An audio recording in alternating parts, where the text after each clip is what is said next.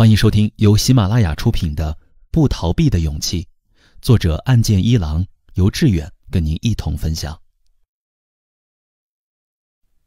在读完《被讨厌的勇气》以及《幸福的勇气》之后，相信大家对阿德勒的思想已经有了初步的了解。那么接下来这本书《不逃避的勇气》将会对阿德勒的思想轨迹以及阿德勒心理学理论和思想概要进行系统的追溯和阐释。本书呢，一共分为9章，在第1章介绍了阿德勒及其著作的基本情况之后，分8章，从关于他者存在、目的论、生活方式、被浇灌的孩子、优越性追求、关于神经症、鼓励、教育和治疗、寻求人生意义这8个方面，较为全面系统地分析了阿德勒个体心理学的主要观点。本书内容通俗易懂，在论述阿德勒个体心理学思想的同时，结合了许多生活中的实例，并且呢，该书在对阿德勒的思想观点加以考察的同时，也尽量联系人们在生活中经常遇到的问题来进行分析，并适时给出具体建议。阅读本书呢，不仅有助于我们较为全面地了解阿德勒思想及其个体心理学，更可以促进我们以此为契机来反观人生，完善自我。读完本书，能使我们树立直面人生课题的信心和勇气，继而更好地完善自我，丰盈生命。欢迎收听由喜马拉雅出品的《不逃避的勇气》，作者岸见一郎，由志远跟您一同分享。译者序：在克里托篇中宣称重要的不是活着，而是好好的活着的苏格拉底也曾说过，未经审视的人生并不值得去过这样的话。的确，常常去审视反思人生，会让我们更加懂自己，懂生命，也可以更好地去应对人生中的诸多课题。而与弗洛伊德和荣格一起并称为心理学3大巨头的阿尔弗雷德·阿德勒，则提出重要的不是被给予了什么，而是如何去利用被给予的东西这一观点，并创立了个体心理学，致力于对具有各自独特性的个体生命的研究，试图帮助人们更好地审视完善自我，以便可以更加勇敢从容地去面对人生，活出自我。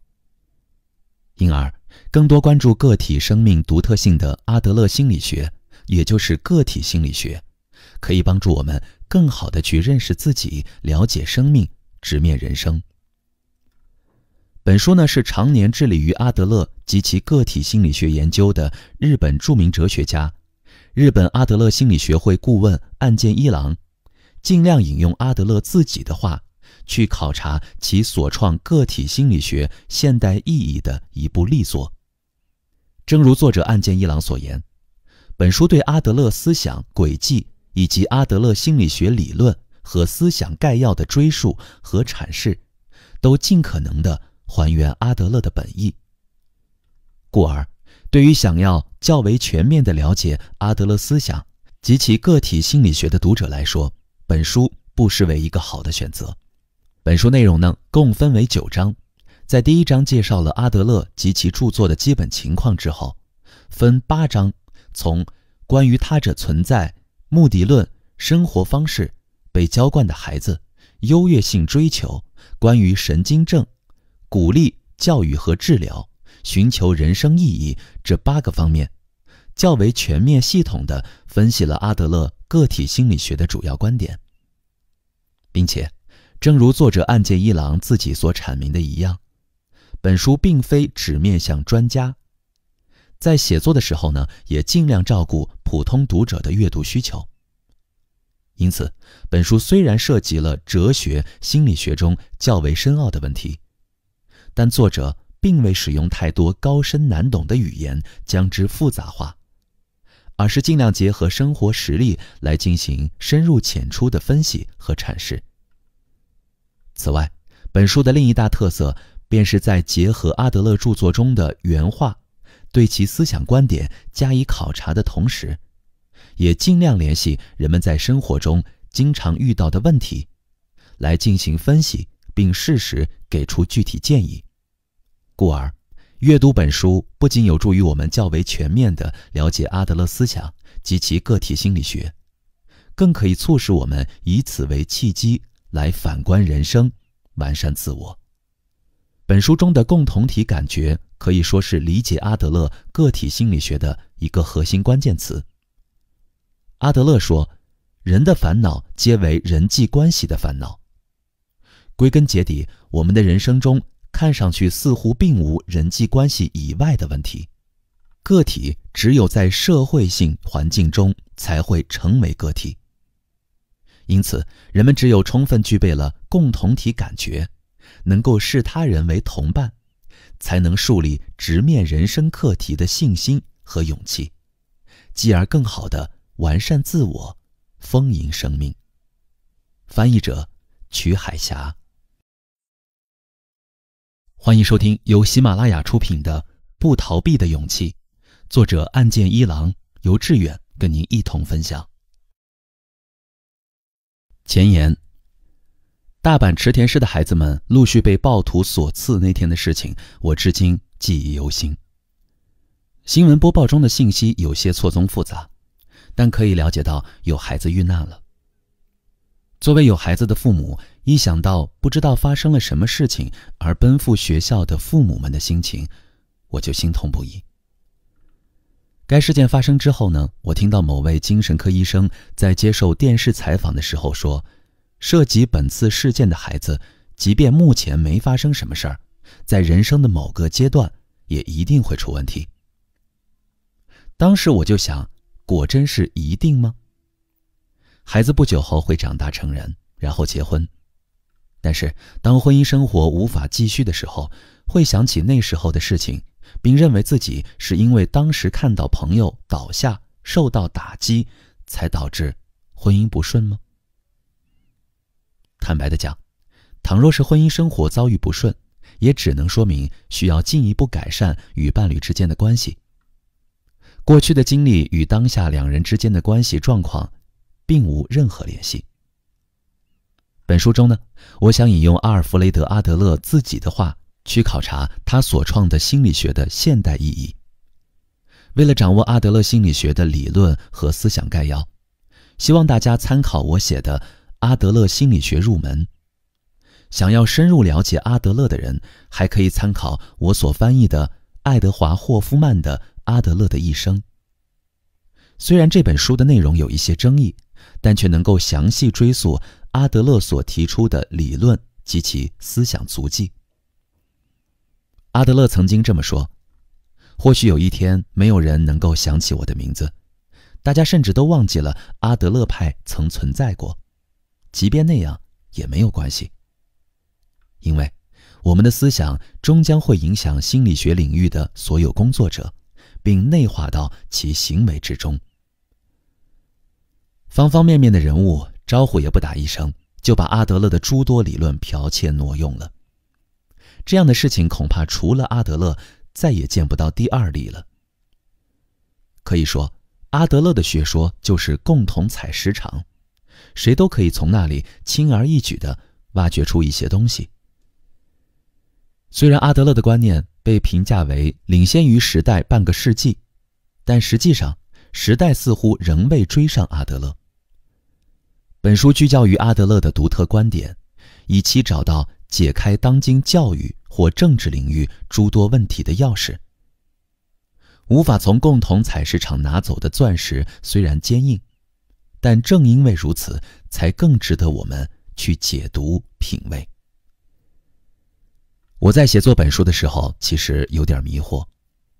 我曾思考过本书应该面向谁而写，但是答案很快就找到了。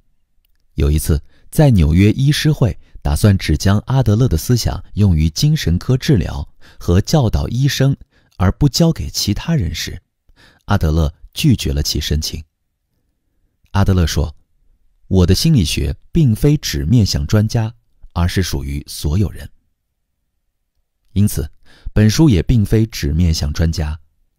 不过呢，由于阿德勒的理论思想非常朴素，也不怎么使用专业术语，理解起来也不是极其困难。所以很多时候似乎反而会被误解。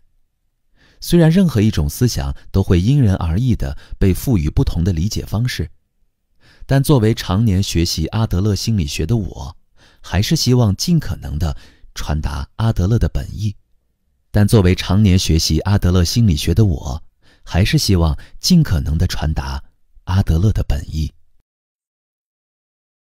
欢迎收听由喜马拉雅出品的《不逃避的勇气》，作者岸见一郎，由志远跟您一同分享。第一章，阿德勒人和著作。我们先来了解一下普通人这个词。阿德勒的朋友，跟阿德勒学习个体心理学的作家菲利斯·伯顿，在见到阿德勒之前，想象着其是苏格拉底一样的天才。但是阿德勒只不过是一个普通人。菲利斯·伯顿当时对并未说出什么惊人之语的阿德勒深感失望。但是就是这位期待阿德勒像苏格拉底一样，结果却大失所望的伯顿，对阿德勒的最初印象后来发生了颠覆性的变化。伯顿用来比喻阿德勒的苏格拉底曾在雅典与青年进行讨论，这与阿德勒并不在大学这种学术性场所，而是在街市中发展自己的思想的情况一样。阿德勒在结束一天的诊疗之后，常常在咖啡馆与朋友讨论问题到深夜，从没有人看到阿德勒在夜里12点前离开。虽然伯顿说阿德勒并未说出什么惊人之语，但这一点正好与苏格拉底很像。阿德勒的著作也很少使用专业术语，即便是那些没有基础知识的人，读起来也不会觉得太难。苏格拉底在与青年讨论哲学的时候，并不会使用什么特别的语言，而仅仅使用日常化的语言。对于苏格拉底来说，讲话的重点不在于有说服力或者是措辞华丽。苏格拉底关心的事情只有一件，即是否讲出了事实。至于措辞，请忽略过去，请大家只关注我说的话是否正确，并好好去思考它。措辞华丽但讲一些空洞套话的人，今天也有很多。对于这样的人，苏格拉底当时毫不留情地让他们认识到了自己的无知。遭到如此对待的人自然是很不愉快，苏格拉底也因此被告发，并最终被判死刑。读完阿德勒的一生，我们会发现，阿德勒的性格特征被数次描述为爱打架。这里的意思，与其说是阿德勒喜欢真实的与人打架，不如说是指阿德勒爱向辩论对手提出像苏格拉底一样的尖锐问题。关于写作，阿德勒是一位擅长即兴演讲的人，但在写作方面却没有固定的风格和体系。阿德勒关心的是心理治疗和在小型讨论小组中的讲解或讨论，因此他似乎并不太关心留存下来的出版物。这一点也与并未留下著作的苏格拉底相同。今天我们要想了解苏格拉底的思想，只能去阅读柏拉图等人的文献。柏拉图在对话篇中忠实传达了苏格拉底的思想。阿德勒的思想并未被充分加以整理，他的著作多少也存在一些编辑方面的问题，但他确实给我们留下了很多著作和论文。说出来的时候能够生动理解的东西，一旦变成书面文字，往往就会欠缺明了性和准确性。倘若是口头语言，也许还可以借助声调、语调、姿势或者笑容去理解，但书面文字根本传达不出这些信息。那些听起来能够充分理解的事情，一旦用书面文字表达出来，有时候会令我们不明其意。为什么会这样呢？因为阿德勒的许多著作都是基于讲座笔记整理而成的，而且时常是由他人编辑出来的，并且面向不同听众的多个讲义或报告会被整理在一起，即使同一本书中也会有很多处内容重复的地方。我认为这属于编辑方面的问题。例如，在个体心理学讲义的第1章，便突然不加说明地使用了共同体感觉一词。本书希望尽量避免此类事情的发生，故而一开始先对基本性的思想观点加以说明。即便不是像共同体感觉这样不加说明便直接使用的情况，阿德勒的著作中也会时不时地出现定义使用不够严谨的问题。虽然这样的事情会对读者造成一定的困扰，但也可以认为是比起记住词语的定义，去关注其在上下文中的具体意义，也许更加重要。即便是给出了定义，我也不想仅仅依靠定义去理解这些词语，而更愿意根据阿德勒的说明，在上下文关系中去理解。阿德勒的实践。读书时仅仅理解语言之意并无太大意义。有时我们或许能够理解书中所写的东西，但那种理解也只是在头脑中想象着描绘地图，而唯有真实的走一走地图中所标记的路才有意义。无论是谁，都不得不承认阿德勒确实实践了自己的学说。阿德勒的儿子库尔特·阿德勒说自己的父亲与只是坐在扶手椅上追求观念的知识分子完全相反。这样的事情听起来也许会觉得很普通，但能够实践自己学说的人似乎格外少。据伯顿讲，阿德勒曾说自己创立的心理学并不仅仅是理论，还是一种心灵态度。正如阿德勒实践了自己的学说，我们也不能仅仅将其作为理论去学习。因为倘若不在生活中去实践阿德勒的学说，那就没有任何意义。在这一点上，苏格拉底也是一样的。苏格拉底在《克里托篇》中说，重要的不是活着，而是好好的活着。苏格拉底被以带给青年恶劣影响为由起诉，并判处死刑。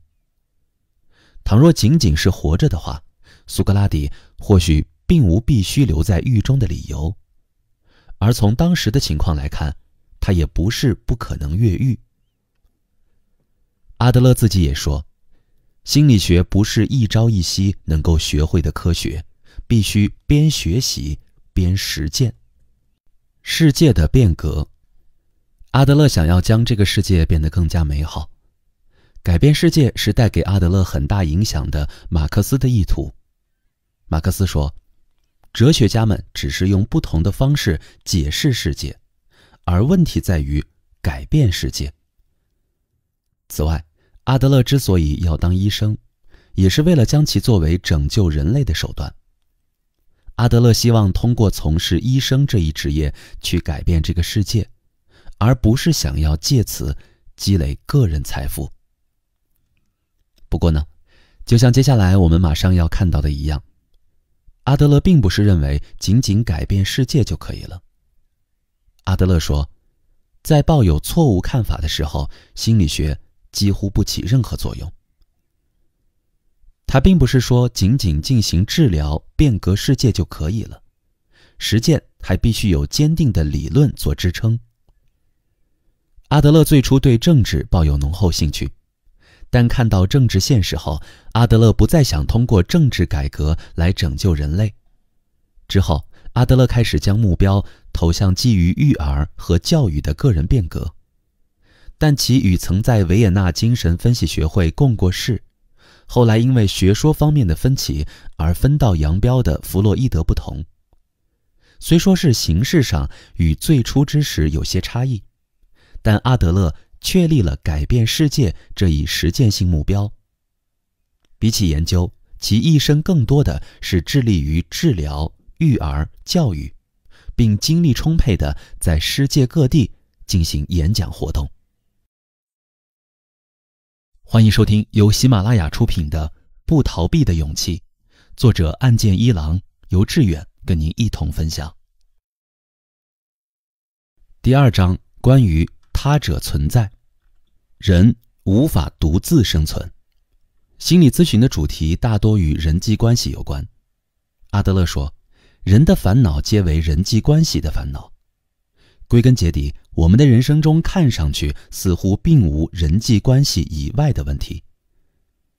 人并不是一个人独自活着，而是活在其他人中间。一个人无法构成人间，个体只有在社会性、人际关系性环境中才会成为个体。就像后面我们将会看到的一样，阿德勒采用的并非是原因论，而是目的论。而人的行为或症状的目的，则与人际关系密切相连。神经症也并不是由于脱离了与他人之间的关系才会发生。如何理解他者？倘若人是一个人独自活着，就不会有任何问题，想要做什么都没有人会阻止。在一个人独自生活的世界里，也可以说没有什么善恶之分。但是实际上，我们活着就无法不去考虑他者的存在。虽然如此，这个世界上是否存在跟我一样的他者这个问题，还是困扰了我很长时间。也许他者仅仅只存在于我的世界之中，可以说只不过是像我的影子一样的存在。我曾一直这么想，直到站在我眼前挡住去路的人出现了，这时我才意识到，我的世界并不是只由我来完成，完全独立于我的意志之外的他者也会介入到我的世界之中。但是也并不是说他者就一定会否定性地介入到我的世界之中，我也可以借助与他者之间的关系来发现自己。突然感觉有人在看自己，回头一看，原来是人体模型，知道不是真人，就会放下心来。但是倘若那是一个真实的人，自己就会感觉难为情。这是为什么呢？因为我是作为他者的他者而存在的，我会对他者做种种想象，故而一想到他者也会对我做种种想象，便会觉得难为情。在他者身上发现了与自己相同的主观性，他者并非只是映照外部世界的镜子，而是会对映照过来的事物加以认识、理解、感受、思考的存在。正因为感到自己被这样的他者盯着看，才会觉得难为情。我们不能忽视这样的他者，但倘若非要去忽视的话，就只能在某种意义上抹杀其存在。其实正因为有他者存在，才会有人想要努力忽视其存在。日本宗教哲学家波多野金一如此解释人格的成立：靠窗注视路过的行人。这时候映入眼中的人虽然被称为人，但严格说来，他们并不是人，而是物。但是如果有一个人停下来开始说话，此时人格才会产生。他的身影已经不再是单单被注视的客体，那是已经开始交谈，互相产生了实践性关系，做出行动的主体表现，人格随之形成。人不能脱离这种与他者之间的关系而独自活着。人的言行也并不是在无人的真空中进行，并且阿德勒考虑到了言行指向的对象，即便是一般被看作心中之症状的神经症，阿德勒也认为其症状存在指向对象。虽然如此，依然有人想要否认他者的存在，或者即便承认他者存在，也还是认为世界是在以自己为中心旋转的。就像我们在后面将会看到的一样，被娇惯的孩子或者神经症患者往往会这样去看待自己和世界之间的关系。阿德勒说，对自我的执着是个体心理学的中心批判点。像这样看不到他者的存在，认为自己就是世界中心的人，相当不好对付。一个人如何看待他者，据此，人际关系的状态或许会发生很大变化。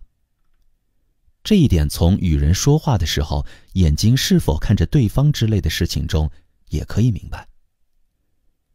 阿德勒说，无法直视大人的脸的孩子，往往具有不信任感。这倒也并不是因为有恶意，不过移开视线这一点，即便是片刻的事情，也表示想要避开自己与他人之间的联系。呼喊孩子的时候，观察孩子会来到离自己多近的地方，也可以明白孩子如何看待他者。很多孩子会站在有一定距离的地方，先观察一下状况，再考虑是进一步靠近还是远离。语言也是以他者的存在为前提的。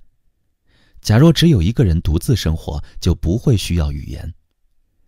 如果是独自一个人的话，逻辑或许也就不需要了吧。但是倘若与他者一起生活的话，就不能使用只有自己懂的语言，必须借助语言、逻辑和常识与他者交流。自我中心主义者所具备的往往不是常识，而是个体认知。如果没有常识，交流就根本不会成立。个体认知毫无意义，真正的意义唯有在与他者的交流中才可能产生。阿德勒认为，人在生活中必须与之产生联系的他者不是敌人，而是同伴。同伴关系，阿德勒积极肯定他者的存在，并视他者为自己的同伴。因为人无法事事都自己做，所以必须接受他者的援助和合作。此外，阿德勒还认为，人不可以仅仅一味索取，还要去给予。为了能够做到这一点，就需要视他者为同伴而非敌人。但是有的孩子却感觉他者是敌人，认为自己住在敌国之中，总是处于危险之下。孩子之所以会这么想的主要原因，就是父母与孩子的相处方式。另外就是孩子能够避免外界的影响。不过阿德勒认为，人对外界的影响并不是被动性的做出反应，而是要尽可能的不受不良因素的影响。看到最近将孩子牵连其中的事件报道，我很害怕孩子会因此将他者视为敌人。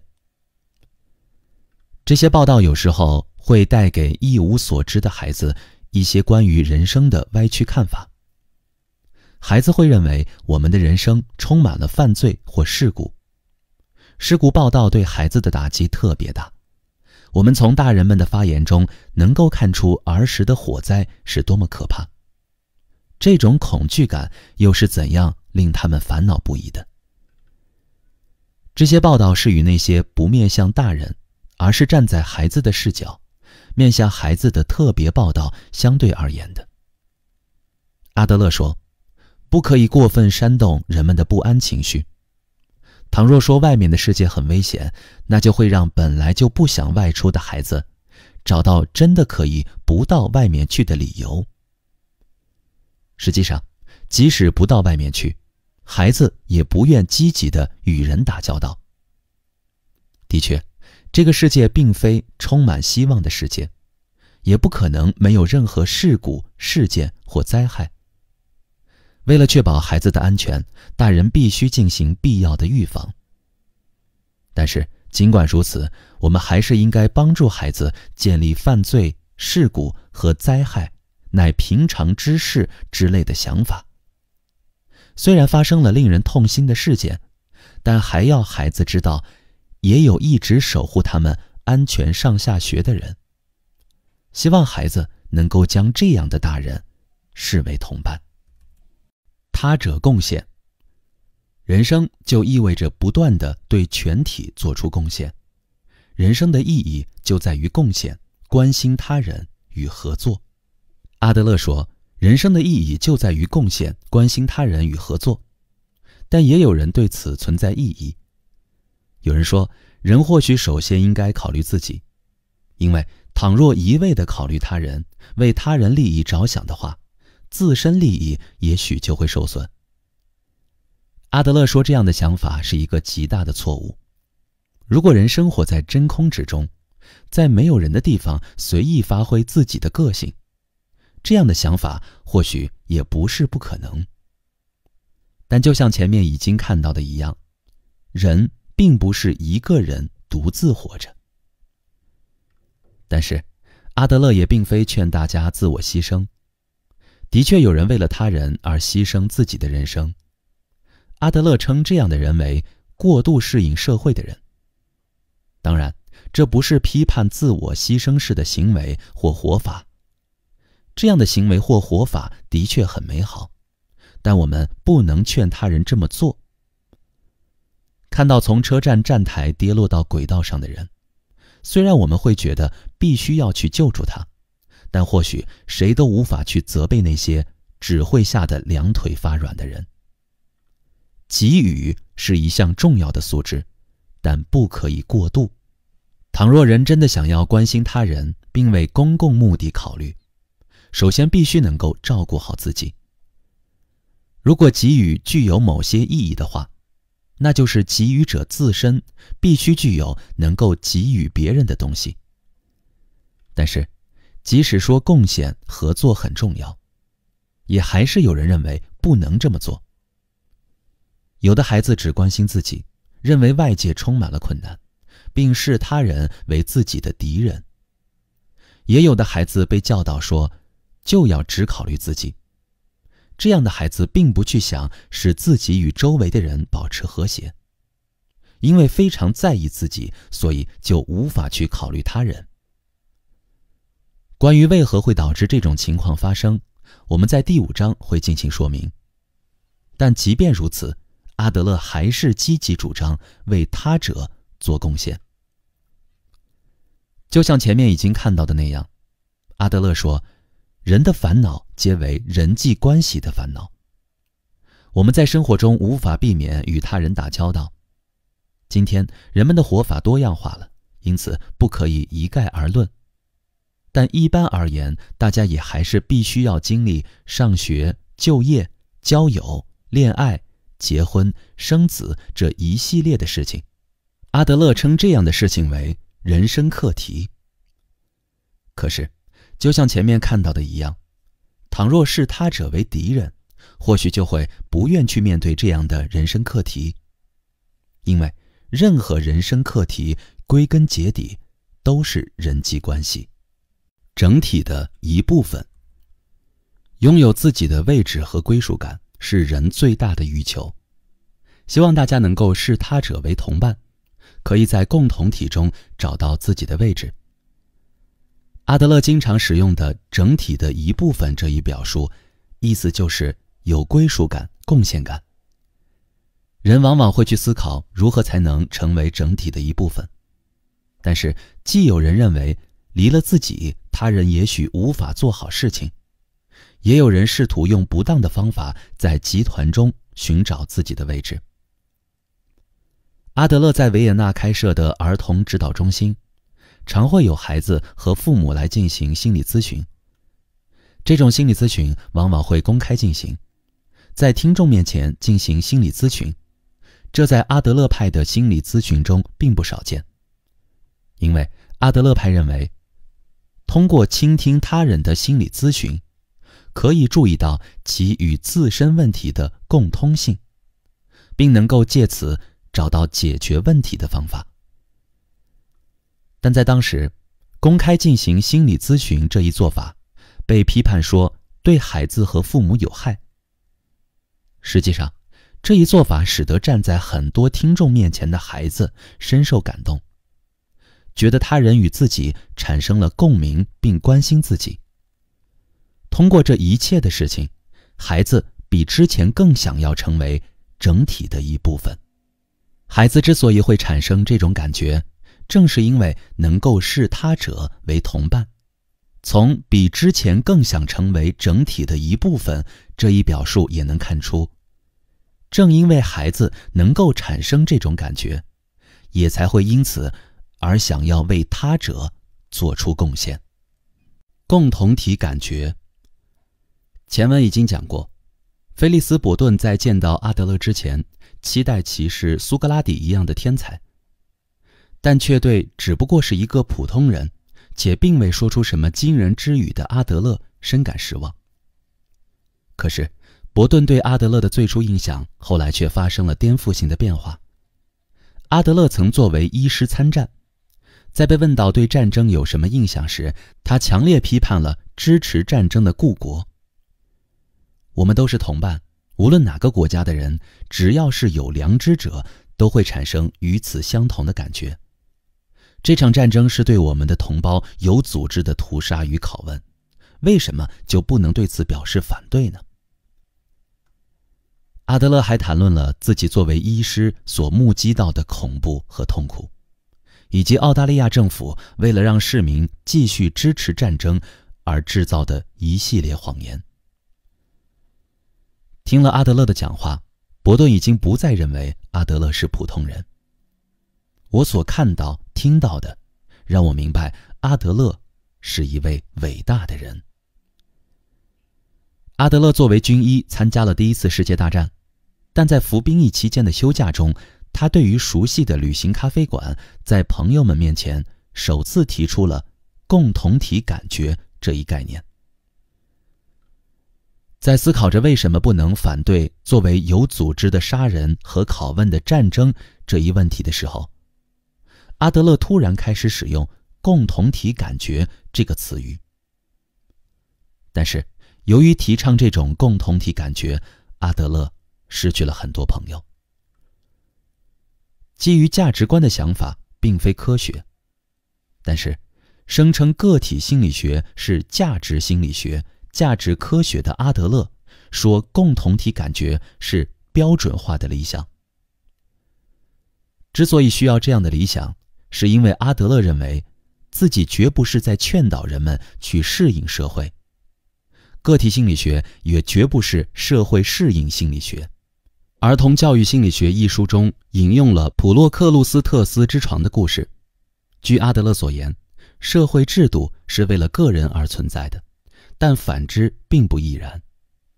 的确，为了个人获得救赎，人们必须拥有共同体感觉，但这并不意味着就要像普洛克鲁斯特斯的做法一样，硬让个人睡在社会这张床上。共同体感觉中的共同体也是无法达到的理想，并且阿德勒没有在任何地方说过共同体是现有社会。这里所说的共同体是目前自己所属的家庭、学校、工作单位、社会、国家、人类等一切，是指包括了过去、现在、未来的一切人类，以及有生命者与无生命者在内的宇宙整体。这并不是说人们必须去适应现有社会。不但如此，人们有时还必须要对现有的社会观念或常识断然说不。在被迫对纳粹表态时，很多表示反对的人在集中营中被杀害，阿德勒派也曾一度消失。共同体感觉之意，阿德勒在把德语的共同体感觉翻译成英语时，将其翻译成了 social interest， 这颇具深意。这个共同体感觉中的共同体，就像前文所述，它并非指现有社会。social interest 这一译语的意思，并不太强调与共同体之间的联系，而将重点放在对 social， 也就是人与人之间的关系的关心，对他者的关心方面。共同体感觉被翻译成很多其他词语，但据说阿德勒最喜欢的还是 social interest。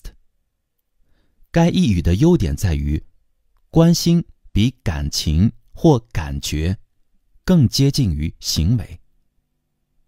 这个译语比起作为被动的个人，更加强调作为行为者的个人。相当于关心的词语 interest， 在拉丁语中是在某某之中或者之间的意思。关心也就是指在对象和自己之间具有关联性。当对方的事情并非与自己无关，而是有关联性的时候，就可以说自己对那个人抱有关心。我把个体心理学讲义中的 They cease to be interested in others 这句话翻译成不具备共同体感觉，意思就是不关心社会或者不关心他人。也就是说，不关心他人，只关心自己。与此相反，如果个体主动去关心他人，那就意味着其具备共同体感觉。阿德勒讲得非常质朴，他再三向只知道关心自己的人说明关心他者的重要性。倘若用共同体感觉的英文译语进行说明的话，那就是必须将关心自己转变为关心他人。这种对他者的关心就是共同体感觉。当阿德勒说教育就是培养共同体感觉的时候，意思就是让只知道关心自己的孩子将关心转向他者。对于孩子来说，母亲是其在这个世界上遇到的第一个人。这个人是怎样的人，对孩子来说非常重要。坦白来讲，就是在孩子眼里，母亲是同伴还是敌人？在无视或憎恨中长大的话，孩子会认为母亲是敌人。如果被娇惯着长大的话，孩子或许视母亲为同伴。但那样的母亲也许不会去告诉孩子，这个世界上除了母亲自己以外，孩子还有其他同伴。但是，这个始于母亲和孩子，我和你的世界，并不能只由两个人来完成。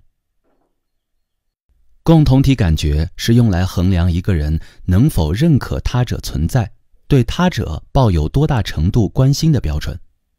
进一步讲，就是心理健康者所关心的是自己能够为他者做什么，而不是他者能为自己做什么。也有人仅仅视他者为被注视的客体，甚至是物，而非具有人格的人。杀人者毫不理会自己要杀的人发出的不要杀我的呼喊，将要被杀的人或许会用惊恐的眼神盯着杀人者。看着这样的他者的脸时，我认为具备共同体感觉的人根本不忍心去杀人。但用阿德勒的话来讲，有的人根本不具备站在他人立场去思考问题的共情能力。阿德勒很重视共情，为了能够产生共情，个体必须去关心对方所关心的事情，将自己视为对方。设想，如果是自己遇到相同的情况，会怎么做？在这个意义上来讲，产生共情并不是一件容易的事情，但其却是具备共同体感觉的基础。阿德勒说，可以将用他人的眼睛去看，用他人的耳朵去听，用他人的心去感受，视为共同体感觉的定义。杀人者就欠缺这种作为共情能力的共同体感觉。以上所讲并不止于个体间的杀人。阿德勒说，战争是为了进步和拯救文化所必须废止的人类最大的灾难。我们在前文中已经看到，阿德勒在服兵役期间的休假中谈到共同体感觉的时候，曾经质问为何不能反对作为有组织的杀人和拷问的战争。阿德勒所反对的战争之所以持续不绝，或许就是因为发动战争的人想象力不足或者欠缺所致。打仗时集束炸弹碎片满天飞，并且这些炸弹碎片会不容分说地刺向人们。只要想象一下这种地狱般的情景，发动战争的人也许就无法投下集束炸弹吧。在战争中，不断有这个人或那个人死去，但是如果能够看到对方的脸，就无法进行战争。据说发射导弹的士兵会接受相关训练，以便不去想起导弹所造成的这个人或者那个人的死亡场面。这是有意识地消除人的想象力或共情能力。不参加战争的人实际上也避免不了大量流血，但在不断见闻遮蔽了血腥气之后的报道中，人原本应该具有的能力被完全麻痹掉。但是也有人会反驳说，话虽如此，可一旦到了战场上，攻击敌人属于命令，士兵并不能违抗。这正是阿德勒自己曾遭遇过的处境。第一次世界大战时，阿德勒在陆军医院工作，他必须判断住进医院的患者出院后是否能够再次去服兵役。有一位后来在梦里经常困扰着阿德勒的病人，提出希望他能够免除自己的兵役，但阿德勒最终判断这位强健的患者能够从事哨兵工作。为了某个人不被送到危险的前线，我已经做出了很大努力。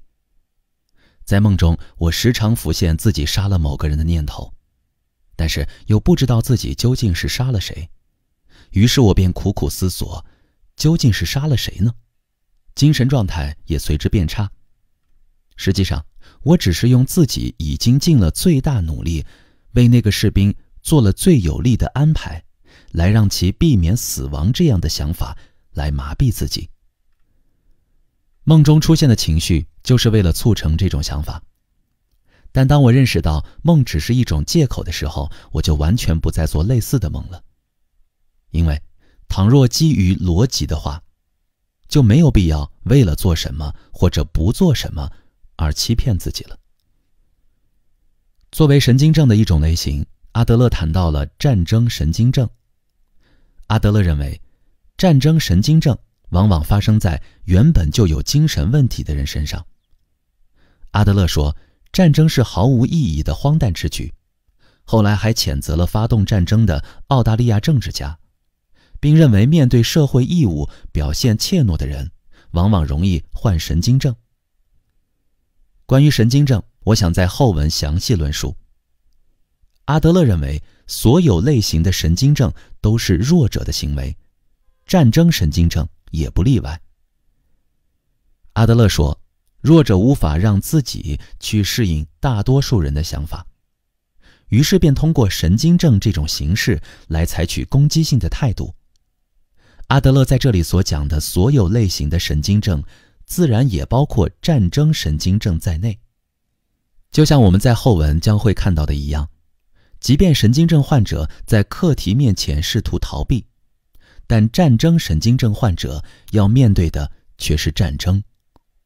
也许我们应该区分出不可以逃避的课题与允许逃避的课题。如前所述，阿德勒首次谈到共同体感觉是在战争期间。战后，阿德勒对这种共同体感觉被误用一事进行了谴责，论述了其在外里集体罪责中的另一面。其中，阿德勒明确指出，将罪责加于士兵或服兵役的人身上是错误的行为。尽管阿德勒认为不应该将罪责加给普通士兵，但他却必须在战争中将神经症患者再次送上战场。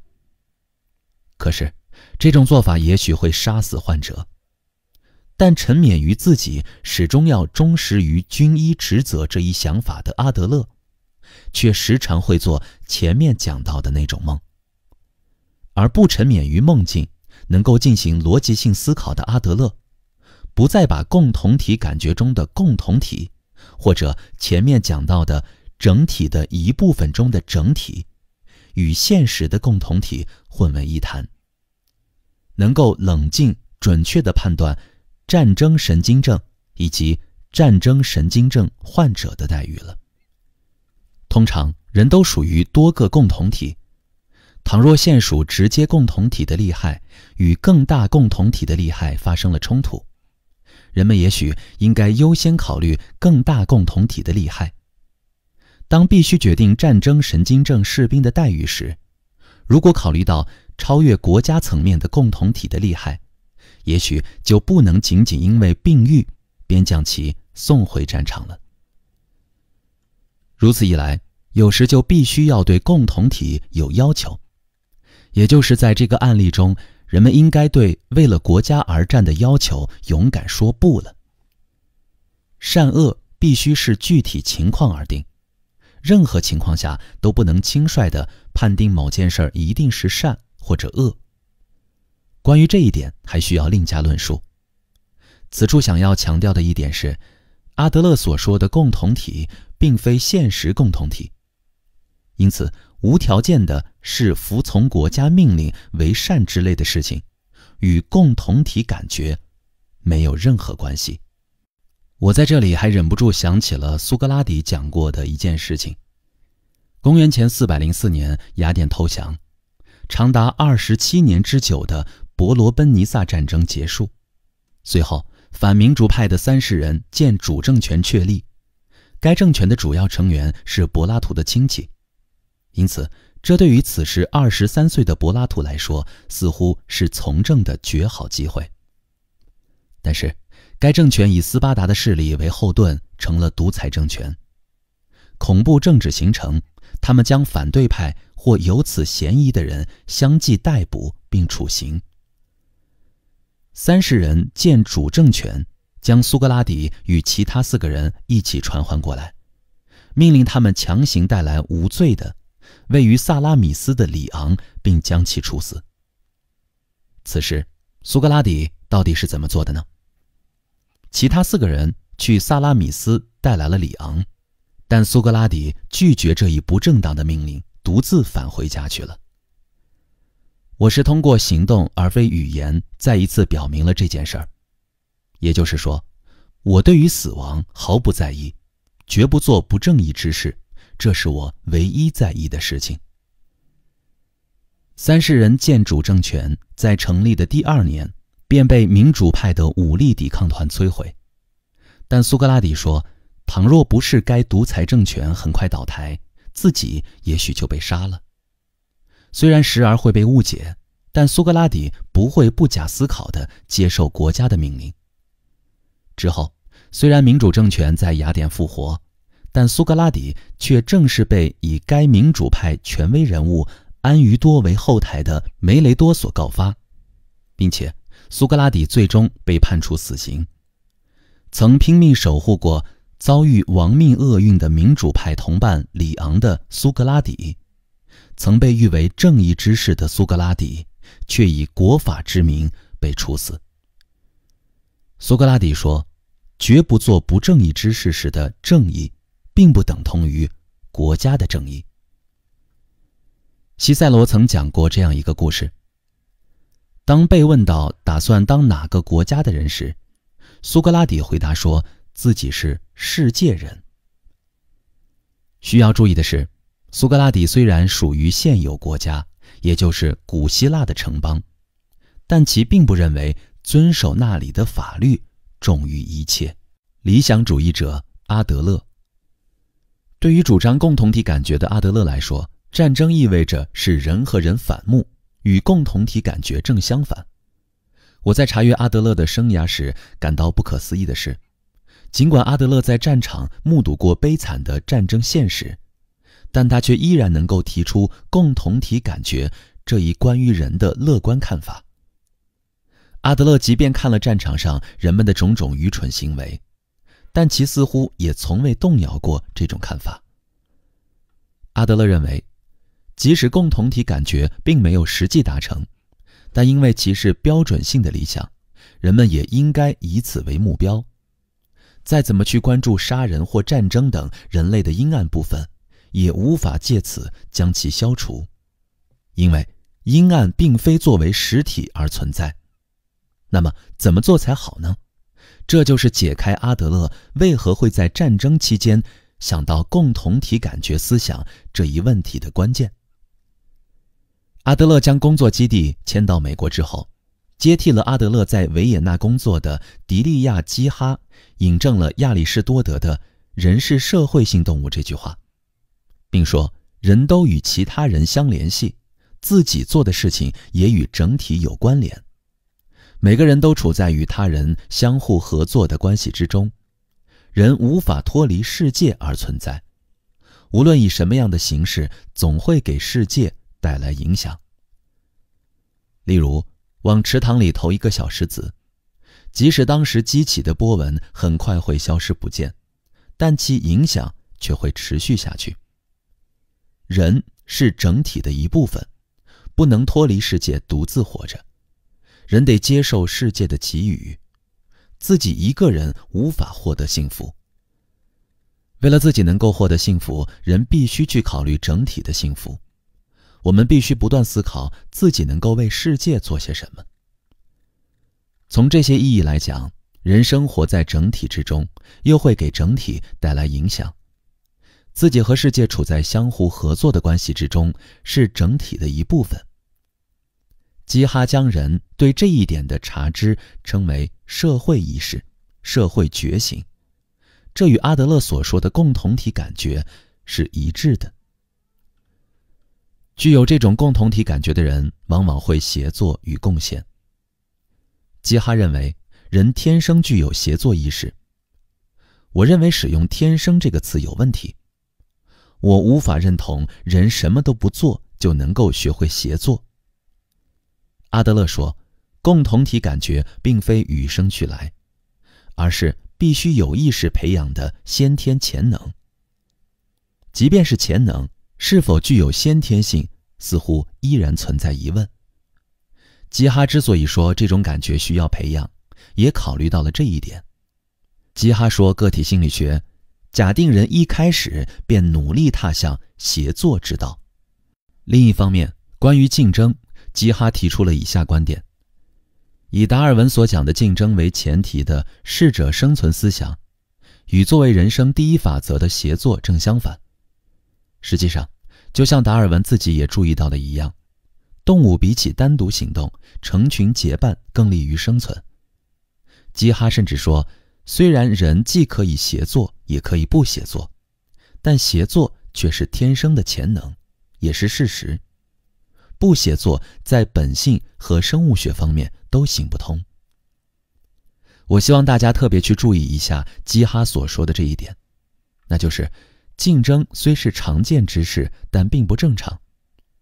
作为最激烈竞争的战争，并非人之本性，不可以因为是常见之事便认定其正常。如此想来，也许也就能明白阿德勒在战争期间提出共同体感觉这一思想根本没有什么不可思议之处了。倘若借用基哈的话来讲，那就是战争也许是常见之事，但那并非正常状态，也不是人之本性。阿德勒指出，万人对万人的战争是一种世界观，但其并不具备普遍妥当性。这句话出自霍布斯的利维坦，为人们所熟知。人都具有自我保存欲，往往试图胜过他者，追求自己的权利和幸福。霍布斯称此为自然状态。但是对阿德勒来说，这种万人对万人的战争即便是一种世界观，但其并不具备普遍妥当性。阿德勒认为，协作才是人的本来状态，而非争斗或竞争。阿德勒说，人生是朝向目标的运动，活着就是不断进步。人应该追求的目标必须导向永恒状态下人类整体的进步。我在这里看到了阿德勒作为理想主义者的一面。理想主义者并非无视现实，而是在现实的基础上努力去超越，不被动地去肯定现实中随处可见的竞争，即作为其极端形式的战争。这一点作为阿德勒的基本思想观点，值得我们学习。竞争的最极端形式就是战争。如果阿德勒反对这种战争的话，模仿基哈的话说就是，即便协作不是常见之事，但也必须作为正常状态被加以肯定。有观点认为，当理想距离现实太远的时候，提出理想就没什么意义。但是，理想原本就应该与现实不一致。假设有一条法律规定，不许夜里去偷邻居家的鸡。倘若没有一个偷盗之人，就不需要这样的法律。正因为有人从邻居家里偷盗，惩罚这种人的法律才有存在意义。法律和现实不一致是理所当然的事情，正因为不一致，惩罚那些人的法律才有存在意义。正因为阿德勒目睹了战场上的悲惨现实，并且也因为他认为这种思想会给现实以强烈影响，才会最终产生作为理想的共同体感觉思想。欢迎收听由喜马拉雅出品的《不逃避的勇气》，作者岸见一郎，由志远跟您一同分享。第3章，目的论。人活在赋予了意义的世界。人并非都活在相同的世界，而是活在自己赋予了意义的世界。我们来看一段阿德勒以童年境遇为例来说明这一点的文章。举一个很单纯的例子，即童年时代的境遇常常会被赋予不同的解释，童年时代的不幸经历也许会被赋予完全相反的意义。例如，有的人不再去拘泥于那种不幸经历，认为今后的生活中能够对其加以回避，并且也许有的人还会认为必须努力消除这类不幸境遇，让我们的孩子过得更好。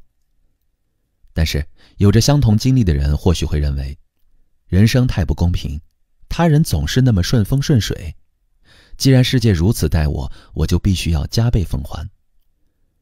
很多父母谈到孩子之所以会说，我小时候吃了很多苦，我都闯过来了，孩子也应该这么做，就是这个原因。第3类人也许会这么想，因为我经历了不幸的童年，所以无论做什么都应该被原谅。无论哪种情况，他们如何去赋予人生意义，我们都能够从其行为中看出来，并且只要他们不改变这种解释，也许就根本不会改变行为。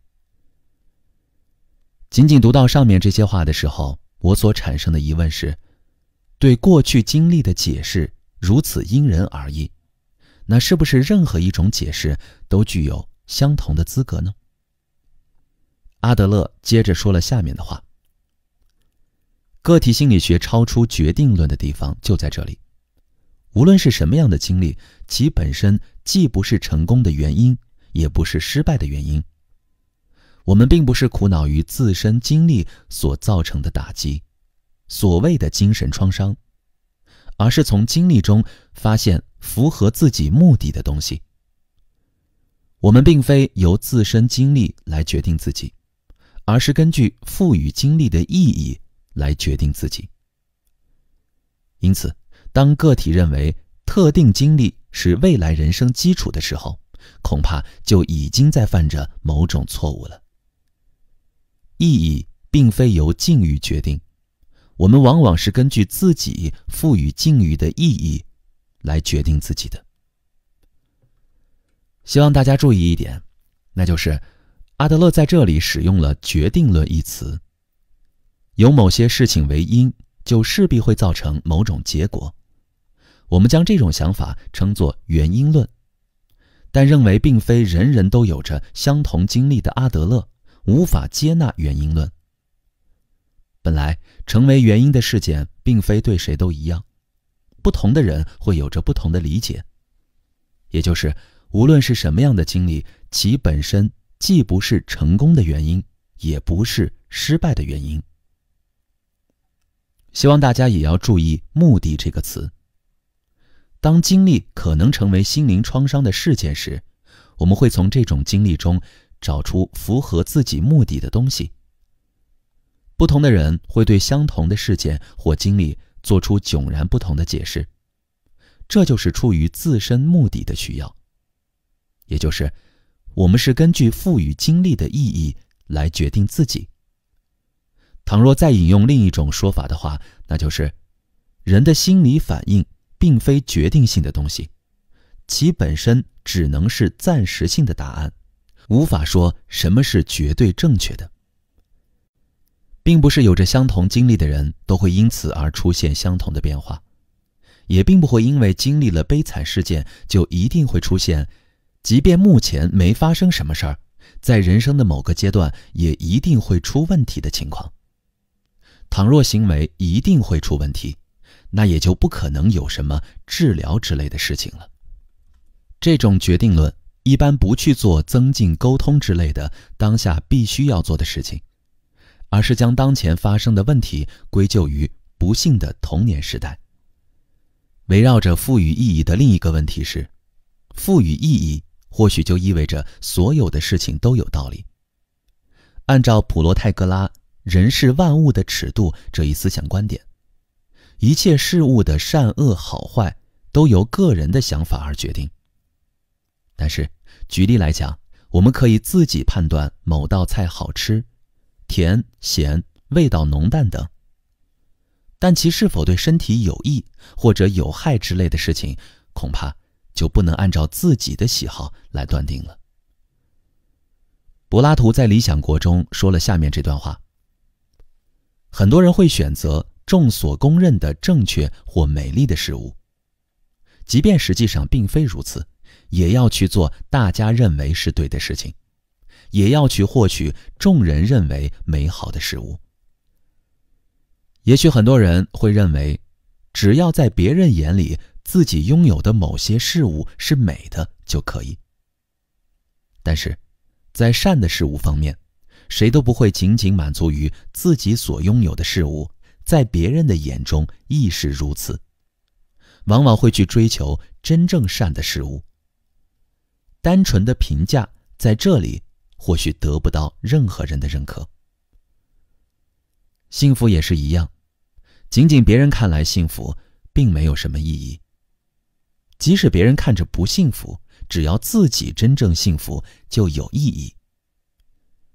关于这样的事情，并非怎么判定都可以，而是需要自己正确判断。关于那些看上去并不能由个人想法任意判定的事情，阿德勒是否认可绝对的判定标准呢？阿德勒的确说过，就连我们的科学也不具备绝对真理，而是基于常识。常识与个体认知相对而言，人确实只能活在自己赋予了意义的世界里。但是，如果被赋予的意义太过私人性的话，就难以与他者共生。因此，人们不能对经历进行绝对私人性的意义赋予。对此，阿德勒强调了有意解释的重要性。也就是说，这种理解和解释对于自己和共同体来说，都是能够作为常见、共同、普遍的事物被广泛接受。但是，也许并不能因为谁都不具备绝对真理，就说这种真理不存在。虽然阿德勒的确说过，我们谁都不具备绝对真理性的知识，以及我们谁都没有掌握绝对的真理。在这个世界上，我们不能去认可绝对的真理，不存在脱离具体状况的绝对的善。在前面的引文中，阿德勒说，意义并非由境遇决定，就是这个意思。认可某种意义上的绝对真理也很危险。例如，也许谁都认为有借有还是正确的做法，但也许并不能说这个道理就绝对适用于一切状况。倘若自己借了其刀具的对方暂时陷入了疯狂状态，很显然，这时将刀具还给这样的人，不能说是正确的做法，只能根据具体情况一一验证。阿德勒并不认同继承或者固定的价值，对于文化的自明性，他一贯持批判立场，哪怕那是作为大多数人都认同的事物。虽说要重视常识，但常识绝不是常情。因此，举例来讲，不分状况地认为让不愿上学的孩子重返学校就是正确的，并努力帮助其返回学校。这未必对于一切状况或孩子来说都是绝对正确的做法。目的论和原因论，一个并不能够机械性的或以因果关系来理解的事件，为了被称为行为，首先必须要先于行为产生意图，确立目的。这种行为的意图或目的未必是不言自明的，有时候甚至并不被意识到。但是善往往是终极性目的，这一点稍加说明或许还是会被理解的。这里所说的善，正如柏拉图所言，未必具有道德方面的含义，而是有好处的意思。苏格拉底在被判处死刑之后，之所以不去越狱，而是选择留在狱中服刑，就是因为苏格拉底认为这么做是一种善。倘若并非如此，他或许就会采取必要手段迅速越狱了吧。作为苏格拉底悖论而被人们所熟知的无人有意作恶这一命题的意思就是，谁都不希望对自己没有好处的事情发生。但是有的人在选择达成这种善的手段时，往往会犯错。人人都渴望善，但关于什么是善这个问题，不同的人会有不同的看法，常常会出现一些自认为是善，但其实并非如此的情况。倘若是基于自然现象或本能的活动，基本不怎么会出错。但由于行为具有选择余地，所以人们就有可能选择错误的行为。但是即便是错了，也是基于个人的自由意志。虽然阿德勒也使用原因这个词，但在追问为什么会有某种行为的时候，阿德勒所使用的原因一词并不是严密的科学意义上的因果律，因为并不是有某件事情为原因，就势必会发生某种行为。亚里士多德思考了4种原因，他以雕像为例来展开思考。首先，如果没有青铜、大理石、粘土，雕像就无法存在。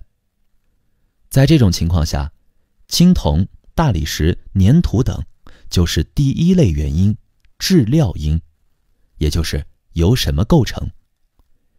接下来还有第2类原因，形式因，也就是是什么，或者说雕刻表达了什么。雕刻家在雕刻雕像的时候，一般会有一个大体构想，想象着要制作什么。原因的第3类就是动力因，行动由此开始的原初。就像父亲是孩子的动力因一样，雕刻家就是雕像的动力因。除了以上3种原因，亚里士多德还进一步思考了目的因，也就是为了什么而成立。能当雕刻素材的东西，自然界有很多，世界上也有很多拥有创作灵感的雕刻家。但是，倘若雕刻家根本不愿去创作雕像的话，雕像就不会存在。为了某种目的，例如为了自己开心或者为了出售，雕刻家才会去制作雕像。这里的目的就可以说成是善。假设有一个被浇灌的孩子，倘若那个孩子被浇灌，母亲的确是动力因。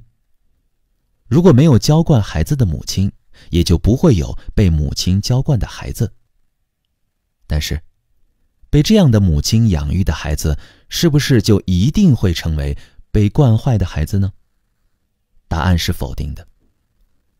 成为被惯坏的孩子之前，孩子首先必须判断，认为那是一种善的行为。或者，如果按照阿德勒的说法，那就是孩子必须通过其自己的创造力制造出被惯坏的目的。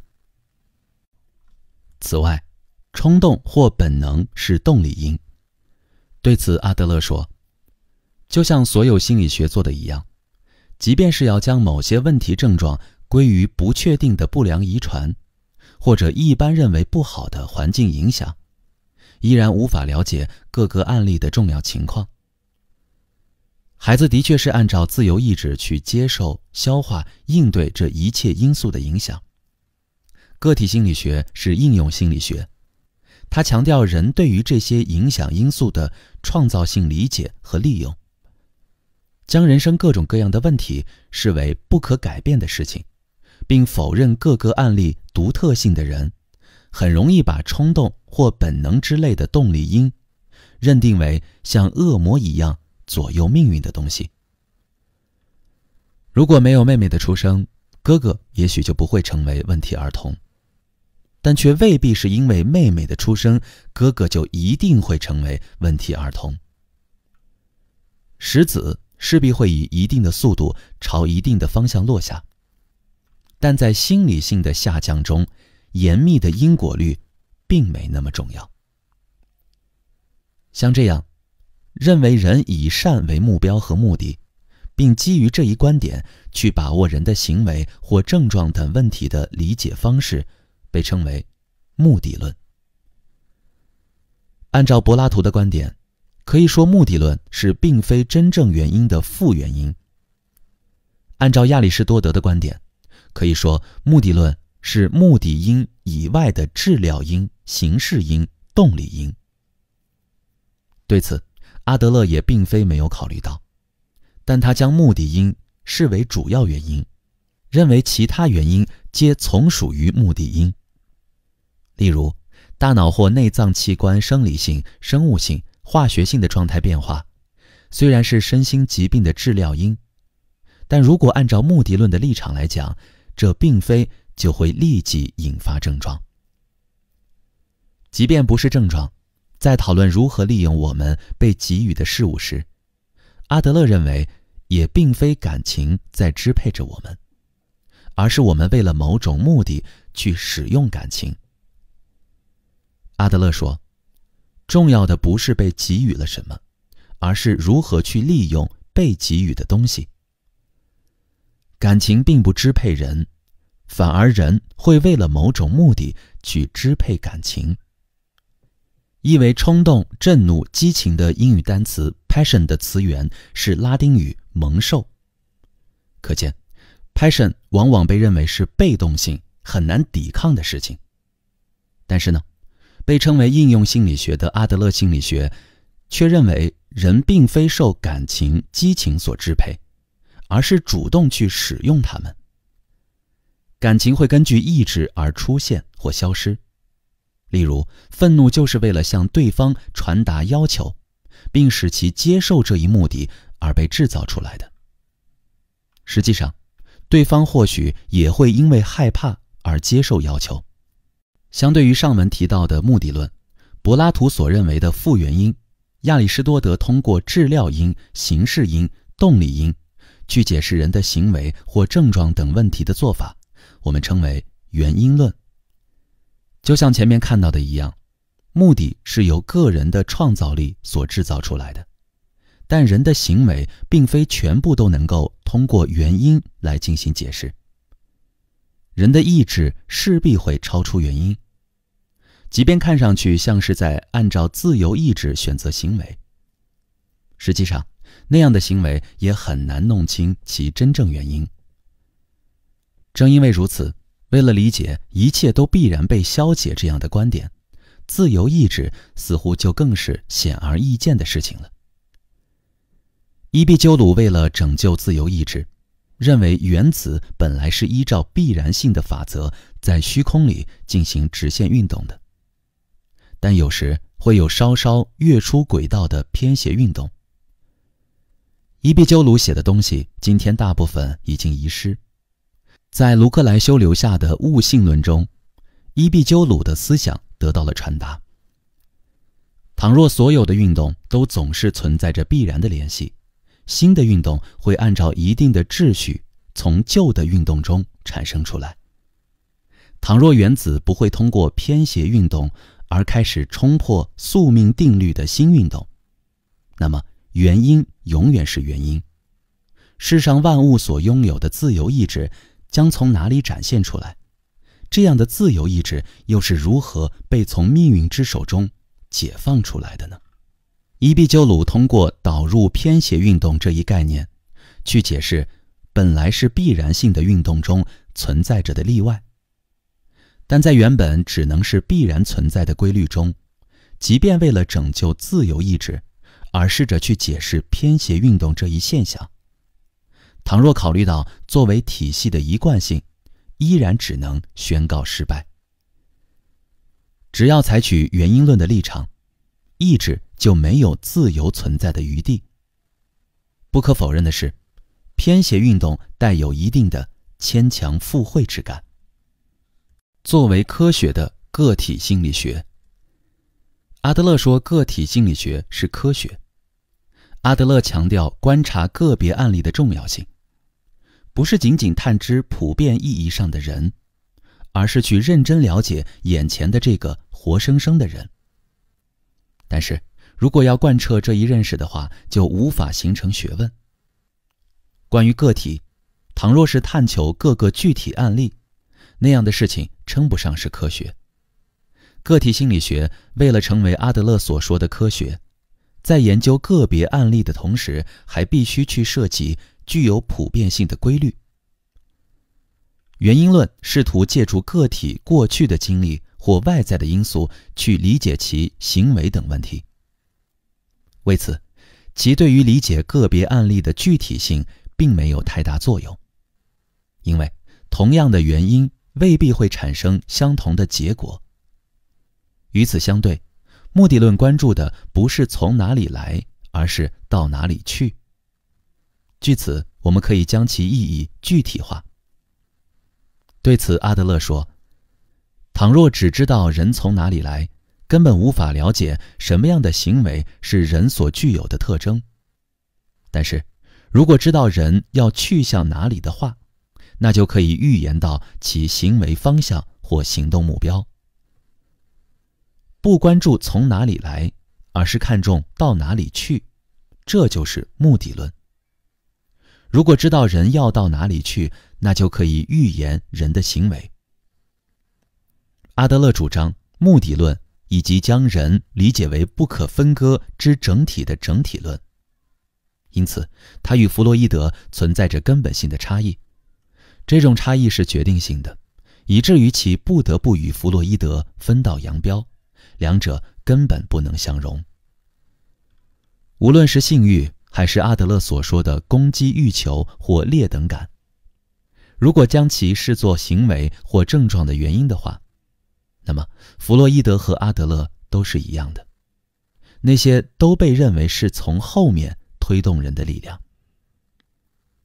无论将原因固定为一种还是多种，倘若主张的基本性的观点是原因论，不管原因的数量和种类如何，都能够将其框定在原因论的范围内。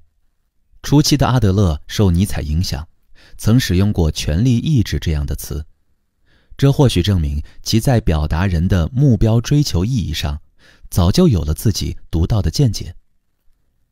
阿德勒并不像弗洛伊德那样将性视为人格的决定性力量，而是认为其只不过是次要力量。阿德勒并不是要取而代之树立第一要义的概念，而是阿德勒与弗洛伊德的观点本身就存在着根本性的差异。欢迎收听由喜马拉雅出品的《不逃避的勇气》，作者岸见一郎，由志远跟您一同分享。第4章，生活方式，面向目标的活动。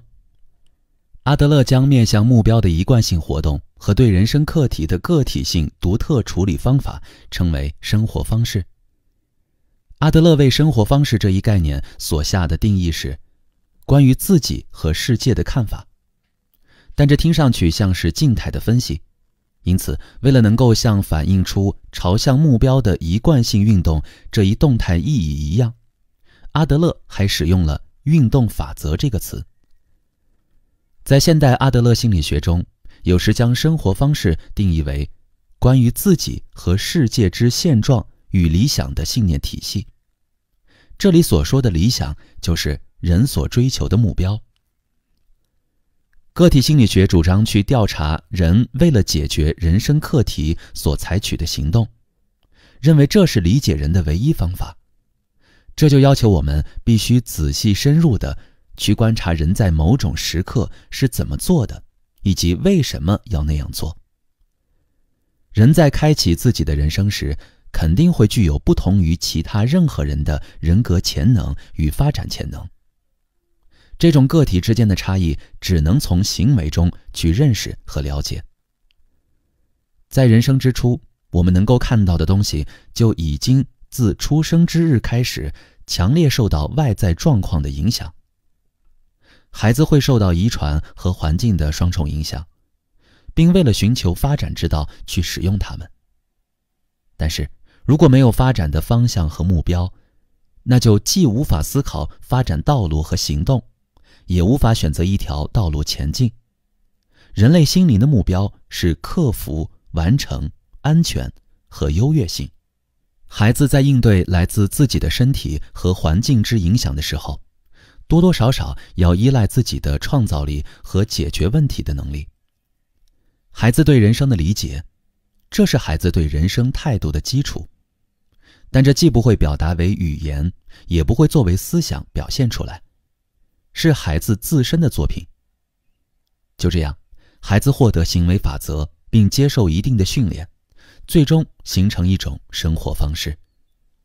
我们一生都将按照这种生活方式去思考、感受、行动。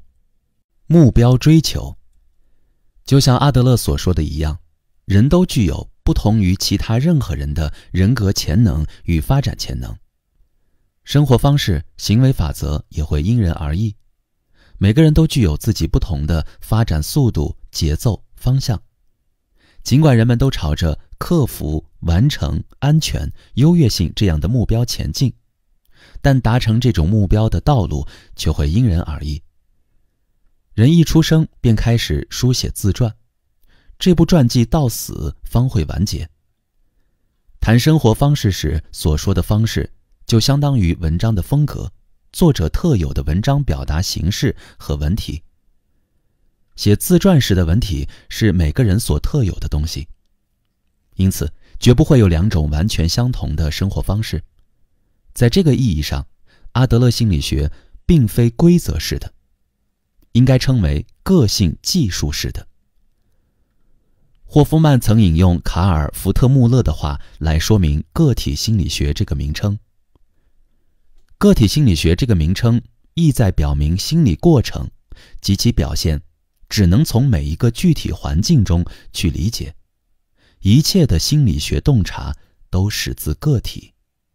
阿德勒所关心的并非一般意义上的抽象的人，而是站在眼前的有血有肉、活生生的这个人。正是对个体独特性的强烈关心，才使其选择出个体心理学这个名称。阿德勒也对生活方式进行了分类，但需要注意的是，其所进行的分类只是为了更好地理解个体相似性的理性手段。倘若忘记这一点，过分拘泥于生活方式的分类，就会忽视眼前这个人的独特性。分类或理论终究只是为了说明现实，僵化地用现实硬套分类和理论则很不妥当。并且在教育孩子的时候，阿德勒强调，绝不可以将阿德勒心理学当作不懂变通的机械手段，也就是普遍性的规则来使用。这也就是说，我们要注意发现孩子的个性，个人的主体性。像这样，阿德勒是从人朝什么方向发展，想要实现什么样的目标这一立场去理解其言行。如前所述，这种观点称作目的论，这里的目标、目的则由人的自由意志来决定。在前文中，被并列提及的创造力和解决问题的能力就相当于自由意志，行为法则由创造力来决定。面对外界的刺激或环境，人并非仅仅机械性地做出反应。遗传的确会受到环境的影响，例如兄弟姐妹关系、亲子关系。人生活的时代、社会或文化等。但是，人的生活状态并非完全由这些外来影响所决定。在受到外界影响的过程中，孩子会以此为素材，决定自己应朝着什么样的方向发展。这种决断方式，不同的孩子之间会有所差异。因此，采取原因论的理解方式几乎没有什么意义。由相同的父母所生，在同样的家庭中长大，几乎有着相同成长环境的孩子，其生活方式也并不相同。这一点谁都知道。即便想着用同样的方式去养育孩子，他们的生活方式也很少相似。孩子自己并不觉得自己和其他兄弟姐妹具有相同的成长环境。这种情况的形成原因也并不难说明。对此，阿德勒这么说：认为同一个家庭的孩子就是在相同的环境中长大，这是人们经常犯的错误。当然，对于同一个家庭的所有人来说，共同的东西有很多，但是各个孩子的精神状况是独特的，绝对不同于其他孩子的状况。这种生活方式的差异只能从孩子自身对生活方式的决断选择来加以说明。生活方式常常被表述为性格，但阿德勒为什么不使用性格这个词呢？这是因为生活方式并非与生俱来，并且由于生活方式是自己决断选择的结果，倘若自己愿意，一旦下定决心，就可以重新选择与之前不同的生活方式。现代阿德勒心理学认为，这种决断一般在孩子10岁前后完成。倘若像阿德勒所言，2岁便被认识到，最迟5岁就会被选定的话，这个时期的孩子由于语言尚不够发达，所以生活方式与其说是处于混沌的无意识状态，不如说是还没有被透彻理解。这一点也许是事实。前文中曾提到，孩子对人生的理解，这是孩子人生态度的基础，但这既不会表达为语言，也不会作为思想表现出来，它是孩子自身的作品。与阿德勒晚年担任其秘书的尤文·费尔德曼在阿德勒去世的时候，曾请求阿德勒的妻子瑞萨将阿德勒戴过的眼镜送给自己。当被问到为什么想要阿德勒的眼镜时，费尔德曼回答说，想用阿德勒的眼光去观察人生。生活方式就像是这个小故事中所说到的眼镜，或者像是今天的隐形眼镜。因此，我们能够从外部看到他人的生活方式，但无法看见自己的生活方式。随着人们慢慢长大，生活方式对于本人来说也会成为非常理所当然之事。我们甚至都不知道自己会通过生活方式去观察这个世界，并生活在其中。倘若能够意识到这一点的话，自己原本无意识的生活方式就会被意识化。尽管如此，孩子也并不是在什么都没有的真空之中去决定自己的生活方式，会有一些影响决定的因素。阿德勒并没有忽视这些影响因素。他还说，不能将一切责任都归于孩子。即便如此，如果只考虑影响因素的话，还是不能将生活方式解释清楚。遗传和器官劣等性作为决定生活方式的影响因素，阿德勒思考了以下几种情况。首先是遗传，但阿德勒并不怎么重视遗传。教育中最大的问题往往源于孩子自己进行自我设限。阿德勒在儿童教育心理学中多次谈及智力测验。智力测验的问题就在于孩子会据此认为自己的能力已被固定，大多源自遗传。但是阿德勒认为，倘若孩子真正对某件事感兴趣，那件事就会大大促进孩子的智能发展。并说任何人都可以做到任何事。阿德勒的这一口号后来受到了批判，为此阿德勒这么说的时候被迫缓和了语气。即便并非想表明人人都具有无限潜能，但对自己的能力进行设限，尤其是拿遗传当借口这么做的话，从教育的视角来看也是有问题的。像这样并不重视遗传对生活方式的决定作用的阿德勒，却认为器官劣等性会对生活方式的决定带来重大影响。器官劣等性是指对孩子的生活造成重大妨碍的身体障碍。具有器官劣等性的人，既可以依靠自己的力量适当弥补这种器官劣等性，独立勇敢地致力于人生课题，也可以因此而变得具有依赖性，将自己的人生课题转嫁于他人。究竟采取哪一种态度，全由本人决定。兄弟姐妹关系。接下来，兄弟姐妹关系会对生活方式的决定产生重大影响。有时候，不同家庭的第一个孩子会比同一个家庭中的兄弟姐妹更具有相似性。以第一个孩子为例，他的弟弟妹妹的出生会对其形成一种威胁，因为父母必须把大部分的时间和精力投向新出生的孩子。所以，即使父母对孩子说不要紧张，我们依然会像之前一样爱你，但由于实际上父母的时间会被弟弟或妹妹夺去，因此对于原本一直受宠爱的第一个孩子来说，像这样的跌落王座无疑是一种悲剧。因此第一个孩子就有可能为了获得父母的关注而成为令父母头疼的孩子，但也有可能试图通过照顾弟弟妹妹来引起父母的关注。通过这样的经历，第一个孩子会形成特有的生活方式，但就像前面已经看到的一样，即便存在心理性的下降，也未必就会形成相同的生活方式。一般说来，第一个孩子会比较勤奋刻苦，但也许会试图通过武力来解决问题，有时也会变得保守。这样的人往往害怕竞争对手的出现，但这并非源于跌落王座的经历。这样的人往往害怕竞争对手的出现，但这并非源于跌落王座的经历，这是受那种经历的影响而选择了保守性的生活方式。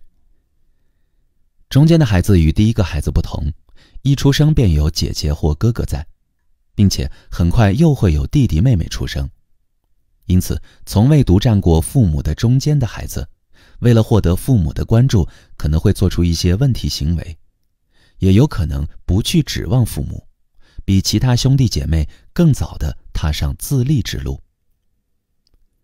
最小的孩子不会听到父母曾说给哥哥或姐姐的话，比如你从今天起就是姐姐或哥哥了，能做的事情要自己做之类的话。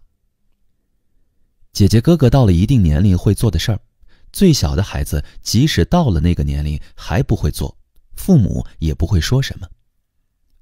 因此，最小的孩子可能会变得具有依赖性，不会像第一个孩子那样认为就连超出自己能力范围的事情也应该能做到。最小的孩子一般不会做一些徒劳的努力，如果有必要，他们或许会立即寻求援助。独生孩子由于没有经历复杂的人际关系纠葛，往往看上去具有自我完结倾向，因此独生孩子可能会变得具有依赖性，并以自我为中心，但也有可能成为非常独立并努力与他者共生的孩子。独生孩子的竞争对手不是其他兄弟姐妹，而是父亲。被母亲娇惯的独生孩子或许还会形成所谓的恋母情节。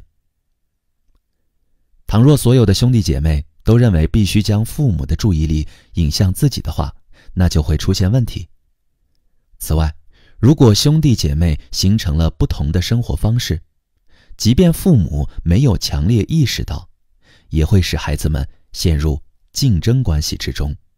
由于这样的事情只是一种倾向，所以事情并非一定会如此，一切全由本人决定。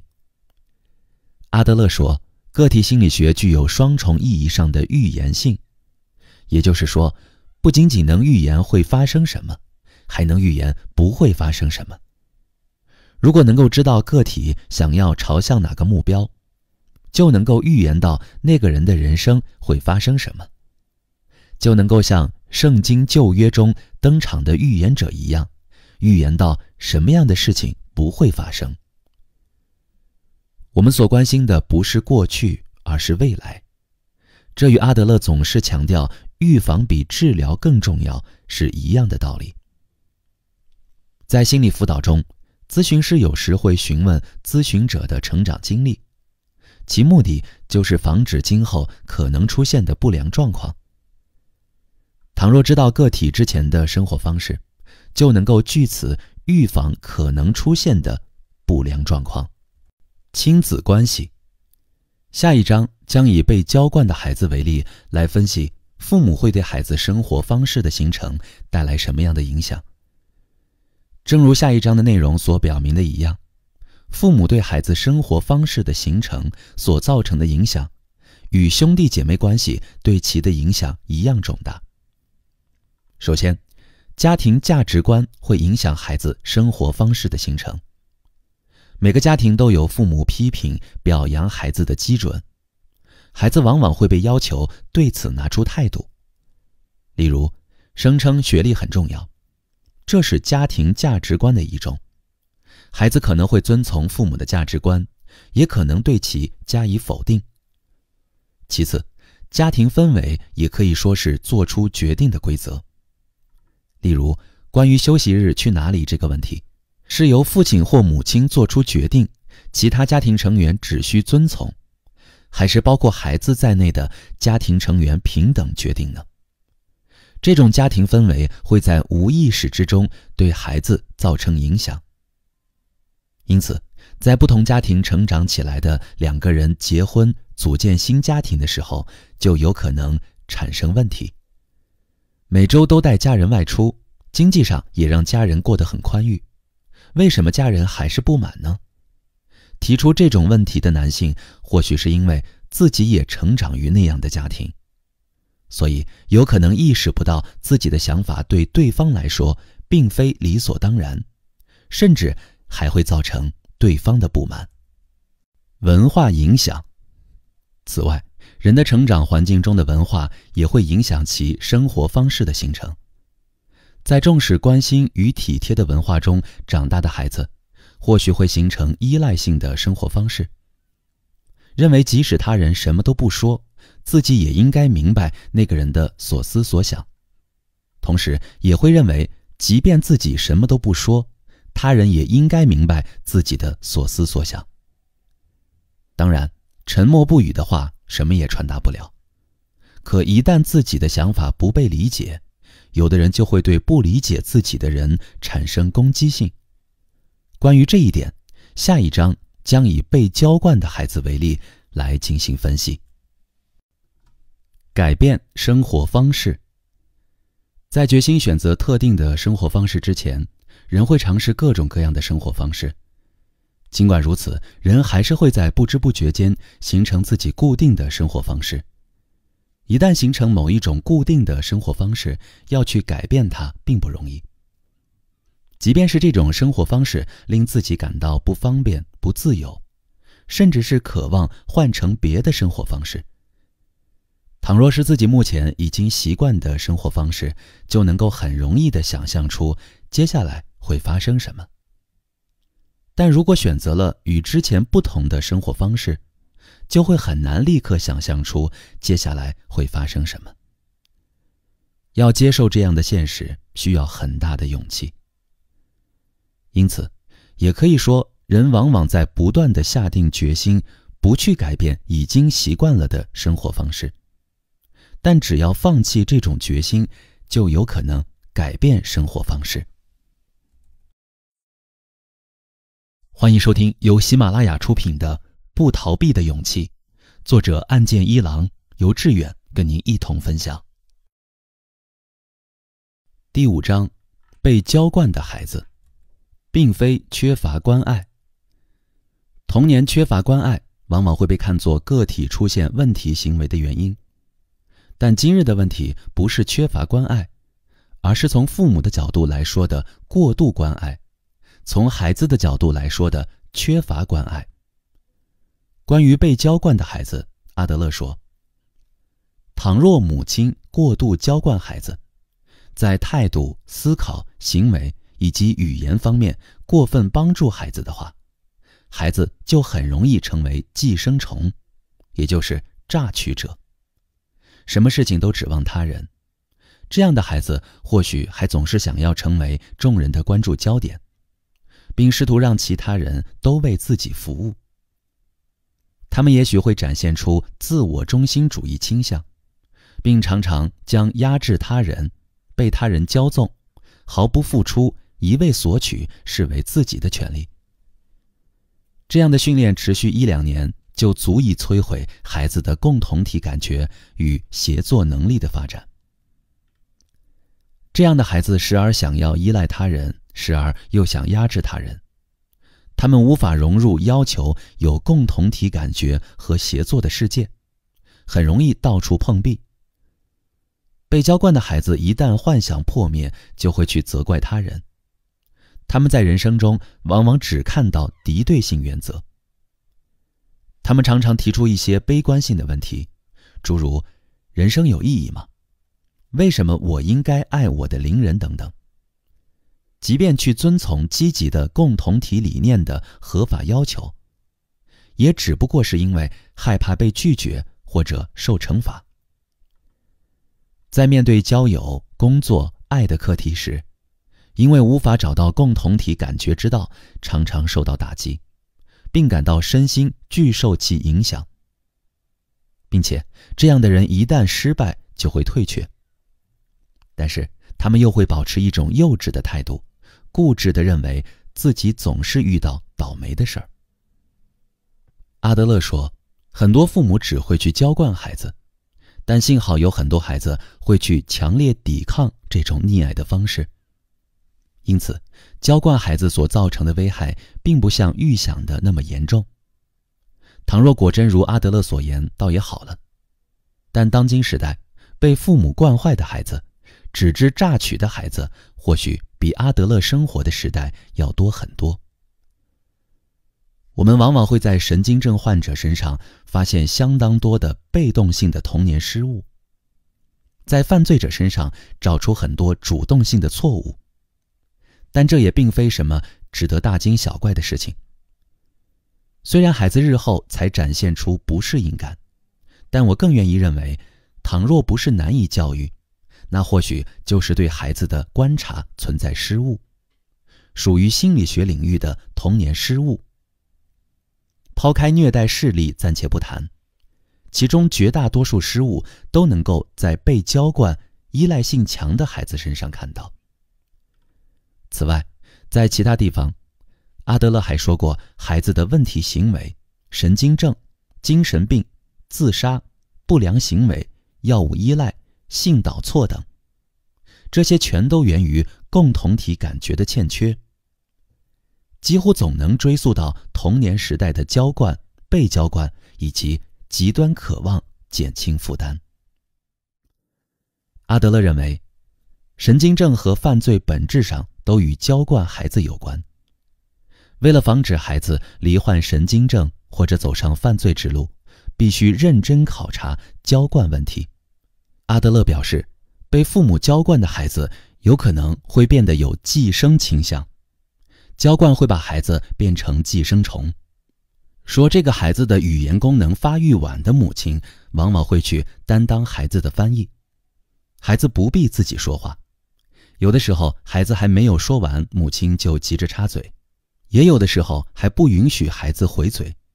这样的孩子总是躲在父母身后，紧紧拽住父母的衣襟不放，因为只要在父母身边，周围的世界就很安全。母亲是孩子在这个世界上遇到的第一个同伴，但是阿德勒说，母亲不可以让孩子认为只有母亲才是孩子的同伴。母亲必须帮助孩子认识到，除了母亲外，还有其他同伴，让孩子不仅仅只关心母亲，还要懂得去关心其他人。可是，被娇惯的孩子的母亲往往不允许孩子去关心自己以外的人，母亲会和孩子捆绑起来，共同与世界对峙，并最终将孩子变成寄生虫。由于孩子和母亲之间这样的捆绑关系，孩子会与世界为敌，无法形成原本应该具有的对世界、对他人的关心，只知道关心母亲一个人。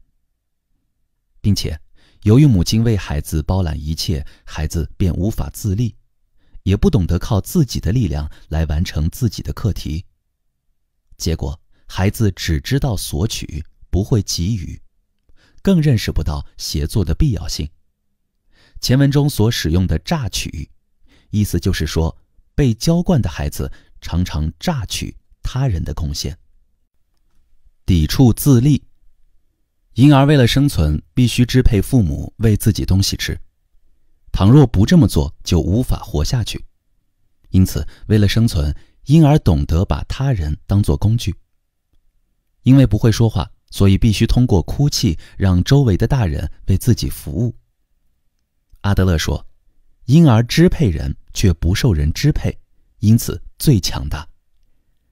问题是，尽管慢慢的，孩子实际上并不需要这样支配父母或周围的大人了，但有的人精神上却一直保持婴儿状态。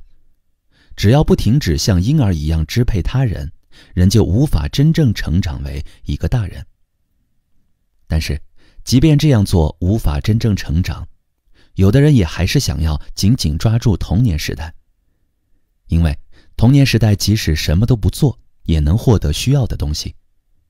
所以，有些人不愿意从这种安乐环境中走出来，明明不能永远保持这种婴儿状态，但却会像婴儿一样说话，或者只想跟比自己年幼的孩子一起玩耍。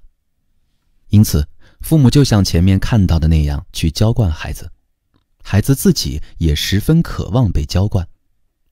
尿床或液体就是孩子在知道自己被要求自立或协作的时候采取的一种抵触方式。尿床这种症状往往见于一些最初被娇惯，但后来又被剥夺了王位的孩子身上。它表明孩子就连晚上也想要努力获得母亲的关注。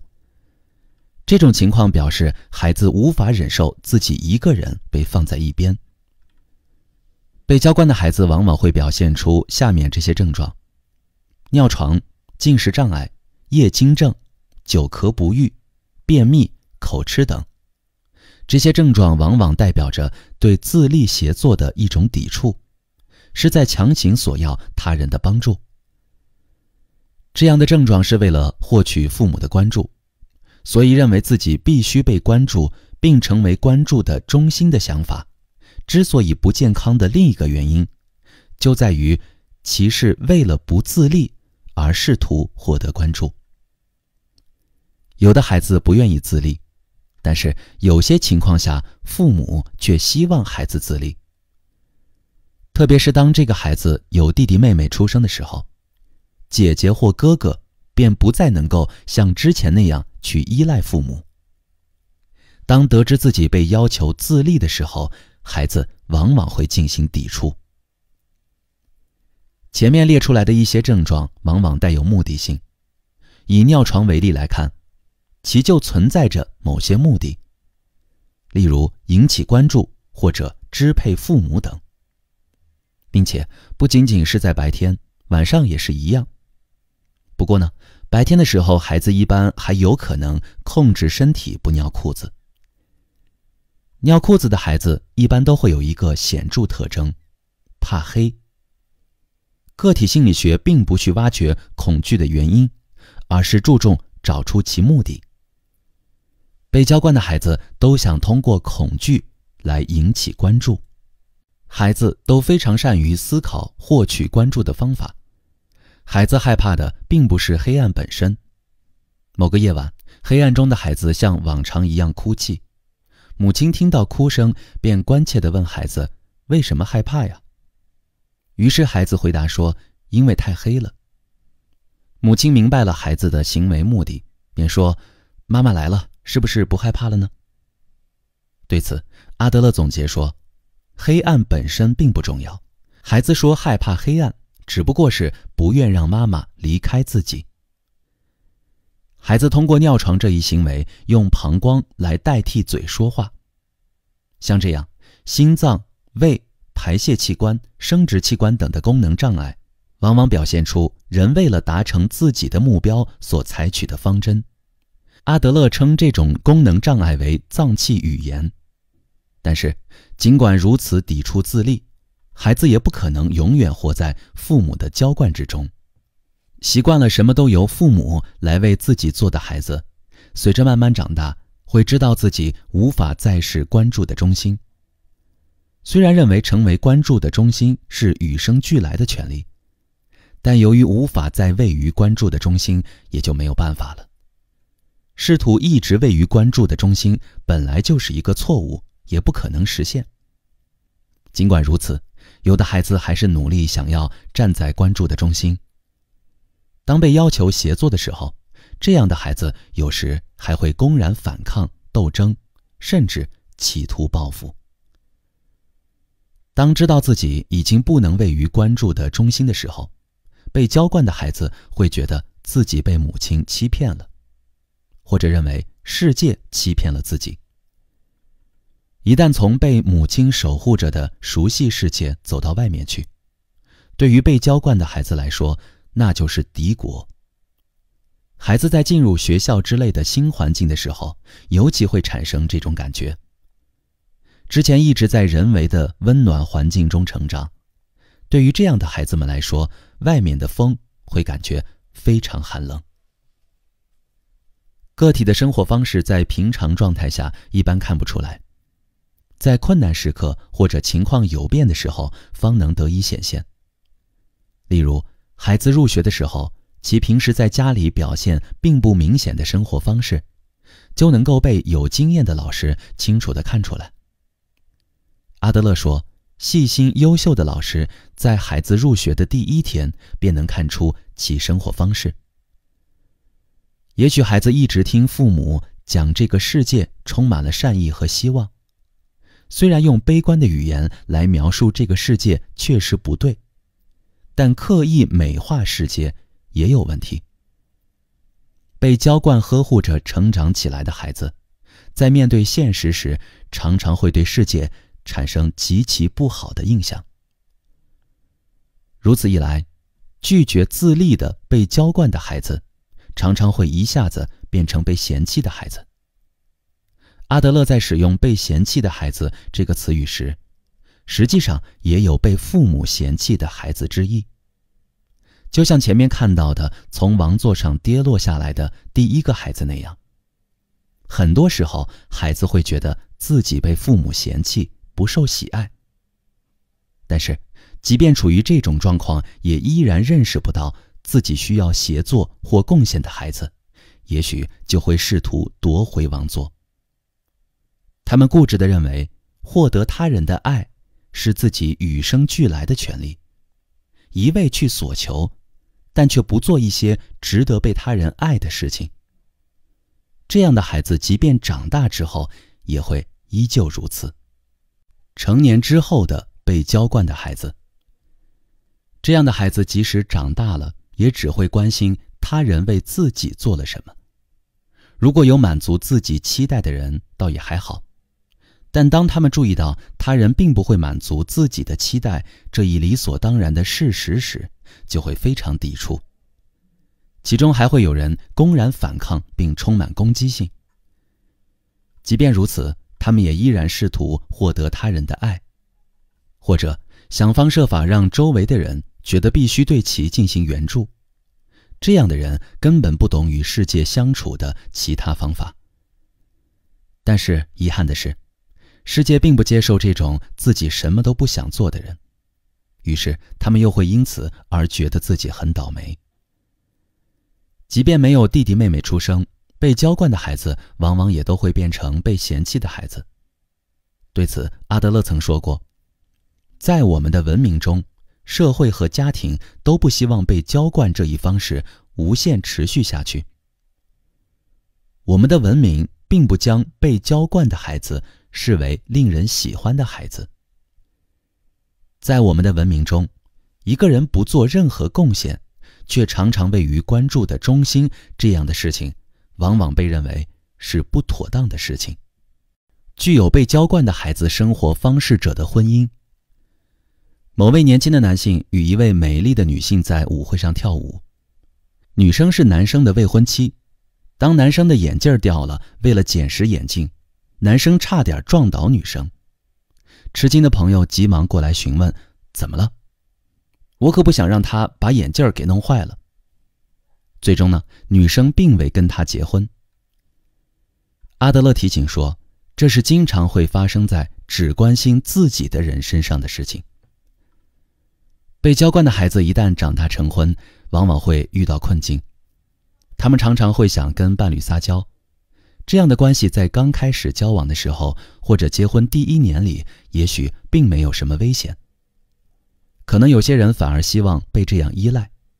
但是如果2个人都是被娇惯的孩子，那就会出现谁都想要被对方宠着的情况。这就是宛如谁都期待着对方不予给予的某些东西放在对方面前，因为双方都期待从婚姻中得到些什么。倘若不知付出而一味期待伴侣给予自己的话，也许这种期待势必会以失望而告终。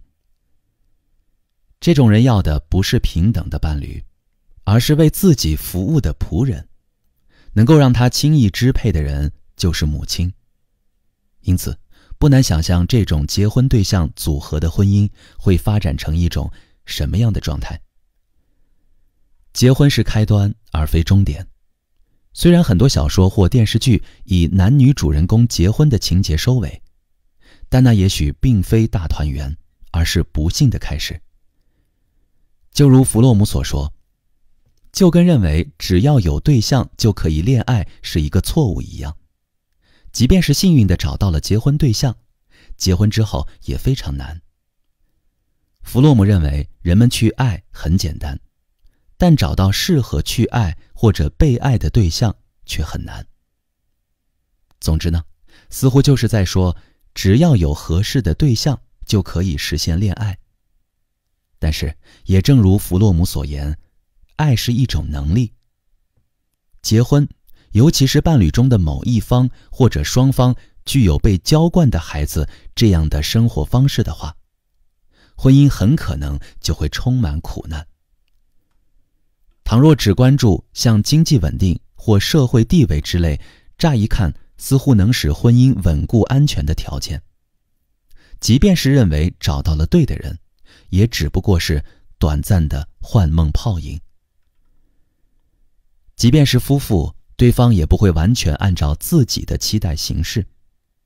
就算是自己生的孩子，也不会完全按照自己的意愿去成长，也不会就顺利长成理想中的顺从孩子。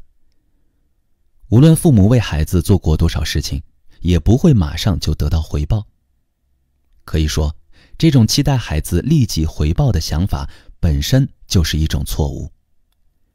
期待从对方身上得到些什么的父母，也许根本无法喜欢上孩子吧。俄狄浦斯情节，阿德勒与弗洛伊德相对立的观点之一，就是围绕俄狄浦斯情节展开的。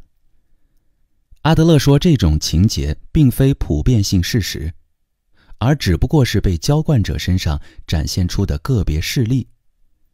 这种情节的受害者往往受母亲娇惯，对其他人漠不关心，并相信自己期待的任何事情都会实现。阿德勒在多次思考被娇惯的孩子这一问题时，都对弗洛伊德提出了根本性的批判。仔细观察就会发现，弗洛伊德派的理论始终只是关于被娇惯的孩子的理论。他们往往感觉自己的种种本能绝对不能被否定，认为他者的存在并不合理，常常追问为什么必须要去爱邻人，我的邻人爱我吗之类的问题。这样的问题是不懂爱却一味期待被爱者的问题。即便不被任何人所爱，我也要去爱邻人。具有成熟生活方式的阿德勒否定了弗洛伊德的问题。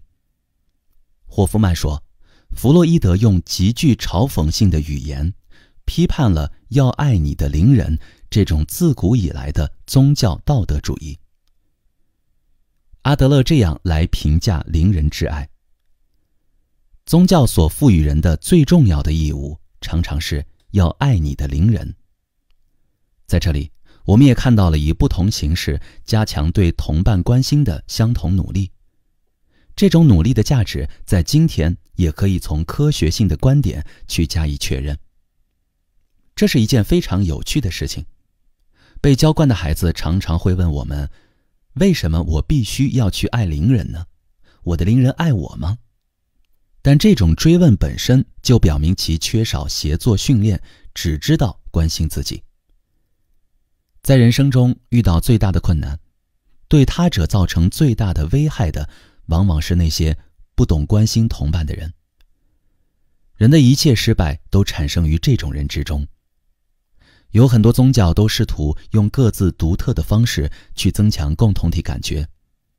我自己也赞同人们以协作为最终目标的一切努力。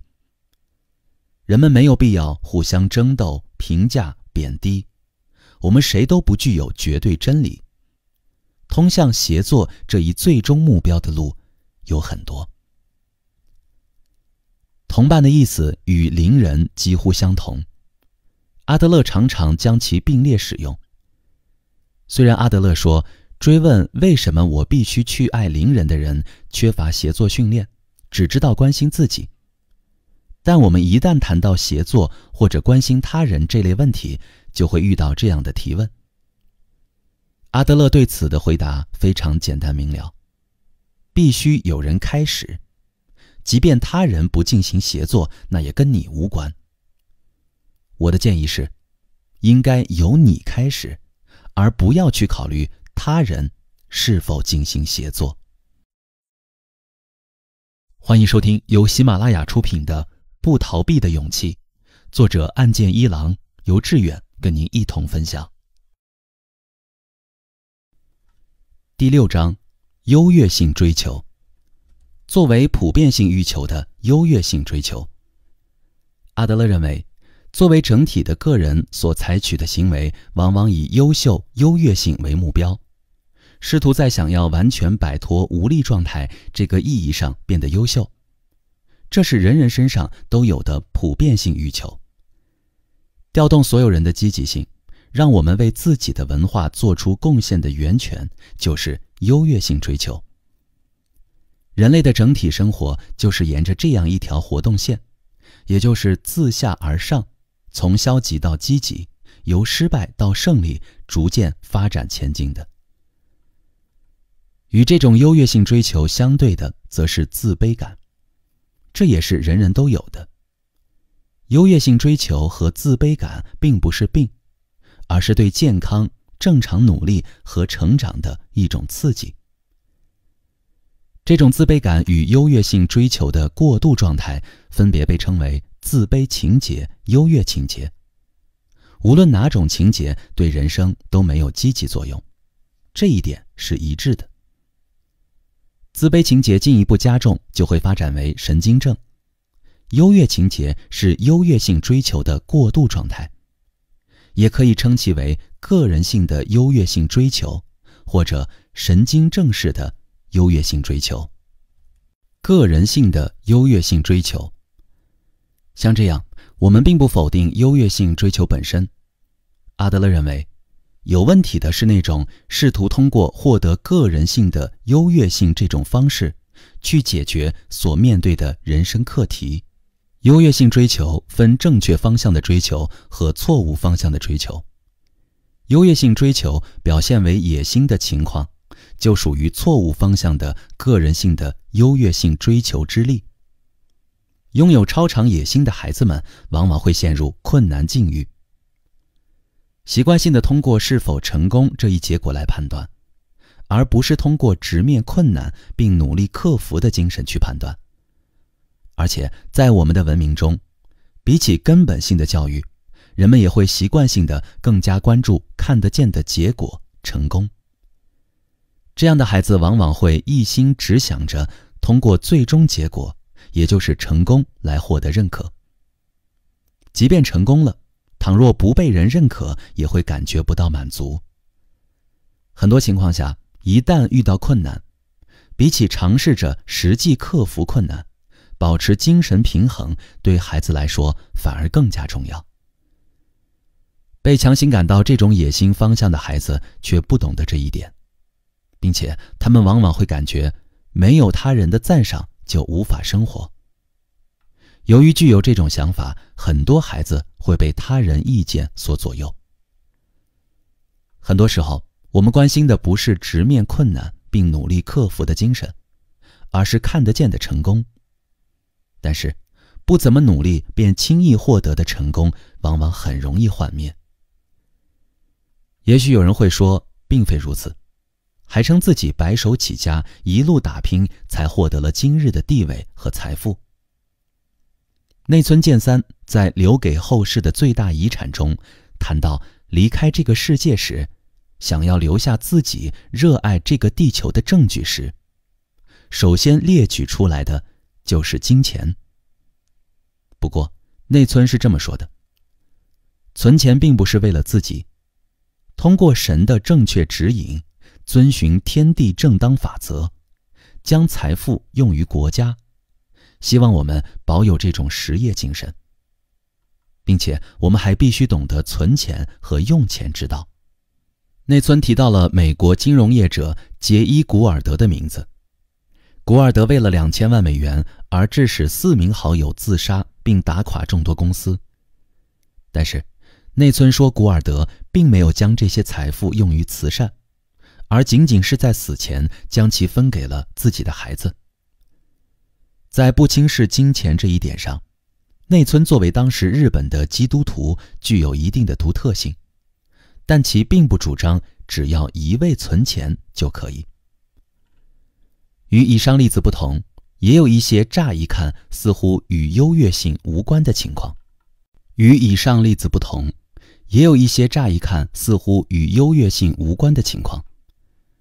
我有时会被人问，你懂我的痛苦吗？面对这样的问题，我只能坦率地回答说，不懂。理解他人，尤其是对方因为自己并未经历过的事情而痛苦时，即使我们想要努力站在那个人所处的立场去感受，我也不认为能够完全理解。但是呢，因疾病而痛苦的人，也许会责备那些说不懂的人，或者会觉得只有自己痛苦。那时候，他人便会变成敌人，他们会抱怨自己这么痛苦，却没人能懂。这种情况下，能够做的事情，也许就是努力让别人理解自己的病情。虽然不知道这种努力是否会得到回报，但也别无他法。但是，当放弃这种努力而一味责怪不理解者的时候，那样的人便是想要据此优越于他人。这种意义上的优越性追求只不过是个人性的东西，因为它不会有任何成果。此外，也有人根本不去努力改变自己所处的状况，而试图通过用不安来让他人支持自己，以这样的方式去追求优越性。神经症患者总是需要他人的支持帮助，一直让其他人为自己做事。他人必须为神经症患者服务，让他人为自己服务的时候，神经症患者就会成为优越者。神经症患者在面对课题的时候，往往会犹豫不决或踟蹰不前，甚至是退却。他们逃避课题，一味想着置身于能够感觉到成功或者可以支配的状况，这无非就是一种安逸的优越性追求。他们的目标是一样的，那就是不去努力改善状况就能获得优越感。这里的优越性追求一词，就像基哈所指出的一样，根本无法避免上下印象之别。实际上，阿德勒本人也的确在某些地方使用过上下这样的表达方式。虽然阿德勒自己也说人生是朝向目标的运动，活着就是进化，但基哈认为这里的进化并非上下之意，而是向前的运动，提醒人们说其中并无优劣之分。或许基哈所指出的正是个人性的优越性追求。善之终极目标，善之金字塔。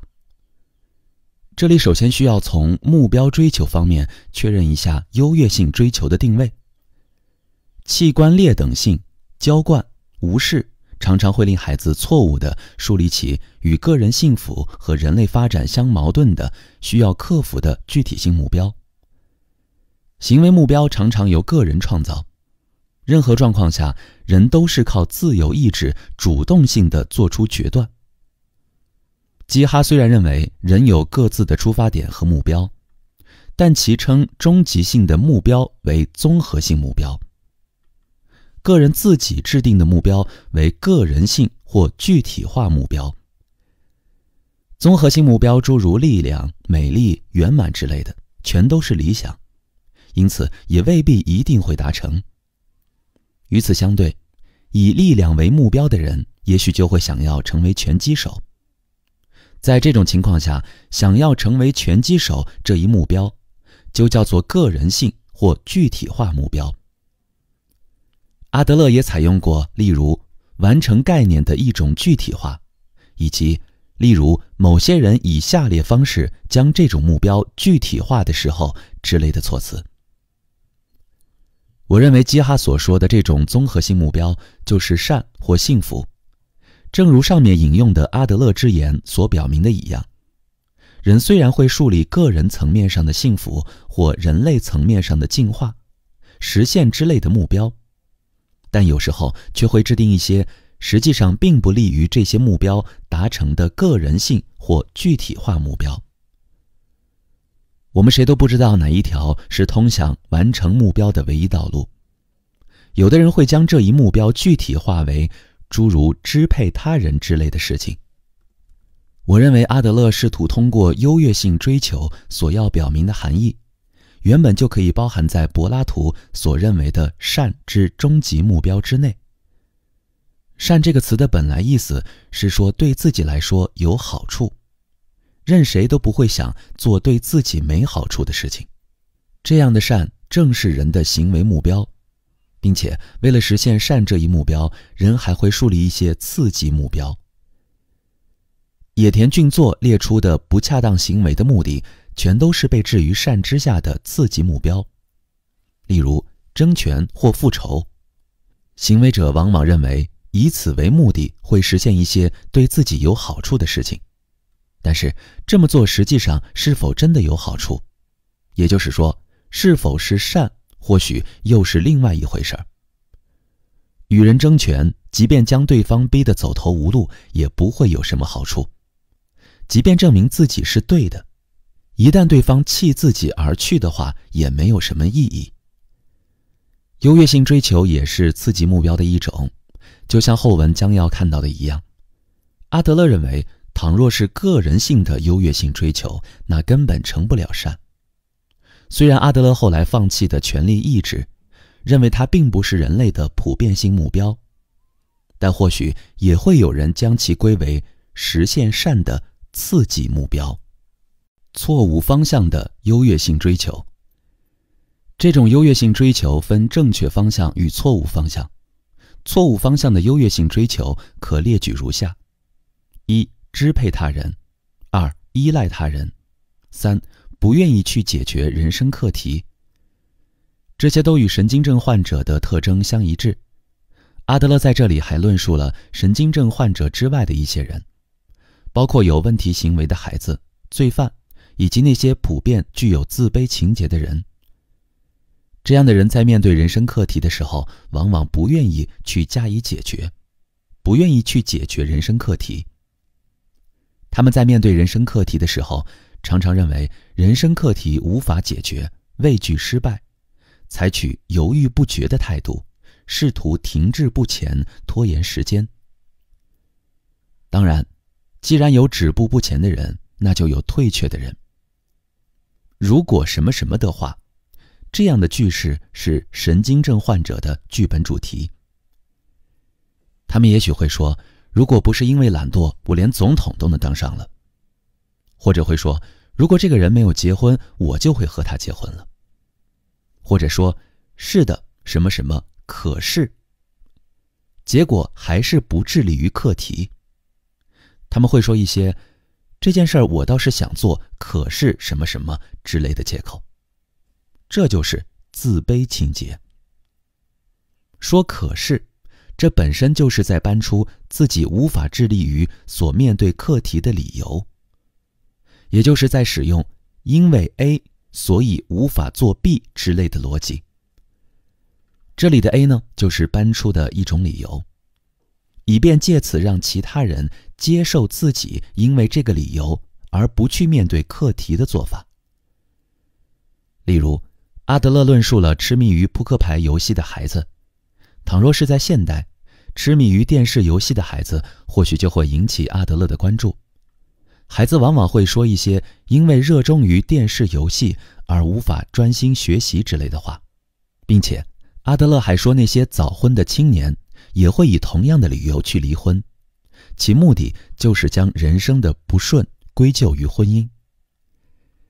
这样的人往往还会搬出遗传理论，声称自己能力不足，或者将自己今天的失败归咎于父母的教育方式。也有人将问题归咎于性格。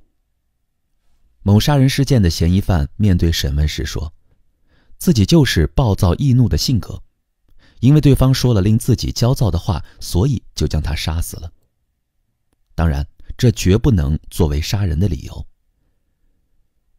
人在坦白自卑情节的那一瞬间，便是在暗示生活中的困难，或者视作状况原因的其他事情。也许他们会讲父母或家人受教育不足，亦或是某些事故、干扰、压制等。原因能够找出很多，但阿德勒将这种以某件事情为原因来说明目前的事件或状态的做法称为表面因果律。之所以说表面，是因为实际上两件事并不存在因果关系。意思就是原本并无因果关系的事情，让人看上去似乎具有因果关系。他们为什么需要这样做呢？坦率地讲，这还是因为他们必须将目前问题的责任所在模糊化，从过去的事情或者外在事情上去寻找问题责任。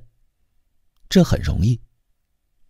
例如，问题明明在于与眼前这个人之间的人际关系状态，但却要从过去找原因，甚至就连被认为存在于过去的原因，也并不是客观地存在着。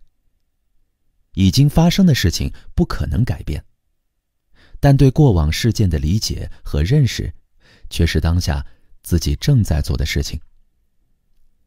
将原因论与目的论并置是一般性的思维方式，但实际上原因论也包含在目的论之中。首先，当神经症患者说如果没有这种症状的时候，其目的就是在借助这种说法来逃避可能要面对的失败。他们会认为做什么事情都必须成功，唯有在能够保证成功的时候才会去挑战。但是倘若预想到有一点点失败的可能性，无法确信成功的话，便会一开始就不愿去挑战，或者为了即便失败了也不会因此遭受致命打击。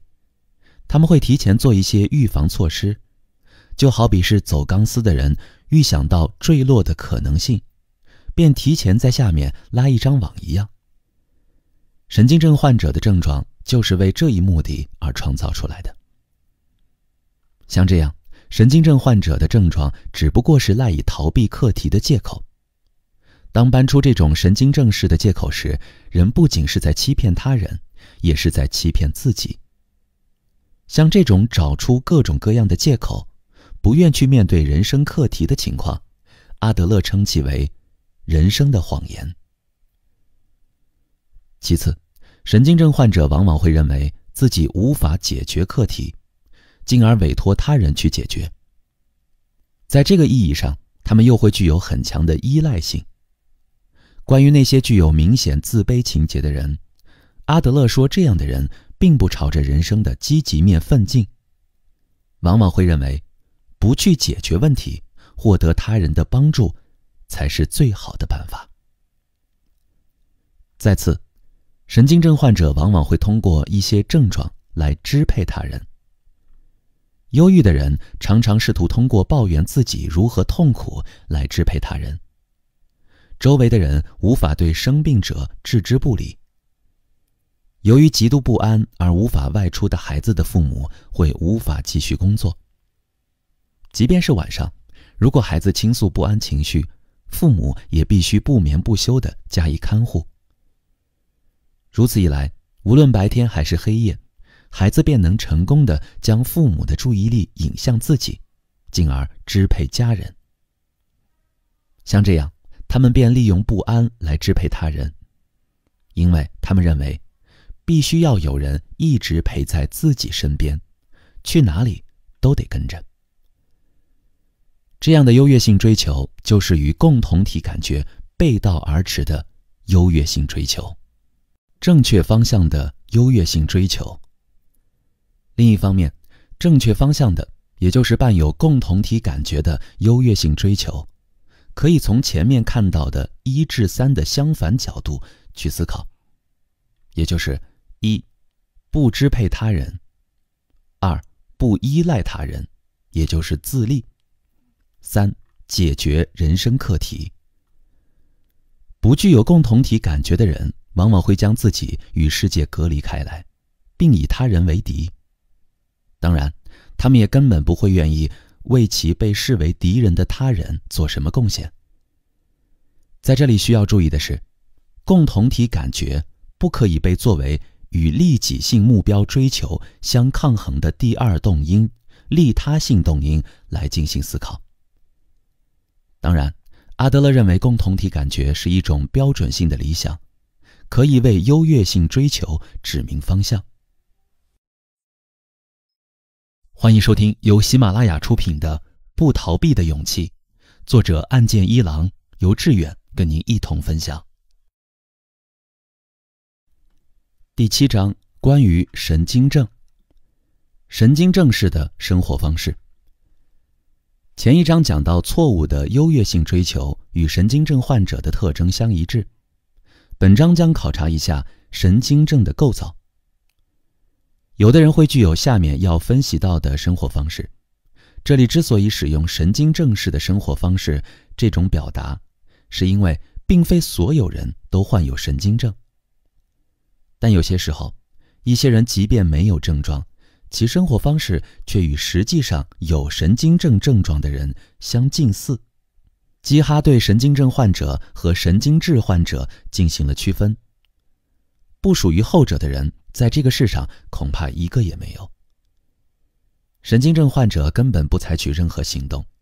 具有神经症式的生活方式的人，即便有时会踟蹰不前，也不会完全停滞下来。即便是那些总是果断挑战课题的人，有时也会想要说是的，可是。神经症式的生活方式可概括如下： 1. 我没有能力； 2. 人人都是我的敌人。这里所说的能力，是指能够解决人生课题，并对他人做出贡献的能力。关于人人都是我的敌人这一点，阿德勒时常使用身处敌国之中之类的表达。神经症式的生活方式的起源。阿德勒说，容易形成这种生活方式的孩子有以下3种类型。首先，具有器官劣等性的孩子。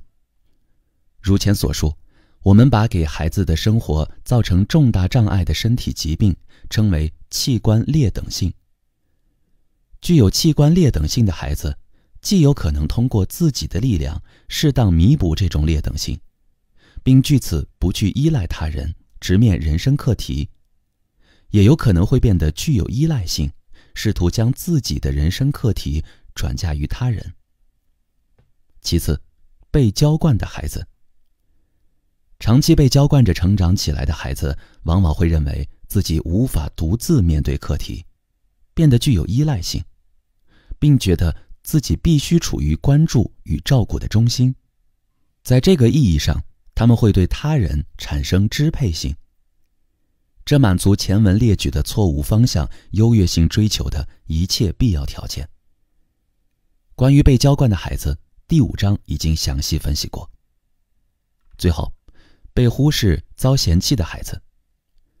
这样的孩子会感到自己不被任何人所爱，也不受这个世界欢迎。对这样的孩子来说，他人皆是敌人。既有实际上的确遭嫌弃、不受欢迎的孩子，也有认为自己遭父母嫌弃、不被爱的孩子，认为父母的注意力转移到其他兄弟姐妹身上的孩子，就属于这一类。阿德勒说，神经症患者、有问题行为的孩子、罪犯有可能会形成这样的生活方式。在这种情况下，说到神经症患者，仅仅消除症状并不够，必须使其优越性追求伴有共同体感觉，将其根本的生活方式变成带有共同体感觉的生活方式，把自我中心式的关心转为社会性生活与有益活动。阿德勒总是说，预防比治疗更重要。在神经症产生之前积极预防，或者注意防止孩子成为罪犯，这种意义上的育儿教育显然非常重要。这也是育儿教育被称为是共同体感觉培养的缘故。神经症的逻辑。在神经症患者接受咨询的时候，我常常问，出现这个症状之后有不能做的事情吗？或者治好这个症状之后想要做什么呢？之类的问题。这些问题的意图都一样。有位患赤面恐惧症的女性在被问到赤面恐惧症治好之后想要做什么的时候，她回答说，想要与男性交往。从这个答案就可以明白，对这个人来说，与男性交往是一个课题，并且他认为该课题无法解决。倘若按照这个人的逻辑，是因为自己有赤面恐惧症才无法与男性交往，非常紧张，不会好好谈话，赤面恐惧症就成了无法与男性交往的原因。但是稍微想一想就会明白，赤面恐惧症并不能被看作是与男性交往的致命障碍。比起初次见面时便毫不胆怯、应答自如的女性，很多男性或许更喜欢看上去有些羞怯腼腆的女性。那么，为什么这名女性会患上赤面恐惧症呢？通过为什么这个问题，想要了解的不是原因，而是目的。或许其不善于处理人际关系才是根本所在。身边有非常善于处理人际关系的人，例如姐姐或者妹妹，这个人拥有很多朋友，并且是异性朋友。当认为自己根本无法胜过那个人的时候，就会想要退出竞争。但是呢，又不能平白无故地退出竞争，因为那样就等于是认输。因此，为了保存面子，这位女性就需要赤面恐惧症。她会借此形成这样的想法：因为自己患有赤面恐惧症，才无法与男性交往。如果没有这个症状的话，我也能够与男性交往。倘若如此，或许自己也能接受。但事实是，无法和男性交往与症状并没有关系。只要进行交流训练，与人交往其实并没有那么困难。当然，谈到与男性交往，或许我们并不能期待总是获得理想结果，但是也不能因此就从一开始便放弃去交往。当课题实现比较困难的时候，就想要选择逃避。阿德勒用全或无这样的说法来解释这种生活方式。这种事情不仅仅限于神经症，一旦对不愿学习的孩子说你如果学就能学好之类的话，或许他是绝对不愿去学习的，因为孩子想要留住这种只要学就能学好的可能性。也有人拿过去的经历当作理由。我曾经在电视上看到有位出版了一本副标题为《摆脱精神创伤的书》的女演员，在出版纪念记者招待会上对记者解释说，自己之所以与丈夫关系不好，是因为自幼受父亲虐待。可是尽管不能说与父亲之间的关系对之后人生中的人际关系没有任何影响，但我认为她依然能够努力去经营好夫妻关系，从过去的事情中寻找与丈夫不睦的原因。这似乎是一种错误的做法。就像前面已经看到的那样，阿德勒用表面因果律一词来说明这种做法。关于打击，关于神经症，阿德勒是这么写的：人如果集中性地遭到责难，往往会受到打击。这种状态的持续多发生在对人生课题没能做好准备的时候。那样的人面对课题常常会止步不前。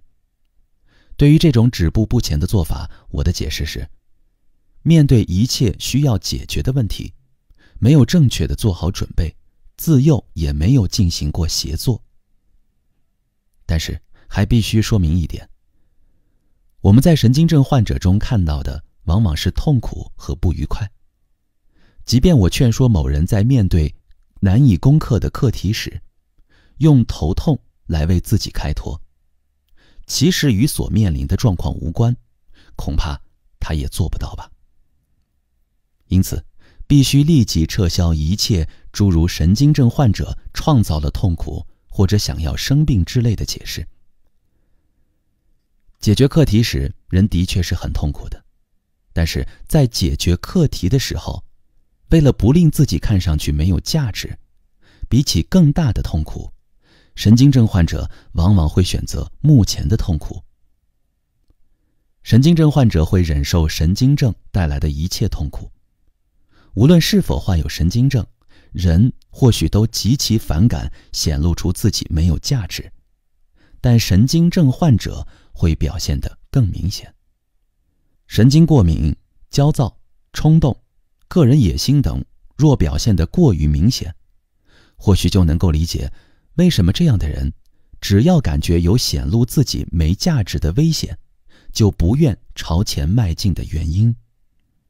那么像这样受到打击之后，人会产生什么样的精神状态呢？并非人有意创造，也并不希望其出现，但精神打击的结果，感觉很失败的结果，或者是恐惧显露出自己没价值的结果，这些的确会导致打击状态的存在。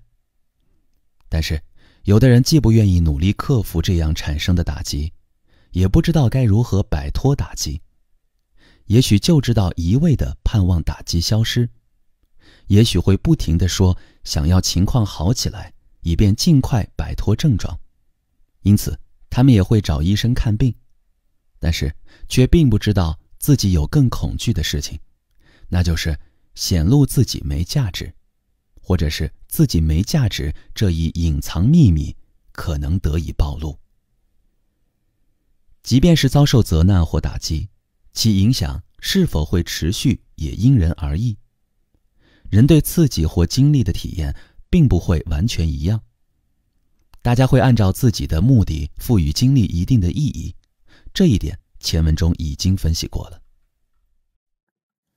阿德勒在其他地方又对打击做了如下表述：如果是健康的人，一般能够克服打击的持续影响，但若是不太健康的人，多少会让这种打击保持下去，以便作为解决问题的借口。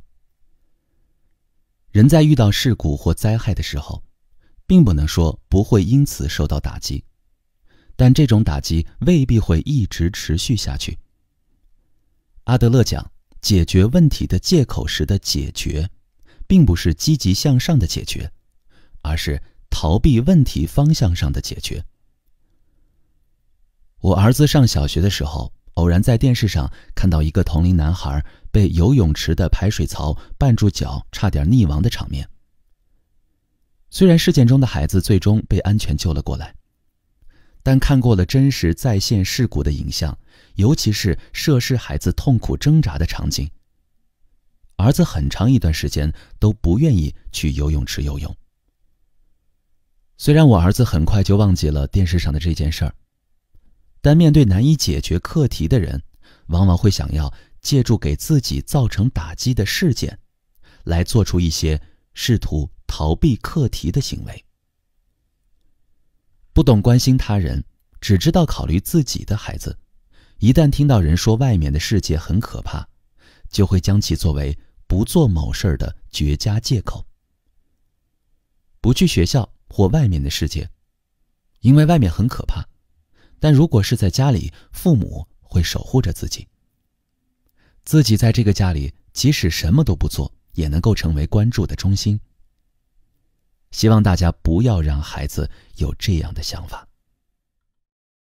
但是呢，即便是孩子表示出不愿去学校上学，也跟看了电视受到打击这件事儿没有任何因果关系。打击无论是由什么事儿引起的，都是一样的。恐惧死亡的人有很多，不仅仅限于孩子，有的人便会试图以这种对死亡的恐惧为借口，逃避所面对的人生课题。阿德勒说，初次接触死亡，并且还是突然到来的情况，这会给孩子造成极大的打击，有时甚至会终身留有影响。对死亡毫无准备的孩子，一旦突然面对死亡，就会第一次明白人生有终结这件事儿。孩子也许会因此受到惊吓，进而变得消极。但是就像阿德勒自己所做的一样，医生中也有人是因为突然遭遇死亡而选择了这个职业。关于家庭状况、疾病、死亡的记忆等，阿德勒是这么说的：留在孩子心中的痕迹，在其以后的人生中会显现出来。孩童时代的经历就像是刻在孩子心中的活碑文，孩子无法轻易忘记。但是如果接受协作训练，就可以消除这种影响。即使是事故或灾难，倘若孩子适当接受协作训练，也能够回避。不过呢，需要注意的是，给孩子过度施加这种训练负担，有时反而会妨碍孩子接受来自父母的协作训练。高于神经症的痛苦。此处的另一个论点是，神经症患者并非期待这种痛苦，但是在解决课题的时候，为了不显露自己没有价值，为了不显露出自己没价值，比起更大的痛苦，神经症患者宁可选择现在的痛苦。因为害怕失败的感觉，或者由此导致的自己没价值这一秘密得以显露，所以就选择现在的痛苦。如此一来呢，即便神经症患者并不希望这样，但由于这种痛苦是作为需要的理由而做出的选择，也能明白仅仅保持这种症状还是不够的。神经症带来的不仅仅是痛苦，长期维持该症状其实具有一定的自我毁灭性。倘若不能真正明白这一点，神经症或许就不会消失。理解神经症患者的最佳方法是将神经症的症状全都放在一旁，转而去调查患者的生活方式和个人性的优越性目标，并不是去关注神经症本身，而是注意考察神经症患者之前的生活方式和优越性目标。阿德勒以偏头痛的人为例来进行说明。正是在需要那种症状的时候，头才会痛。例如，必须去见不认识的人，或者不得不做出决断之类的时候，试图以此来逃避人生课题，或者企图利用该症状去支配家人。即便是头痛症状消失，也依然会出现失眠之类的新症状。只要目标一样，就必须不断地去追求它。有的神经症患者会以惊人的速度摆脱症状，然后毫不犹豫地获取新症状。如果仅仅是美好意图，关于神经症，阿德勒还做了如下论述。据说神经症患者都具有最美好的意图，无论是需要共同体感觉，还是必须面对人生课题，对此他们都深信不疑。但却会说，唯独自己是这普遍性要求中的一个例外，其为此搬出的借口就是神经症。有句话道出了神经症患者的整体态度，那就是我想要解决我的所有问题，但不幸的是遭遇了障碍。神经症患者往往认为只要表示出美好的意图就可以了，但是仅仅表示出美好的意图是不够的，我们必须告诉他们，在社会上重要的是实际去完成，实际去给予。如果是在可能性之中，什么事情都可以说。阿德勒说，如果什么什么的话，是神经症患者的剧本主题。这一点前面已经分析过了，并且他们会说着是的，可是，但最后还是不愿意致力于课题。神经症患者认同他人需要共同体感觉，以及必须面对人生课题。正因为如此，他们才能说出是的。但随后，为了让自己和他人都相信自己做不到，他们常常会费尽口舌。虽然说是解决自己的课题遭到了阻碍，但他们却意识不到，其实是自己在进行阻碍。被排除的幸福。神经症患者常常会说如果什么什么的话，但是那些假设会实现的事情或许原本就不会发生。神经症患者只是在通过这样的假设来延迟人生。这种神经症的逻辑会阻碍人活在当下，脱离开当下的幸福其实并没有什么意义，或者说幸福就只存在于当下。像神经症患者那样将人生延迟的做法，等于是在拒绝幸福。在神经症的逻辑中，幸福一开始便被先验性地排除掉了。神经症患者实际上能够获得幸福，但是与其致力于课题失败后而表明自己没有价值，他们宁愿沉浸在不幸之中。世界形象与自我中心性。阿德勒说，广场恐惧症是人们为了不到充满危险的外面去而被创造出来的。广场恐惧症患者往往认为世界充满危险，他人都是敌人，因此不可以到外面去。这是其儿童时代的再现。也就是说，孩子和作为守护自己的唯一同伴母亲一起面对世界。那时候，外面的世界是危险的，因此孩子不愿意离开自己受保护的环境而到外面去。这种症状的另一个目的则是使唤守护自己的人。阿德勒引证的某位被娇惯的女性，由于想要占据关注的中心地位，而并不认为生孩子是件高兴的事情，因为害怕孩子比自己获得更多的关注。恰好在那个时候，丈夫扔下产后刚刚恢复的妻子，休假去了巴黎。然后丈夫还写信告诉妻子说自己见了很多人，过得很精彩。极其恐惧失去丈夫的爱，并担心自己被丈夫忽视的妻子，觉得自己不再像坚信被温柔的丈夫深深爱着时那么幸福了。她的内心无比失落，进而患上了广场恐惧症。妻子变得无法独自外出，丈夫必须时刻陪伴照顾她。在这种情况下，妻子通过这种症状成功获得了丈夫的关注。只要是在家里，她的不安感就会消失，因为家里有照顾自己的丈夫在。阿德勒还对这种症状做了如下说明：必须清楚的最后障碍，就是消除其与诸如路上擦肩而过者之类的不在意他的人打交道的恐惧。这种恐惧源于排除一切自己不是关注中心之状况的广场恐惧症的多疑恐惧。这是一个新的论点，表明患有广场恐惧症的人并不是出于外面的世界很危险这个原因才不愿意到外面去，而是想要逃避面对一旦到外面去就没有人会关注自己这一事实。面向未来的原因论。明明并非一定会发生坏事，但有的人还是认为未来发生的事情一定是坏事。例如，死亡究竟是怎么回事，实际上谁都不知道，但却有很多人恐惧死亡。我认为这就是因为了解其未知性。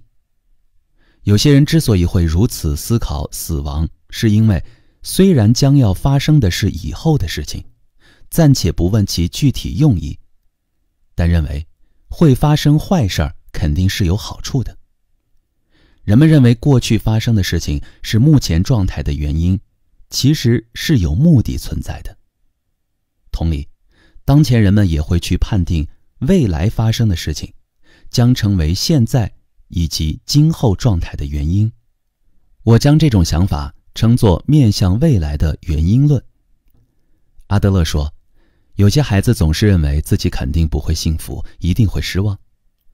这样的孩子找不到被爱的感觉，常常觉得他人比自己获得的爱更多，或者由于幼年时期的困难经历而近乎迷信地担心悲剧会再次发生。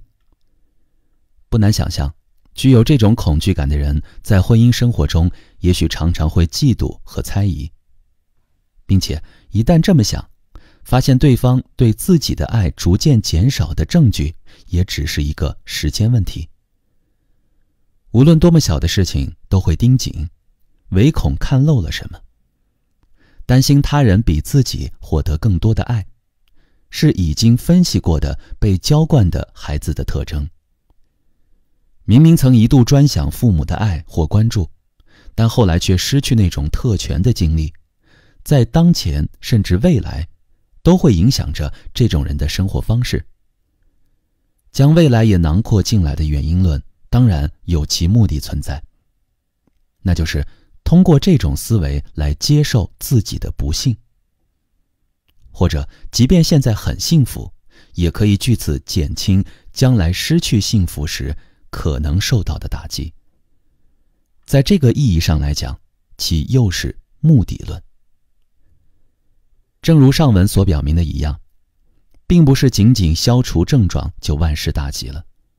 人们必须要从根本上改变对于自己或世界的看法，要相信自己有解决人生课题的能力，要认识到这个世界并非到处都充满危险，也要明白世界绝不会围绕着自己转，但这个世界上也有自己的位置存在。那么为此应该怎么做呢？接下来我想要从教育和治疗的观点进行探讨，并进一步考察改变自己生活方式的目标。欢迎收听由喜马拉雅出品的《不逃避的勇气》，作者岸见一郎，由志远跟您一同分享。第8章，鼓励、教育和治疗。阿德勒认为，教育虽然需要父母与老师的协作，但从根本上来说，对教师的影响以及由此带来的教师自身的变化，是教育孩子的必要条件。教师的责任及阿德勒寄予教师的希望非常大。他甚至说，教师塑造孩子的心灵，人类的未来就掌握在教师手中。总的来说，阿德勒对于父母的要求很高。教师往往会在学校接受一些受到父母错误家庭教育影响的孩子。阿德勒认为，家庭教育的失误要尽量由学校来弥补，为此就需要为那些一直对孩子施以错误教育的父母开展父母教育，但是也必须严格地对教师进行相关资质的考察。这一点无论是在今天还是阿德勒时代都是一样的。本章不对教师和父母加以区分，总体考察一下与孩子打交道时的注意事项。育儿和教育方针。阿德勒在治疗有问题行为的孩子时，会试图弄清楚纠正孩子的生活方式的失误之处。人是无法分割的整体，例如我们根本不能将犯罪从那个孩子的其他行为中隔离开去，必须观察其根本的生活方式。还必须注意一点，并不是展露出来的生活方式驱动人，而是人选择了某种生活方式并去使用它。一旦搞清楚这一点，孩子就会明白并不一定非要采取那种行为。同时，大人通过置身于孩子的立场，就能够与孩子产生共同体感觉，知道倘若在那样的状况下依照与孩子相同的错误的生活方式，自己也可能会做出一样的行为。如果父母能够产生共同体感觉，就不会再去胡乱地批判或责备孩子了。从孩子的角度来看，或许也会觉得自己获得了接纳和理解。此外，如果明白了孩子的行为目的，也就能够共同探求更加有效地达成手段，或许还能探讨其行为目的本身是否可以有所改善。该如何面对父母呢？即使责怪父母过去的教育也无济于事。谈论这个问题的时候，要依据一个前提，那就是孩子所展示出的不良性格特征并不能全部归咎于父母。父母毕竟不是高明的教育家，因此即便去责怪父母过去的教育也于事无补。而且对孩子的治疗缺少不了父母的协作，因此首先要努力获得父母的信赖。阿德勒认为教育孩子时应该怎么做呢？通过下面的引文可以明白其观点。弄明白孩子的教育是严格型还是娇惯型也非常重要。个体心理学者认为，教育孩子时既不应该太过于严格，也不应该过于娇惯。需要做的事情一方面是理解孩子，尽量避免错误的教育方式，还要时常鼓励孩子，以便其在面对问题时能够独立解决，并培养起共同体感觉。总是唠唠叨叨教训孩子的父母会害了孩子，因为这会大大削弱孩子的勇气。另一方面，娇惯教育则会助长孩子的依赖态度与孤僻倾向。父母应该尽量避免极端化地跟孩子谈论世界，既不要将世界说得太过理想化，也不要用悲观性的语言去描述世界。父母的课题就是引导孩子尽可能地为人生做好准备，以便他们能够独立完成自己的事情。没有被教导过要直面困难的孩子，也许就会试图避开所有困难，这将大大缩小孩子的活动范围。不批评。首先，阿德勒否定了惩罚教育。阿德勒详细说明了那种为了激起斗志不足的孩子沉睡的野心而严苛管教的做法的弊端与危害。倘若孩子缺乏勇气的话，这种方法只会挫伤孩子的勇气。此外，教师也往往会为这样的孩子打低分，这会导致孩子不仅仅会被老师惩罚，还会在家里受到父母的惩罚，进而令事态愈加恶化。一旦受到惩罚，孩子就会强烈感觉学校没有自己的位置，找不到归属感。能够感到有自己的位置，也就是归属感，是人的基本欲求。并且，绝对不能相信那种通过让孩子蒙羞或丢脸能改善其行为之类的说法。阿德勒否定惩罚的思想也涉及了对罪犯的处罚。一旦惩罚罪犯，就会进一步增强其与世界的敌对性，导致其拒绝协作。罪犯想要躲过警察，即使被抓住，也只会认为是自己倒霉，后悔没有将犯罪行为干得更巧妙一些。即便不是像罪犯这么极端的例子，道理也是一样的。虽然事情并不是只要不被发现就万事大吉，可是一旦将惩罚用于教育，孩子可能就会这么想。使用惩罚的权威主义教育会疏远大人与孩子的关系。大人需要帮助孩子，但是倘若大人与孩子之间的关系不好，就无法去帮助孩子。不娇惯。另一方面，阿德勒也否定了娇惯教育。正如前文已经看到的那样，阿德勒说，固执自我是个体心理学的主要批判点。娇惯会助长孩子的自我中心性、依赖态度以及孤僻倾向。这一点我们在第5章中已经明确阐述过了。无论是现在还是过去，如果不是格外注意的话，父母往往会让孩子陷入竞争。时常处于竞争状态的孩子，很多会成为只知关心自己的利己主义者。而这种利己主义正是阿德勒倡导的协作之反义词。并且利己主义者总是关心自己，是不懂共同体感觉的以自我为本位的人，是同伴的反对者。有的孩子只知关心自己，认为外界充满困难与敌对性，他们长期以来也一直被教导要只考虑自己。这样的孩子并不想努力保持自己的人生与身边人的人生之间的和谐，他们由于太过在意自己而无法考虑他人。阿德勒认为，这类孩子的问题在于自我中心性。在这个社会，并非只有自己一个人，还有同伴。如何认可这种同伴的存在，是阿德勒思考的根本问题。共同体感觉最大的含义是对他人的关心，对人际关系的关注。阿德勒说，这种共同体感觉是个体正常成长的重要决定性要素，也可以说是孩子是否正常的标志。像这样，知道关心他人，懂得协作，也就是具有共同体感觉，阿德勒称之为整体的一部分。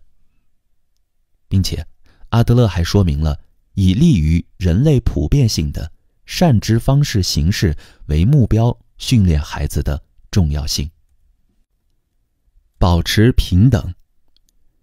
当阿德勒说教育孩子既不能训斥也不能娇惯的时候，也展示出了其关于人际关系结构的独特看法，这在今天依然适用。或者也可以说，阿德勒提出的理想在今天仍未能实现。由于无法继续在维也纳待下去的阿德勒转向了新天地美国，阿德勒的思想进一步开花结果。在美国，阿德勒看到了这样的事情：已经没有学校在要求孩子们必须双手交叉放在膝盖上安静地坐着一动不动了。当阿德勒对照自身在维也纳所受的古板教育经历时，在美国看到的这种情景肯定对其造成了极大的影响。显然，传统的教育方法或许已经不再适用于这样的孩子。孩子不会再仅仅因为老师这一身份便去尊敬老师。这是教育的堕落吗？阿德勒并不这么认为。阿德勒在20世纪20年代便说了下面这样的话：如果想要和睦地生活在一起，那就必须互相平等以待。阿德勒在去美国之前便认为人与人之间是平等关系，如果基于平等关系去看待、尊重并真心信赖孩子，那就没有必要用权威去压制孩子了。阿德勒的孩子亚历山德拉和库尔特也证明说，自己的父亲从未惩罚过孩子。不表扬。表扬是阿德勒否定的娇惯教育。随后我们会在其他文章中探讨期待被赞赏或被他人认可这个问题。这里首先从人际关系的角度论述一下表扬的无效性。某日，咨询室来了一位带着3岁女儿一起前来的咨询者。咨询者说，那天他没有找到能够帮忙看管孩子的人。当然，我这边没有任何问题，于是便准备了孩子坐的小凳子。看着孩子的儿童背包里装有母亲准备的糖果、玩具、布偶之类的东西，就知道母亲认为咨询期间孩子无法保持安静。可是跟母亲的预想相反，那个孩子能够安静地等待，因为3岁的孩子完全能够理解自己所处的状况，所以对此我并没有感到意外。咨询结束的时候，母亲对孩子说，你可真棒啊，能一直耐心地等待。我想很多父母都会很自然地这么说。还有一次，有一位男士来进行心理咨询，咨询结束时一问才知道，那个人是让妻子开车送自己来的。于是呢，我便建议他下次来咨询时让妻子也一起过来。1个小时的心理咨询之后，丈夫究竟对一直等待自己的妻子说了什么呢？很显然，他并不会对妻子说像前面的那位母亲对孩子说的话。假如听到丈夫对自己说，你可真棒，能一直耐心地等待之类的话，但凡是具有正常语言感觉的人，或许都会认为对方是在小瞧自己吧。大人之间不会使用这样的对话方式，但却会这么去表扬孩子。这种差别不是说错话的问题，并非是不小心说出了那样的话，而是跟人际关系构造有关。也就是说，当认为对方不如自己的时候，才会说出你真了不起啊之类的表扬语。我认为表扬是有能力者对没能力者所做出的自上而下式的评价语言，其前提应该是有上下高低之分的人际关系。如果有人怀疑孩子的能力，或者认为孩子低于大人，希望其能够想到阿德勒早在19世纪20年代便已经论述的大人与孩子之间的平等关系。即便是孩子，也不喜欢在人际关系中被人看低。仅仅因为是孩子便被小瞧的年代应该已经结束了。记得我的一个学生曾经说，他非常反感每当与父母发生争执，便会被不容分说地训斥，你明明还只是个孩子。男女关系已经是一个长期被关注的问题了，因此我认为今天应该不会有人公然说男尊女卑之类的话了。但在意识层面上，似乎依然还有很多人认为男性的地位高。关于婚姻，阿德勒支持一夫一妻制，在这一点上他曾被认为保守。但是读一读阿德勒下面的话，或许就能够理解其先驱性了。也就是爱和婚姻的问题唯有基于完全平等之时才能够得以解决。如果以平等精神去应对，就能够妥当处理婚姻这一课题。结婚之后，倘若一方想要征服对方，那或许会导致致命性的结果。此外，婚姻中一方如果总是想着去教育批判对方，也会造成问题。有的人会说，经济上又没有什么不宽裕之处，哪里来的不满呢？这种想法本身就有问题。但让这样的人明白这一点并不简单。明明每周都带其出去玩，也许对于那个人成长的家庭来说，这是理所当然的事情。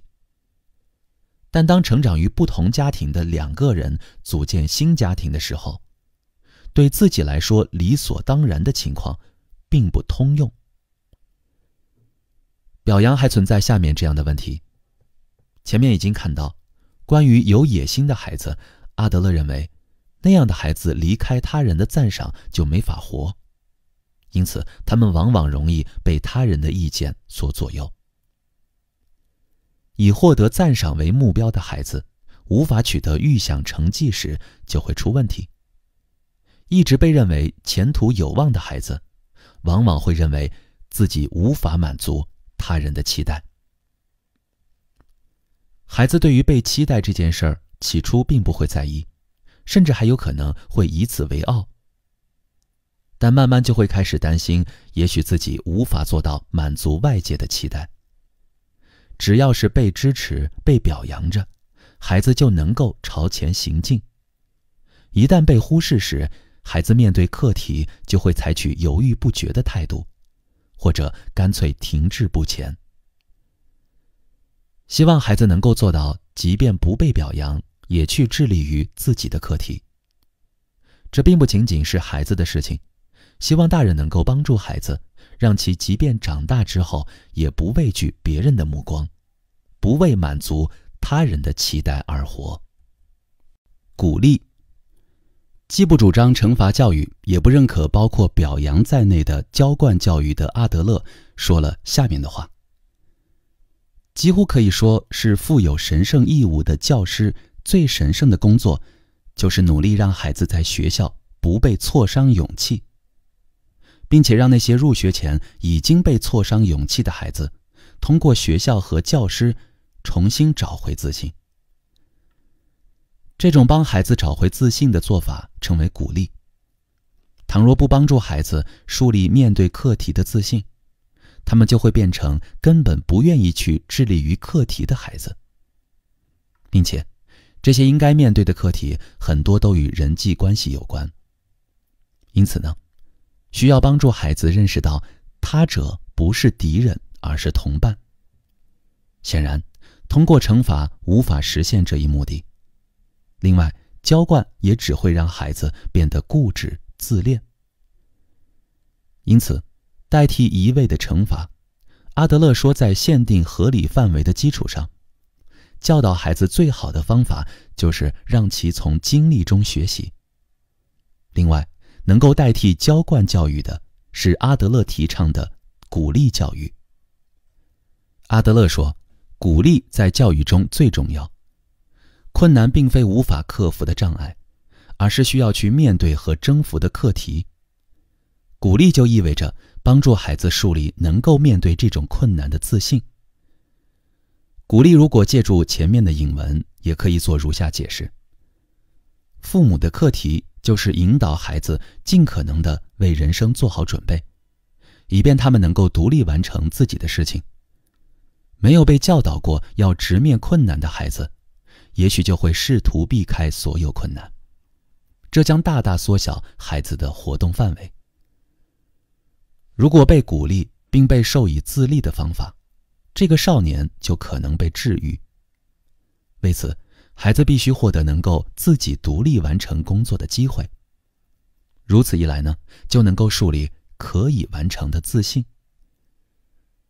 不可以妨碍孩子去面对困难以及完成自己的工作。要帮助孩子成为即使面对困难也不会丧失勇气的人。对于这样的孩子来说，学习新东西只会是一种喜悦。虽然学习需要努力，但不畏惧困难的孩子绝不会厌恶努力和忍耐。被浇灌的孩子往往害怕自立。与此相对，被鼓励的孩子不会认为自立是一种困难，也不会畏惧失败。他们会认为自己获得了达成与贡献的机会。正是由于认为自己能做到，所以才能做到。《侏罗纪公园》的作者迈克尔·克莱顿9岁起便踏出了作为作家的一步。在医学院上学时，父亲不为其支付学费，于是呢，他便下定决心用稿费来供自己上学。这成了作家迈克尔·克莱顿诞生的决定性因素。此前，作为记者、编辑的父亲也给克莱顿各种各样的刺激。14岁时，迈克尔·克莱顿便靠给《纽约时报》写旅行日志获得了稿费。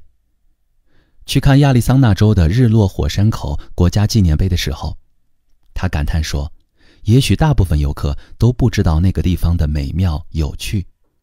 于是呢，父母便建议他将这些感触写下来，投稿给《纽约时报》。纽约时报？可我还是个孩子呀。那没有必要对任何人说呀。克莱顿看着父亲的脸，父亲说道，在要来旅游管理事务所的资料后，去采访那里的员工吧。于是呢，让家人在烈日下等着，在想好要问的问题后，克莱顿就去采访那里的员工了。克莱顿这么说道：看上去我的父母似乎认为年仅14岁的儿子能够胜任那项工作，我因此受到了鼓励，获得了勇气。阿德勒引用诗人维吉尔的例子来说明给孩子灌输乐观主义的重要性。正是由于认为自己能做到，所以才能做到。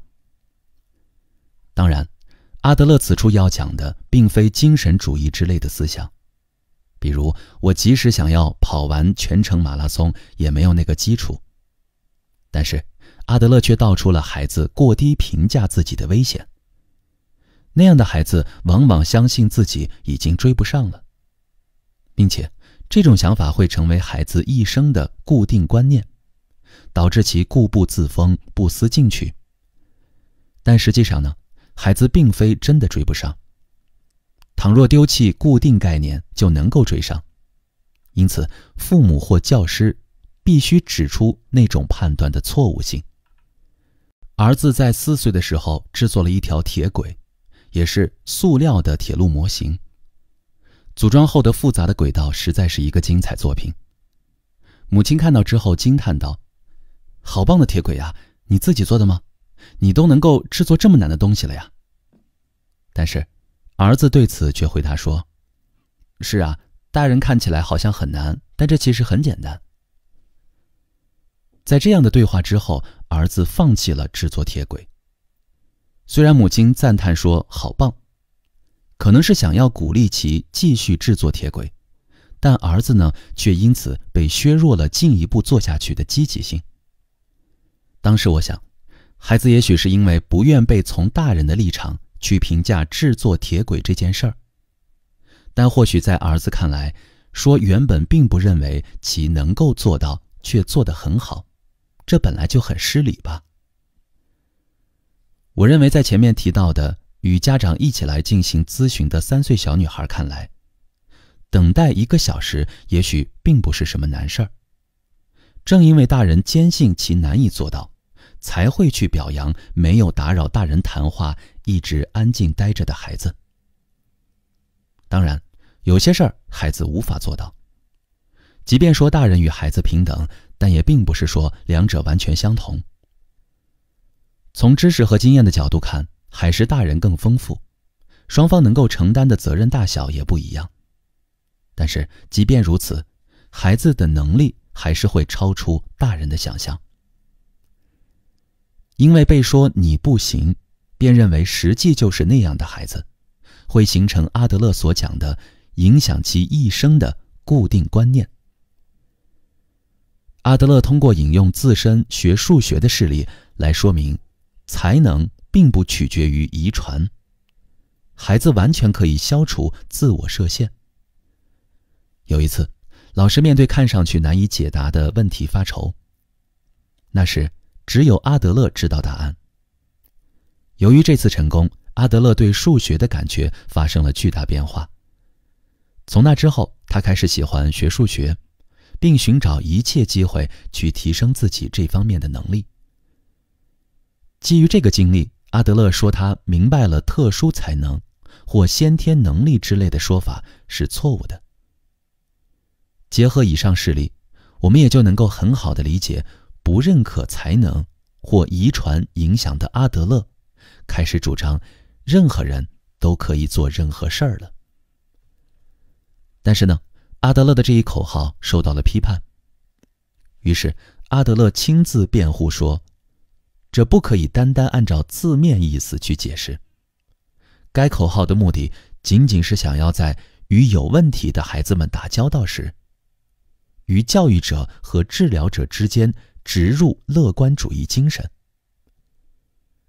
倘若想一想自我设限的弊病，就能够很好地理解阿德勒主张任何人都可以做任何事的用意了。不擅长数学的女儿亚历山德拉曾得到了父亲阿德勒下面这样的教导。有一次呢，亚历山德拉没有参加考试，便跑回了家。阿德勒对他说：怎么了？你真的认为这种谁都能够做到的简单事情自己就做不到吗？去尝试的话就一定能够做到。之后呢，亚历山德拉在很短的时间内便将数学成绩提升到了第1名。对被娇惯孩子的鼓励。阿德勒为坚信自己什么都做不到的11岁少年进行了这样的心理辅导。阿德勒说：你学过游泳吗？学过。你还记得刚开始学游泳时的辛苦吗？我想你一定花了很多时间才练得能够像现在这样游泳吧。什么事情啊，一开始做都很难，但是坚持一段时间的话就能够做好了。因为你能够学会游泳，所以读书、计算之类的事情肯定也能够学会。可是呢，这需要你专心致志，坚持不懈。不可以期待什么事情都由母亲来为你做，也不能因为别人会比你做得好而心怀顾虑呀。不可以期待什么事情都由母亲来为你做，这就是对被娇惯孩子的鼓励。不剥夺贡献的机会，并不仅仅限于孩子，父母也不可以替孩子做孩子自己能够做到或者必须去做的事情。假设有一个3岁的女孩开始为玩偶缝制帽子，看到这种情形，大人如果夸帽子好看，并提出如何可以做得更好的建议，小姑娘就会受到鼓励，或许还会更加努力地去钻研缝纫技术。但是与此相对，倘若大人说：快放下针，你会受伤的，你没有必要缝什么帽子，等着我出去给你买一顶更漂亮的回来，他或许就会放弃努力。这其中的差异显而易见。此外呢，我们也需要关怀担心自己可能已经不被需要的老人。那样的老人可能会成为对孩子言听计从的温顺老人，对孩子过分纵容，或者也可能会成为满腹牢骚的批判家。阿德勒说，老人感觉被丢在一旁是很可怜的事情，并主张即使是60、70或者80岁的人，也不可以劝其辞掉工作。如果是现在，即便是更加高龄的人，也不可以剥夺其工作机会吧。贡献感，像这样不去剥夺其贡献的机会，就育儿教育来讲的话，那就是让其获得贡献感。要对孩子说谢谢，多亏有你帮忙之类的话，并不是希望借此让其在其他机会中采取妥当行为，而是希望孩子可以通过获得一种自己能够发挥作用的贡献感，而感到自己具有贡献能力，继而悦纳那样的自己。引导孩子视他人为同伴。那么，母亲如何帮助孩子也能视自己以外的人为同伴呢？如前所述，娇惯孩子的母亲往往不愿意让孩子去关注自己之外的人。孩子要学会关心他人，需要去贡献，但若其贡献的对象原本就只有母亲自己，并且还认为他者对自己来说不是同伴而是敌人的话，或许就会不愿去贡献吧。并且身处残酷的外面世界的被娇惯的孩子，甚至会认为遭到了母亲的背叛。不仅仅是母亲，在新的世界里，人们不会顺从自己，其他人不会满足自己的期待，因此便会觉得宛若身处敌国。倘若因为某些事儿去惩罚这样的孩子，那只会强化其认为的所有人都是敌人的想法。被娇惯的孩子一般不懂得通过做一些对他人有用的事儿来获得认可。与这样的孩子打交道时，表扬或许也是一个问题。母亲如果只会关注孩子令自己高兴的时刻，孩子就不会去关心母亲以外的他人，因为这样的孩子做出的往往都是为了令母亲高兴的行为。因此，为了让孩子懂得关心他人，父母需要去关注孩子的贡献，就像前面已经看到的那样，可以对孩子说一些谢谢或多亏有你帮忙之类的话。如此一来，孩子就能学会对包括母亲自己在内的他者做出贡献，去关心更多的人。治疗中的鼓励不仅仅是教育，在神经症患者的治疗中也必须对其进行鼓励。在阿德勒心理学中，治疗、心理教育就是再教育。如前所述，仅仅除去症状是不够的。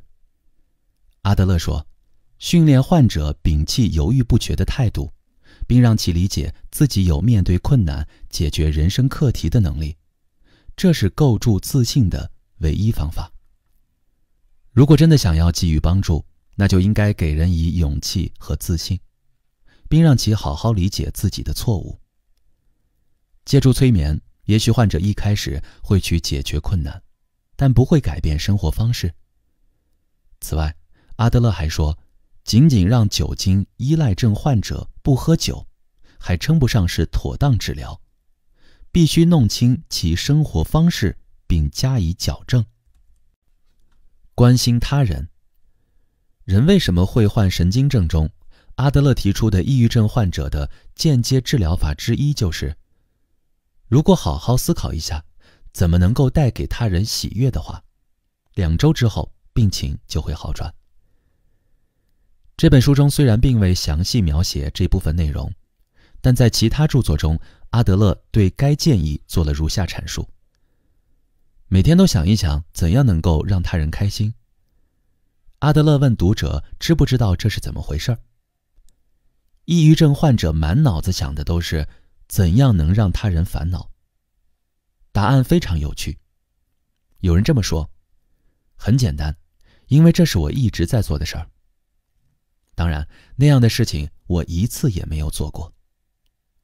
大家或许会认为阿德勒是在开玩笑，但这个如何让他人开心的建议是有一定用意的，那就是我想将关心转向他人。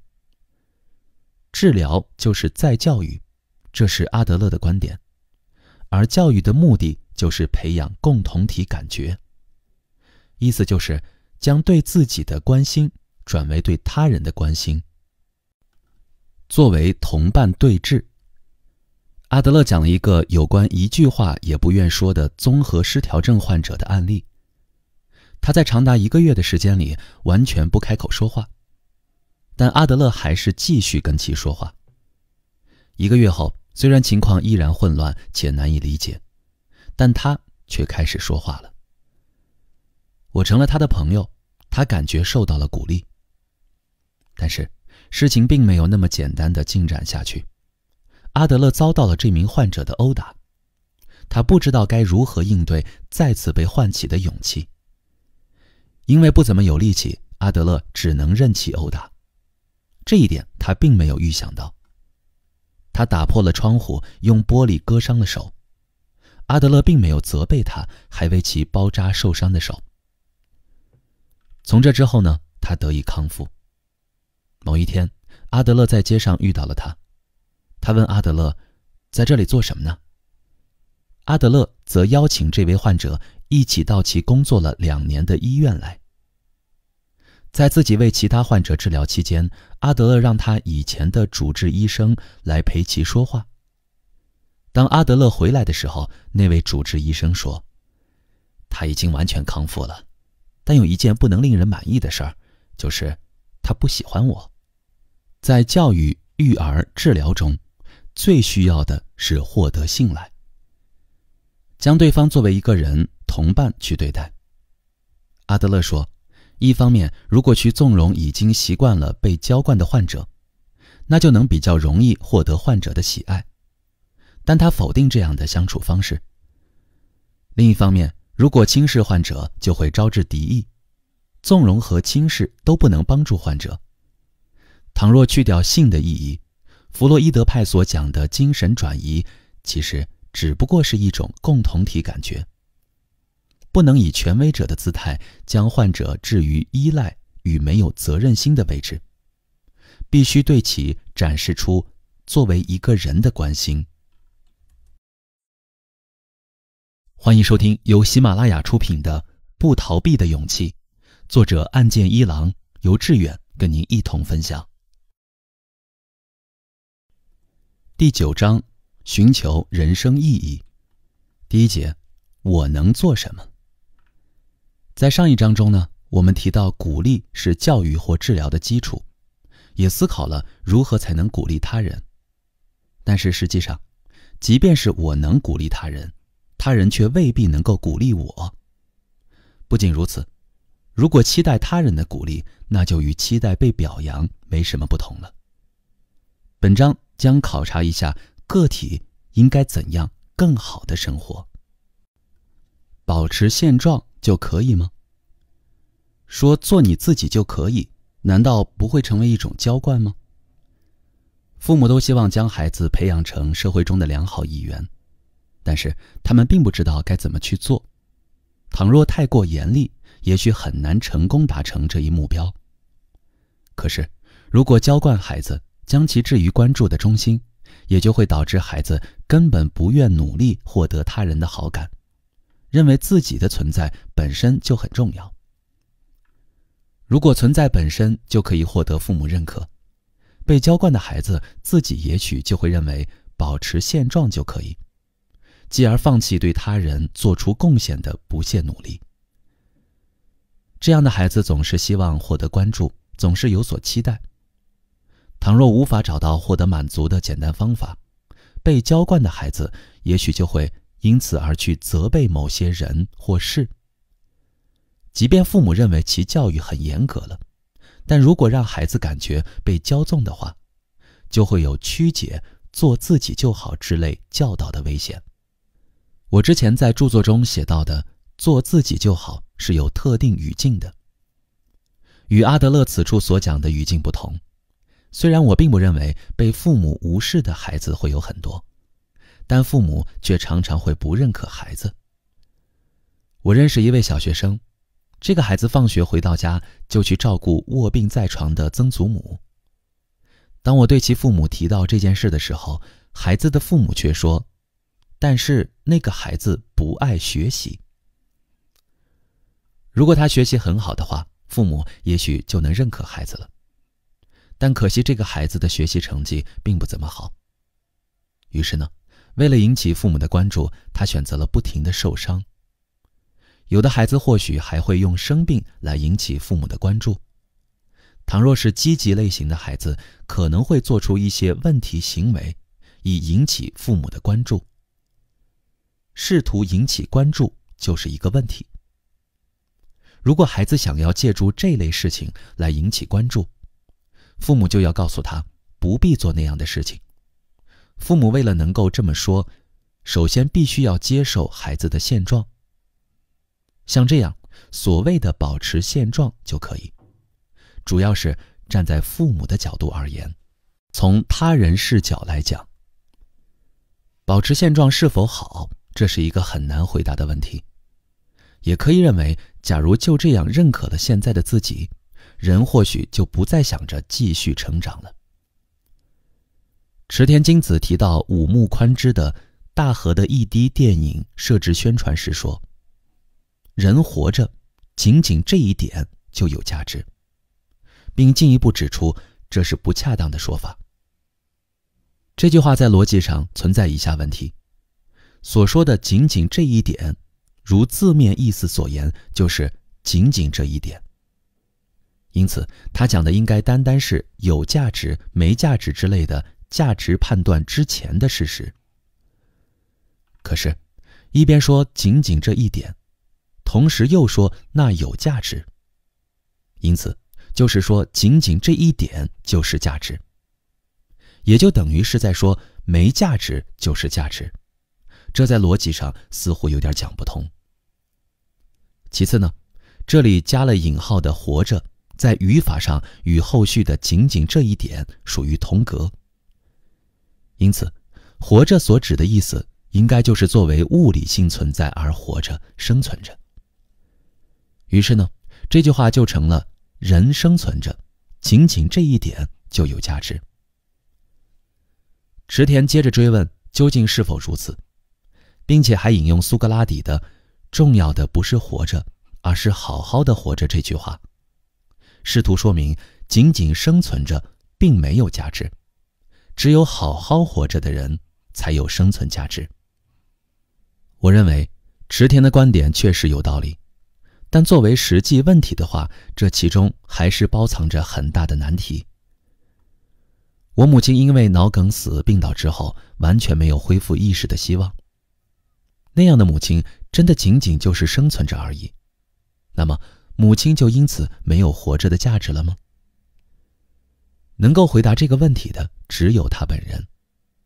也许她会想，我以这样的状态活着没有价值，请不要再设法延长我的寿命了。但是那时候她本人无法表明意志，她也可能会有如果早在变成那种状态之前表明意志就好了之类的想法。可是即便自己之前预想到了这种情况，也有可能会认为自己幸好没有说一旦失去意识不要设法为我延续生命之类的话。也许池田在讲生存一词时并没有考虑到像这样失去意识继而处于脑死亡状态的患者，但这是一个必须思考的问题。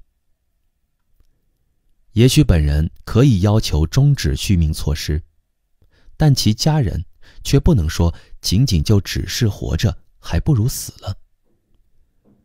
一旦做出那样的判断，以后肯定会后悔。我在母亲的病床前一直在思考这个问题。倘若将仅仅是活着作为0分来想，那么无论什么样的事情都能够以加法思维去看。这是从家人或周围人的视角来讲。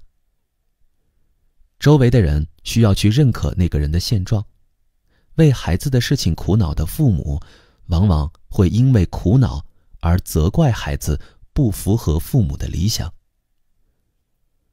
但无论现在是什么状态，作为父母或许只能去接受孩子的现状。但是从我的视角来看，是否可以认为保持现状就好呢？或许那样想并不好。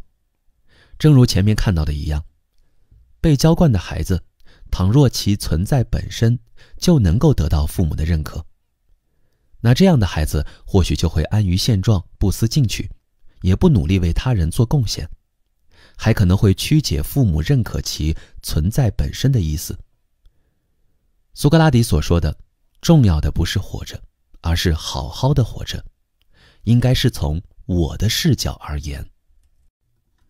不必刻意营造自己的优越感，但是有些情况下自身也可以安于现状。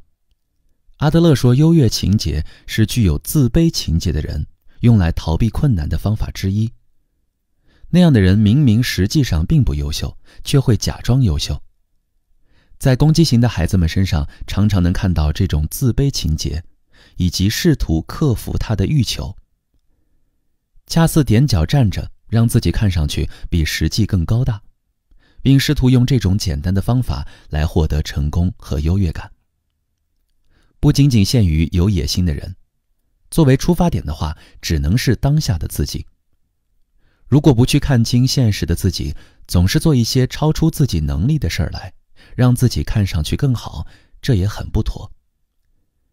即便突然以理想的自己为目标，并在感情上责怪达不到理想的现实的自己，那也没有意义。理想终归是理想，必须清醒地意识到其与现实之间存在差距这一事实。纵然自身不可安于现状，必须有所改变，但作为出发点，首先也应该从接受当下的自己开始。关于自己，即便是拥有理想，如果与他人如何评价自己有关，也要尽早摒弃那种成分。因为虽然应该朝着理想努力，但无论如何也做不到完全获得他人好评这一意义上的理想自我。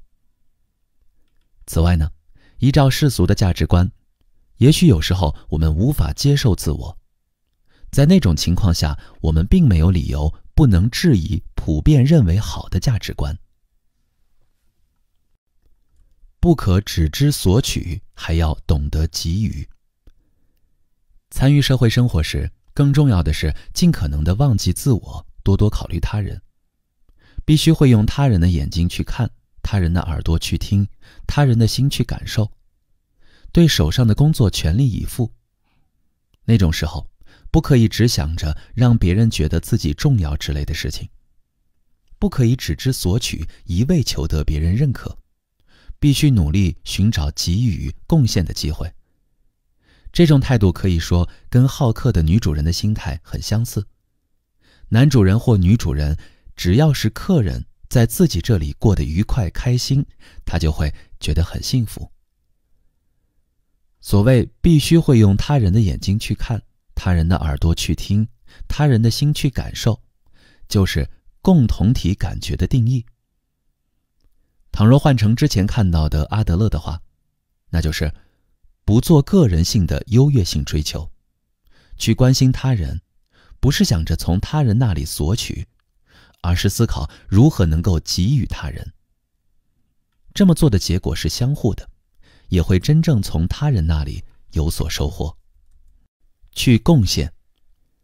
28岁罹患多发性硬化症的杰奎琳·杜普雷患病后无法再作为大提琴手从事活动，但他在42岁去世之前也曾作为打击乐器演奏者登上过舞台。他还担任过普罗科菲耶夫《彼得与狼》的朗读者角色。杰奎琳·杜普雷就是这样尽可能地继续站在舞台上。看到这样的生活方式，我会觉得他作为音乐家的时代已经远去，但比这更了不起的是他作为一个毫不屈服于不治之症、顽强活下去的精神。杜普雷的人生因此而愈加有价值。也许可以说，对于杜普雷而言，其晚年的生活方式所体现的并非为艺术的艺术，而是为人生的艺术。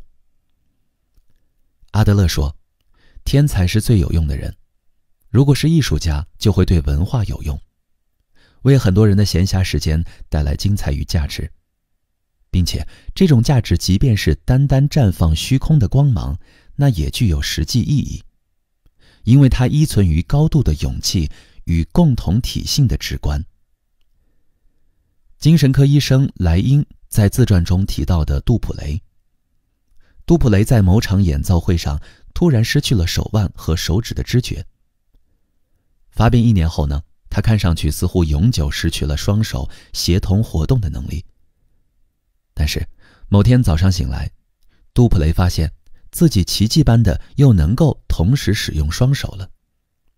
这种恢复状态持续了4天，期间他完成了数曲值得纪念的录音演奏，包括肖邦和弗雷的大提琴奏鸣曲。尽管此时的杜普雷已经很久没有练习过大提琴了。莱因提到杜普雷是要将其案例作为器质性损伤不可逆转这一观点的反证，而我要关注的点与莱因有所不同。或许杜普雷本人也没有预料到自己会恢复。某天早上发现双手机能恢复的时候，他肯定也不知道这种状态会持续几日，结果仅仅持续了4日。尽管如此，杜普雷并没有错过这个机会，他进行了演奏录制，这就是杜普雷的生存姿态。倘若只考虑自己，或许他就不会想到在这暂时性的恢复时期里为自己的演奏录音。我并不认为杜普雷此时做的是个人性的优越性追求，不逃避人生课题。阿德勒引用某个人的早期回忆讲了下面的事情。4岁的时候，我坐在窗边，那时妈妈在织袜子，而我在看工匠于马路对面盖房子。其他人在劳动，而这个人在观望。总之，也就是说，与此人的人生相对应的姿态是旁观。如果自己不去关涉他人，就什么都不会发生。明明自己什么都不做，即使感叹跟不上他人也无济于事。不可以旁观，我们必须积极地参与人生。多数人虽不至于像这样做一个旁观者，但在自己所面对的课题面前犹豫不决、退缩不前的做法，阿德勒也不认可。就像前面已经看到的一样，如果有这样的人存在，我们就要帮助其面对课题。阿德勒称之为鼓励，而作为自己的问题，也要拿出不逃避课题的勇气。阿德勒并不是将自己创立的心理学仅仅作为理论提出来，而是亲自去实践。关于这一点，读一下他的传记就能明白。我们可以从阿德勒的人生中学到很多。阿德勒也有讲述自己早期回忆的文字。我有与我的人生紧密相关的空想的早期回忆。在35岁之前，我一直将这段回忆放在心底。我以这段回忆为傲。进入小学的时候，我5岁。那所学校位于迪斯塔贝格小路的尽头。在我的记忆中，我和同学每天上学都必须经过一片墓地。我在经过这片墓地的时候，心情很不好，总感觉心里很紧张。但我的同学们从那里经过的时候，却似乎很轻松。我为穿过墓地这件事儿承受了极大的负担。于是我决心将自己从这种不安中解放出来。于是呢，以后再与同学们一起到达墓地的时候，我会故意比同学们走得慢一些，还将书包挂在墓地的栅栏上，一个人走着去。一开始独自经过墓地的时候，我会加快步伐，渐渐的就可以从容来去了。最后，我感觉自己终于完全克服了内心的恐惧。直到35岁的时候，阿德勒遇到了1年级的同学，于是便问到了这片墓地。那片墓地怎么样了？面对阿德勒的问题，朋友回答说，那里并没有什么墓地呀。这段回忆仅仅是阿德勒空想出来的。尽管如此，这段回忆对阿德勒来说仍然成了心灵训练。我们从中可以看出儿童时代的阿德勒是如何想要通过这种训练来克服困难，并且回忆儿童时代的勇气有助于克服之后现实人生中的困难，并度过困境。阿德勒面对困难课题时，一想起这个时候的事情，就能够鼓起度过困境的勇气。阿德勒在众多记忆中选出了这段记忆。阿德勒所面对的问题是什么呢？他曾说过，我在幼年时便已经熟悉了死亡问题这样的话。阿德勒在3岁的时候，他的弟弟鲁道夫便夭折了。阿德勒在4岁时也得了肺炎。那时候连医生也对阿德勒的病束手无策。因为这件事情，阿德勒很早便对死亡问题产生了兴趣，并于长大后成为了医生。在空想中保持了很长时间的阿德勒的早期回忆，有助于其面对死亡问题毫不恐慌，保持镇定。阿德勒后来将工作基地逐渐转移到了美国。在从伦敦出发去美国之前，他一想到这趟将要到来的旅行，便会感到不安。在伦敦的最后几天，阿德勒做的梦十分清晰，而令人担心。梦里他按照预定时间乘上了船，但船却突然翻倒沉没了。船上装有阿德勒的随身物品全都被汹涌的波涛摧毁掉了。阿德勒在美国必须用英语讲话，为了学习英语，阿德勒付出了非同寻常的努力。在维也纳作为高明辩论家而闻名的阿德勒，到了美国不再继续讲德语。一想到要用生硬难听的英语来说话，他的心情或许会很沉重吧。但是从留存下来的阿德勒用英语演讲的影像来看，他却是激情澎湃的。霍夫曼在书中写道，阿德勒第一次去美国之前的一天晚上，经历了少有的自信丧失与不安爆发，但阿德勒的梦还有后续。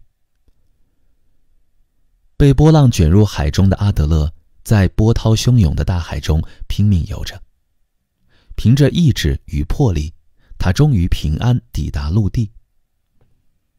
此时呢，阿德勒55岁。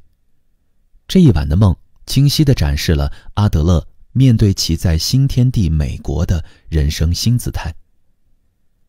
阿德勒在获得能够用英语演讲的自信之前，每天都去上英语课。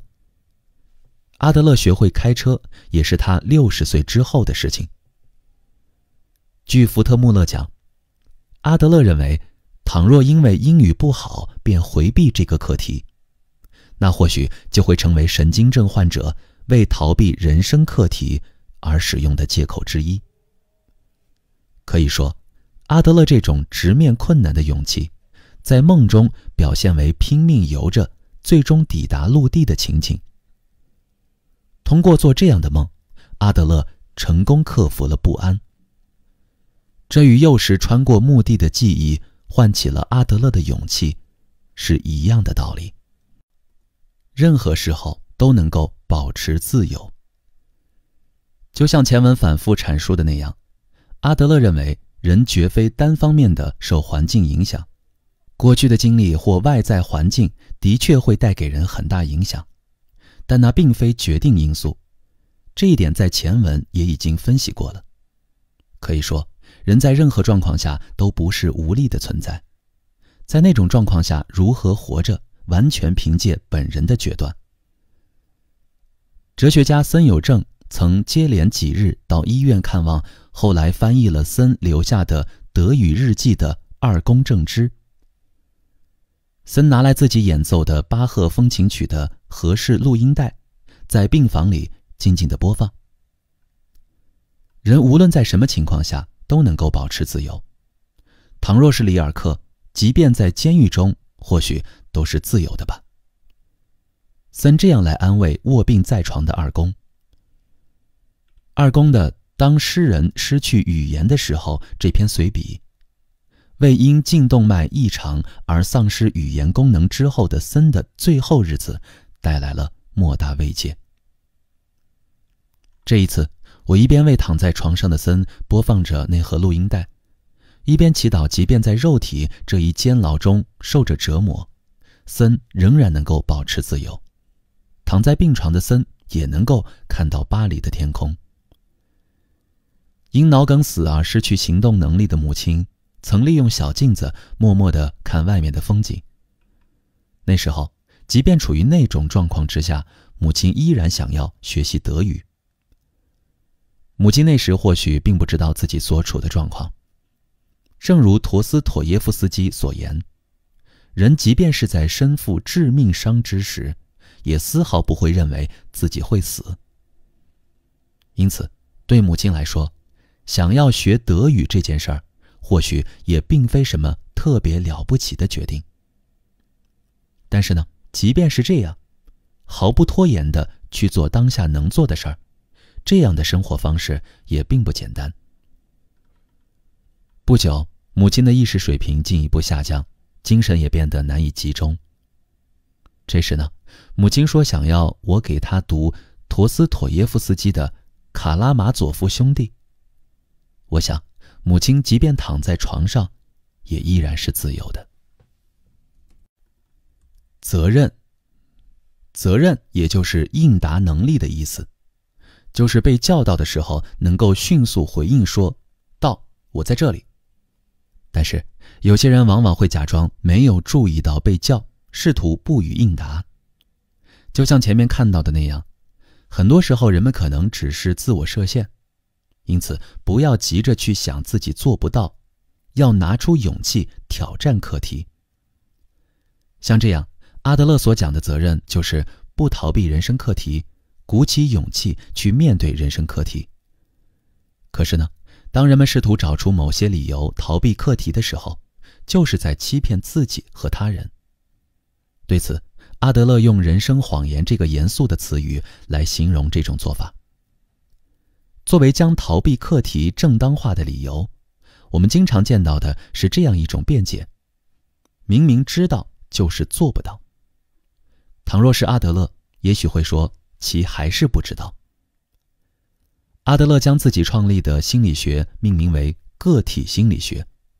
个体心理学中的个体一词源于拉丁语。阿德勒认为人是不可分割的整体。例如，他反对诸如将人分为精神与身体、感情与理性、意识与无意识等一切形式的二元论。个体心理学就是研究这种作为不可分割之整体的人的心理学。这种作为不可分割之整体的人会朝着某个方向行动。关于意识与无意识，阿德勒认为其是一个相同实体的相辅相成的部分。即便某部分看上去像是朝着相反的方向运动，其实也是在协力朝着一定的方向前进。并且将人看作这种不可分割的整体，也就意味着不认可那种在两种以上选项中犹豫不决、无法决断意义上的挣扎与纠葛，因为并不存在既想做又不想做之类的内心背离。柏拉图指出了这种明明知道但却做不到，或者受感情支配之类的人的状态，并称之为不可自制或者意志薄弱。但是呢，与阿德勒一样，柏拉图并不认可这种意志薄弱。例如，他认为并不存在由于受感情支配而致使人所拥有的理性或知识失去效力之类的事情。可是，倘若人真的知道什么是善也有好处，就绝不会受感情的支配。假若发生了那种受感情支配的事情，那应该会认为自己当时的行为是善的。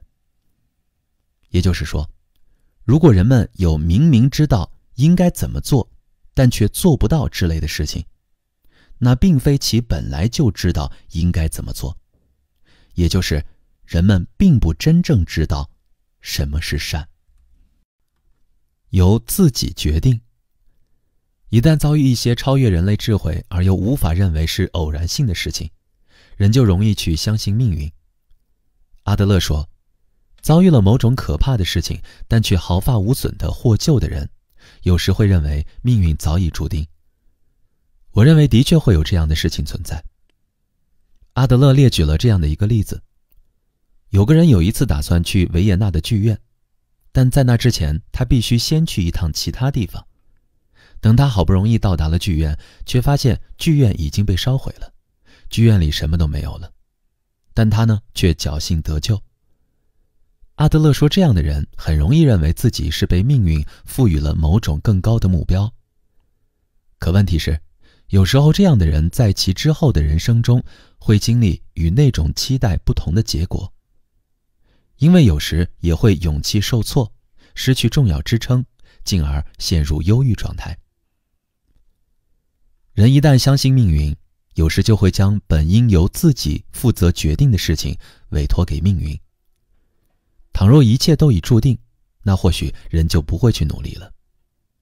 另外，如果认为即使努力也是人间万事皆偶然，一切幸福也都不会长久，这类人就只能在看似超越人类的力量面前驻足不前了。柏拉图说过下面这样的话：并不是主导命运的神灵抽签选中你们，而应该是由你们自己选择自己的神灵。在希腊，人们曾认为每个人都有一个主导并支配各自命运的神灵相随。与一般的想法不同，柏拉图强调说，命运并非是被给予的，而是个人自己选定的结果。责任在于选择者，神没有任何责任。柏拉图说，如果人们能够这样想，则人人都会想要对自己有好处这一意义上的善了。虽然有时人们也的确会选错实现这种善的手段，但选择的时候不要悲观地想着那样就行吧，而要做出那就是好的之类积极主动的选择。并且不要将与那种选择伴随而来的责任推给任何人或事，要由自己全力承担，积极进行由那样就行吧到那就是好的之间的转换。只有抱着这种想法，人们才能主动承担与选择相伴而生的责任。聚焦目标，像这样坚定地选择了那就是好的之后，人们就会为了实现它而朝着某一目标生活。只是还要注意下面的事情。阿德勒说，优越性追求具有一定的灵活性。优越性追求即便是被框定在了特定的方向上，也一定能够找到新的出路。但是盯着自己制定的目标时，有的人会认为如果得不到这个就会一无所有。当课题难以达成的时候，就想要从中逃开。阿德勒用全或无来解释这种生活方式，这一点在前文已经分析过了。人往往想要达成某种目标，但有时达成目标本身会成为一种目的。人会固执于目标，将主要着眼点全都放在如何达成或者如何高效达成目标上面。倘若认为唯有达成目标才有意义，那就会只看重高效达成目标，或者不择手段地达成目标，而全然不顾达成目标之前的过程。根本无法树立即便达不成目标也要享受这个过程之类的想法。树立目标本身并没有问题，但是有时候人们会明显地发现自己无法达成目标，或者当自己注意到这一点的时候，发现目标意外地发展到当初没有预料到的地步。这种时候，我们有理由认为目标也可以不必那么高效地去实现，甚至是达不成也没有关系。这并不是说我们可以不去为达成目标而努力，而是说即便在目标未能如愿达成的时候，我们也可以反思一下自己制定的计划是否存在破绽。或许还不得不承认，有些时候并非是自己努力不够，而是会有一些人无法左右的因素导致目标难以实现。此外，有时候即便自己打算朝着实现目标努力，但事情却向着自己想要回避的方向发展。要避免这样的事情发生，应该怎么做呢？聚焦目标，并时常审视目标。思考自己真正想要完成的是什么。只要弄清楚了这一点，就不会一直固执于一条道路，就能够在必要的时候及时撤退、止损，并迈向其他道路。不过那种时候，倘若个体已经耗费了太多时间、精力以及金钱，或许撤退就需要勇气了。即便是那样，人生有时也会遇到需要下定这种决心的局面。我们必须通过聚焦目标来摆脱眼前事物的束缚，努力朝着对自己来说真正重要的目标前进。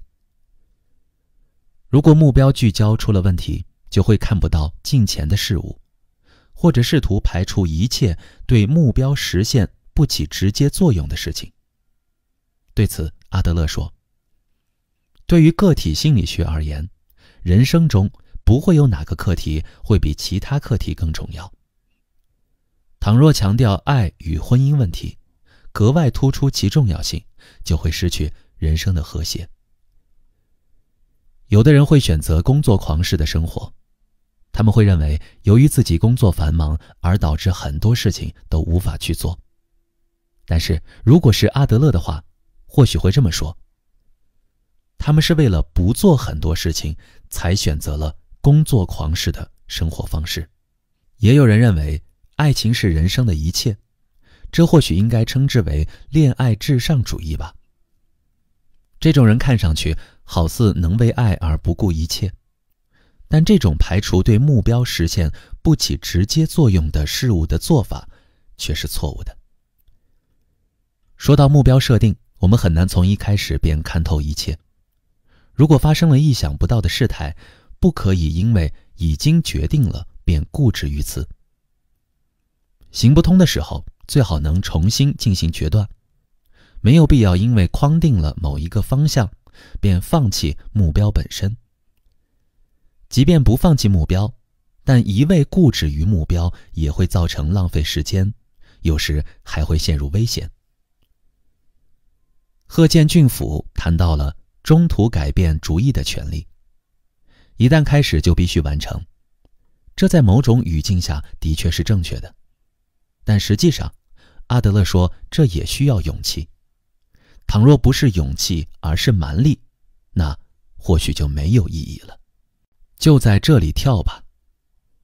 有的人认为现在的生活是暂时性的，等我们的理想都实现了，才是真正人生的开始。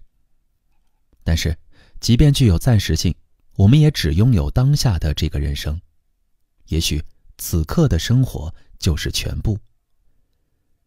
黑格尔在《法哲学原理》的序言中引用了下面这句话：这里就是罗德斯岛，就在这里跳吧。这句话的出处呢是有典故的，它来自《伊索寓言》中的故事。有一位在自己国家总是被人说不够勇猛的五项全能的运动员，有一次去海外参加比赛，过了很久才回来。这名男子吹嘘说自己在很多国家都威名远扬，特别是在罗德斯岛，自己跳得比奥林匹克选手都要高，并说如果去罗德斯岛的话，当时在竞技场上的人们都会为自己作证。于是呢，在场者中的一个人打断了他，说：嗨，老兄，如果那是真的，根本不需要证人，这里就是罗德斯岛，就在这里跳吧。引用这句话的黑格尔的意图是什么，暂且不谈。我据此想到了那些只生活在人生可能性中的人，或者仅仅活在不必实际付诸行动的状况下的人。可能与此处引用这句话的意图稍微有点不同。我还想起来了阿德勒为了说明生活方式而写的下面这段文字：将3名不同类型的孩子带到狮子笼跟前，3个孩子都是第一次看到狮子。第一位少年说：我要回家。第二位少年说：多么棒啊！但他这么说的时候，实际上却在发抖。第3位少年说：我可以朝狮子吐口水吗？当然，正因为狮子在笼子里，这位少年才能够说出这样的话。此外，康拉德·劳伦兹也说过下面这样的话：狗只有在确认对方隔着围墙，绝对来不到自己地盘的时候，才会激烈吼叫，互相威吓。不仅仅是在空间维度，在时间维度上处于安全圈内的人也是什么都敢说。如果什么什么的话，倘若标榜着这种假设句，或许什么都能说。作为现实活动态的生命，我经常会问他人：你现在正处于人生的哪一个阶段？这个问题。然而，没有任何人觉得这个问题不可思议，并且会给出各自的答案。大家往往都会觉得这个始于诞生，终于死亡的人生会有转折点。有的人觉得自身距离到达转折点还有很长时间，或者有人觉得自身的转折点在很久以前就已经过去了。亚里士多德曾将运动与现实活动态进行对照论述。通常的运动往往会有起点与终点，其目的最好是尽早高效地被达成。例如，上班时人们一般都希望尽早到达工作单位，因此如果有可能，有必要乘坐高速电车或特快列车，而不是普通电车。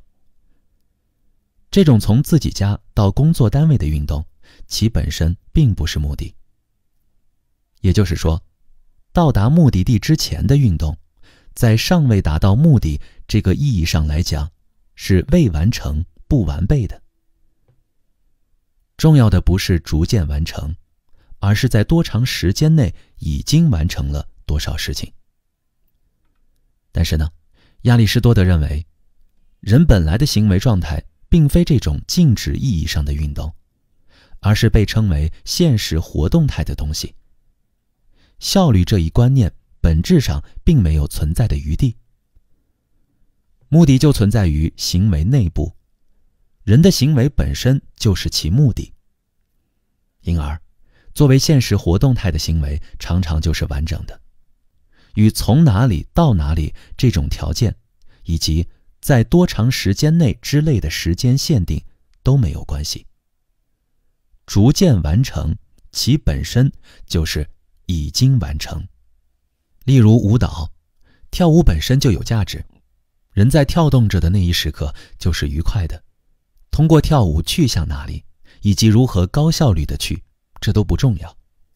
没有人会为了去哪里而跳舞。作为跳动的结果，人也许会到达某一个地方，但不会有人为了去某个地方而跳舞。在旅行中呢，高效地到达目的地并没有意义。即便没有到达目的地，也可以欣赏从踏上旅行的瞬间到抵达目的地的途中景色。旅途中，时间以不同寻常的方式开始流动，但是不仅仅是旅行之类的特别机会，即便去上班的时候，人们也可以如此去留意途中的风景，享受抵达工作单位之前的途中时间。那么，活着又是怎样的呢？的确，有时我们会对人的生命做空间性的想象，以始于诞生，终于死亡这样的线段形式将其具象化。思考人生的转折点，仅仅在将人生想象为线段式的存在时才有意义。但是，这只是解释生命的一种权宜手段。因为，即便想象着转折点，说自己的人生已基本过半，也没有人知道我们的人生何时会终结。也许转折点早就已经过去了。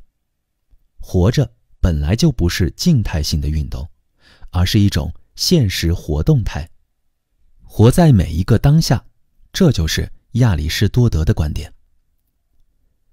倘若人们能够像这样活着，作为现实活动态来理解，即便人生突然终结，也不至于会有壮志未遂便英年早逝之类的遗憾。如果把人生作为现实活动态去度过，就不会把明天当作今日的延长，仅仅去延续生命，而能够将今天作为充实的一天去度过。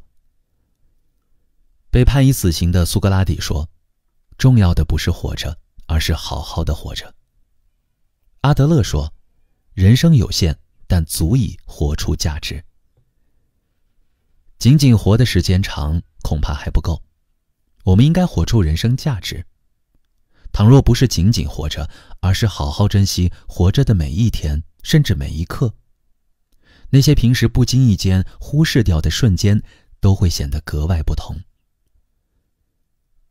我手上呢有一块镇纸，上面刻有亚里士多德的一句话，意思是，人在好好活着的同时，就已经活好了。不同于作为通往目的之活动过程的运动，作为目的内在于行为之中，或者行为本身就是其目的的这种完整行为的典型例子。亚里士多德举出了活着这个例子，以说明逐渐完成本身就是已经完成。如果是说活着这件事儿，人在活着的同时就已经活过了，当下的生命就是完整完备的。柏拉图被认为死在写字台前。这句由西塞罗传达的话究竟是什么意思？有时会成为讨论的问题。具体而言就是，他到底是如字面意思所指是倒在写作过程中，还是本打算写几本书，却没有完成便去世了？而我更愿意认为，其所指的就是字面意思。病倒的老师未写完的稿子，至今仍原封不动地放在书桌上。关于死亡，现实活动态不同于静态意义上的运动，它不在时间框架之内，无法通过时间进行计算。如果将活着理解为现实活动态的话，那死亡就不会是阻碍我们人生去路的东西。死亡对我们来说也不再是一种威胁。即便活着的时候，一切看上去都与死亡一起归零，单单活着或是延续生命，只是希望时间持续。而好好活着，或是作为现实活动态的生命，则指向超越时间的永恒。因此，对于这种作为现实活动态的生命来说，死亡究竟是什么，也就没有什么意义了。阿德勒自幼便熟悉了死亡，这一点在前面也已经看到过了。阿德勒3岁时，1岁的弟弟鲁道夫便死于白喉。弟弟的夭折，再加上阿德勒自幼体弱多病，以及4岁时差点死于肺炎的经历等，这一切都促使他下定决心，将来要成为一名医生。关于下面这位少年的记述，或许就可以看作是阿德勒自己的经历。假设有一位少年因为自己身边的人生病或死亡而恐惧不安，这位少年也许就会想要通过成为医生与死神决斗这样的决心，去平息那种恐惧。幼时经历身边的人去世，这会给孩子的心灵带来强烈影响。而在与疾病或死亡问题搏斗之后，有时其本人就会成为医生。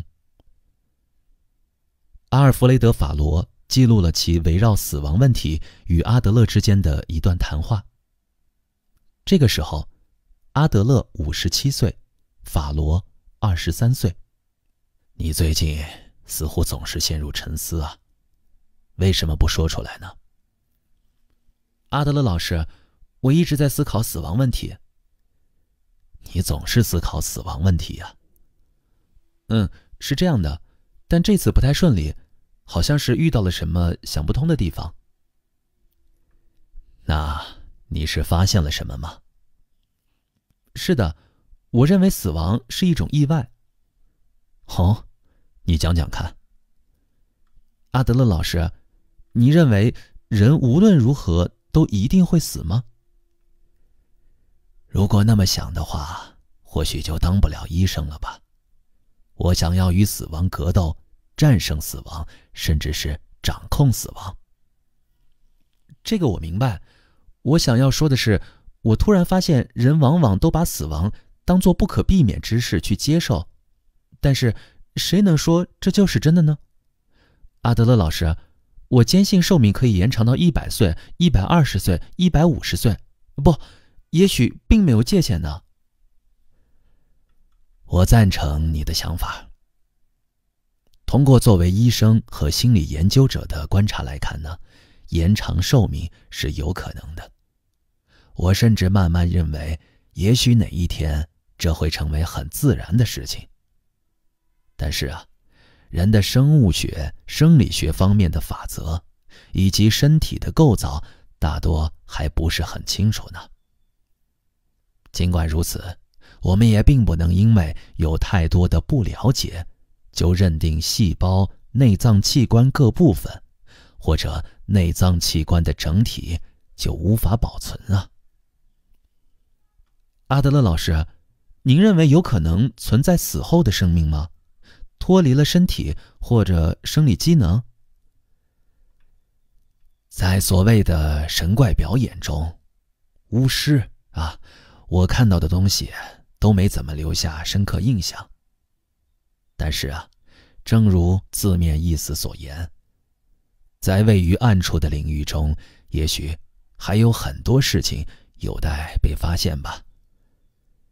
你问我是否相信脱离了身体或生理机能之后，仍然有生命存在，对吧？倘若不是有目前完全未知的生理学新法则被发现，我呢就不相信。但这种事情啊，也不是不可能。可是，我认为在我有生之年，并不会发生啊。阿德勒老师，想到自己有一天会死亡，您不会感到害怕吗？不，我并不害怕。我很久之前便已经与那种想法之间达成和解了。我有时会感觉人生深不可测，这该怎么办呢？好好的活着呀，就在深渊之中。我能说的就只有这些，并且活下去。倘若能够改变必死亡这一事实，我也许会去那么做，但那是无法办到的事情。因此呢，我不会拿那种可能性来困扰自己的人生。就算现在能享受的事情全部归零，也不想认为其是不幸。看，还有其他人在等我，我要做的事情还有很多呢。阿德勒在这里讲到的，我想要与死亡格斗，战胜死亡，甚至是掌控死亡，与其在著作中的很多地方提到的想当医生的动机说明是一致的。关于死亡，在阿德勒生活的年代，人们并没有弄清楚，今天也依然没有太大改变。但即便不了解死亡究竟是怎么回事，或者其本身到底是什么，阿德勒都不会因此而让当下的自己陷入不幸。我读了这段阿德勒与法罗之间的对话，想起了苏格拉底在法庭演说中最后说了下面这样的话：但是该结束了，因为时间到了，我必须得走了。我要去死，而诸位要去活。可只有神知道我们的未来哪一个更好。阿德勒说，看，还有其他人在等我，我要做的事情还有很多。这与留住生命形成了鲜明对照。阿德勒与苏格拉底的话的相通之处就在于，他们并不认为死亡一定是坏事儿，势必会给人带来不幸。法罗最后一次见到阿德勒是在1935年。我曾经跟你说过我为什么会成为医生吧？因为我想要战胜死亡。虽然这并没有成功，但我却在途中发现了一个收获，那就是个体心理学。我认为那是一件有价值的事情。阿德勒留住了生命，确立了自己的心理学。前文分析了面向未来的原因论，坚信将来一定不会幸福，或者认为死亡很可怕的原因也是一样的。有人认为那是好事儿，但是寄希望于无法证明的事情，我认为倘若没有强烈的信念，那恐怕是很难的。可是如果有人认为死亡很可怕，那无非是视不知道的事情为知道。苏格拉底临死前说，恐惧死亡这件事好吗？这无非跟诸位没有智慧，却认为自己有智慧是一样的。因为没有人知道死亡究竟是什么。但是我们也不知道死亡是否是所有好事中最大的好事，因为谁都不清楚死亡的真面目。现在就能获得幸福。还有一种情况，有人会乐观地认为什么坏事也不会发生，也有人认为拥有金钱就可以得到自己期望的一切，包括名誉、地位，甚至是人心。但是呢，生活中也未必尽是好事发生。当母亲年纪轻轻便因脑梗死病倒而致半身不遂时，我不得不去思考人的幸福究竟是什么。我当时就想，人到了像母亲这样无法行动，并且连意识也失去的时候，还能找到生存意义吗？那时我明白了，金钱或地位起不了任何作用。如果人没有了意识，就连健康都跟幸福无关。在极端状态下，外在或偶然性的事物并不能发挥什么作用。倘若依赖这些事物，在遭遇突然失去它们之类的事态时，人会立刻陷入不幸的深渊。金钱或地位之类的外在事物不可能成为幸福的条件。正如前面已经看到的一样，拥有这些并非对谁来说都会毫无例外地被认为是一种幸福。我有时也会觉得人生很残酷，常被命运捉弄。但是无论怎么样的人生，并不是外在事件让人幸福或不幸。认为现在有妨碍自己幸福的事态，如果消除它，或许就会变得幸福。倘若很多事情都能实现，也许就能获得幸福。亦或声称因为过去经历了造成精神创伤的事件，现在才活得很痛苦。这些都是神经症的逻辑。明明没有人不渴望幸福，但看上去这些人却似在拒绝幸福，并且在这种逻辑下，活着常常被理解为静态性的运动。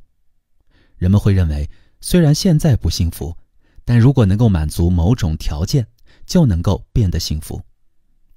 但是，一旦这样想，现在的时间就会成了为了未来有可能获得幸福而做准备的时间，不迷失与人生之间的关联。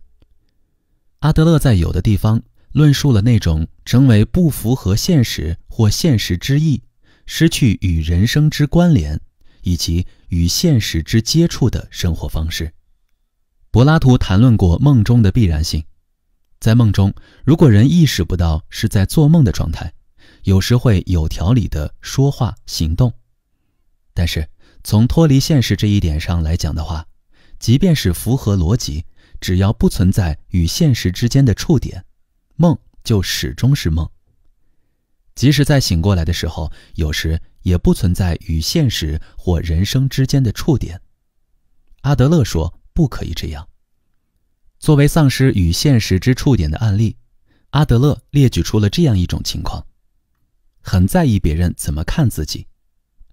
阿德勒说，人一旦拘泥于自己给别人留下了什么印象，或者他人如何看自己之类的问题，就会变成不符合事实，丧失了与人生之间的关联。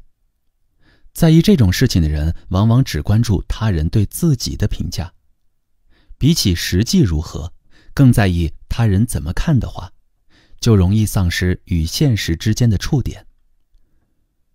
不管别人怎么看自己，都要按照自己的信条活着。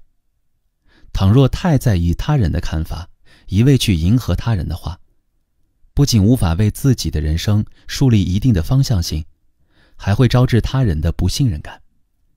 因为试图同时接受互不相容的观点，或者向互相敌对的人同时表忠心之类的事情，有时会被人发觉。亦或有时如果一味考虑别人怎么看，就会以之为理由借口去回避所面对的课题。首先，阿德勒说这样的人只知道考虑自己。我希望大家注意这一点。阿德勒说，只知道考虑自己的人往往会忘记人生要求什么，或者作为人应该给予什么。在此，我想起了这样一件事情。法兰克福曾学习康德，不去问我还能够从人生中期望什么，而是转而去问人生对我期望什么，并称之为哥白尼式革命。不对人生付出，而一味期望人生，这是被浇灌者的逻辑。其次，这样的人只去关心理想中的自己或他人，而忽视现实中的自己或他人。这与可以保持我的现状吗？这一问题有关。关于这一点，前面已经考察过了。最后，倘若一心想着实现了什么之后，真正的人生才会开始，就无法活在当下，继而迷失与现实之间的触点。这样的想法与只会说如果什么什么的话，一味寄希望于可能性的神经症患者的逻辑是一样的。所谓目的论，就是以善为志向的意思。树立某种目的的时候，那种目的未必一定要面向未来。在前文看到的亚里士多德的现实活动态中，目的就内在于行为之中。儿子4岁的时候，我俩曾有一次一起等公共汽车。那天我们先乘了20分钟左右的电车出远门，出了电车站之后，打算乘公共汽车去目的地。但1个小时只有一班的公共汽车刚刚才开走。于是呢，我略带沮丧地对儿子说，再过1个小时公共汽车才能来呢。可儿子却开心地回答，好啊，那就等着吧。就那样，我和儿子晒着有点不像5月的初夏骄阳，静静坐在汽车站等公共汽车到来。那时的我们一点也没有着急，就那样静静地等待着时间流逝的感觉可真好呀。但是这段时间并不仅仅是等待发往目的地的公共汽车的时间，这段时间仅仅那样流过就已经很完美了。即使那天公共汽车不来，我们没有到达目的地便返回了，我或许也不会觉得遗憾。此外，人有时会想要延迟解决问题，正如前面已经看到的那样，面对人生课题惧怕失败的人，往往害怕挑战课题，进而罹患神经症。那样的人常常想要停滞不前，拖住时间。入学之后很快便不断迟到的少女，由于在上学之前一直由他人替其完成课题，导致其没有做好直面困难的准备，继而心怀恐惧，最终试图逃避。一旦进入新环境，之前并不突出的生活方式会变得明显起来。孩子进入学校的时候尤其如此。在那之前，孩子无论多么受家人关注，进入学校之后再也不会被人捧着了。实际上，他也是采取了勇气受挫者，为了逃避表面上的失败而经常采用的手段。也就是说，无论什么事情都不去完成，如此一来便可以免受最终评价，因而就尽可能的去浪费时间。对于这样的人来说，时间是最大的敌人。因为在社会环境中，他们似乎会不断苦恼于我要怎样利用时间这一问题，因此他们便会做一些无聊的事情来进行消磨闲暇的奇怪努力。这名少女则总是迟到，并且还将一切行动延期，即便受到责难也不与人为敌。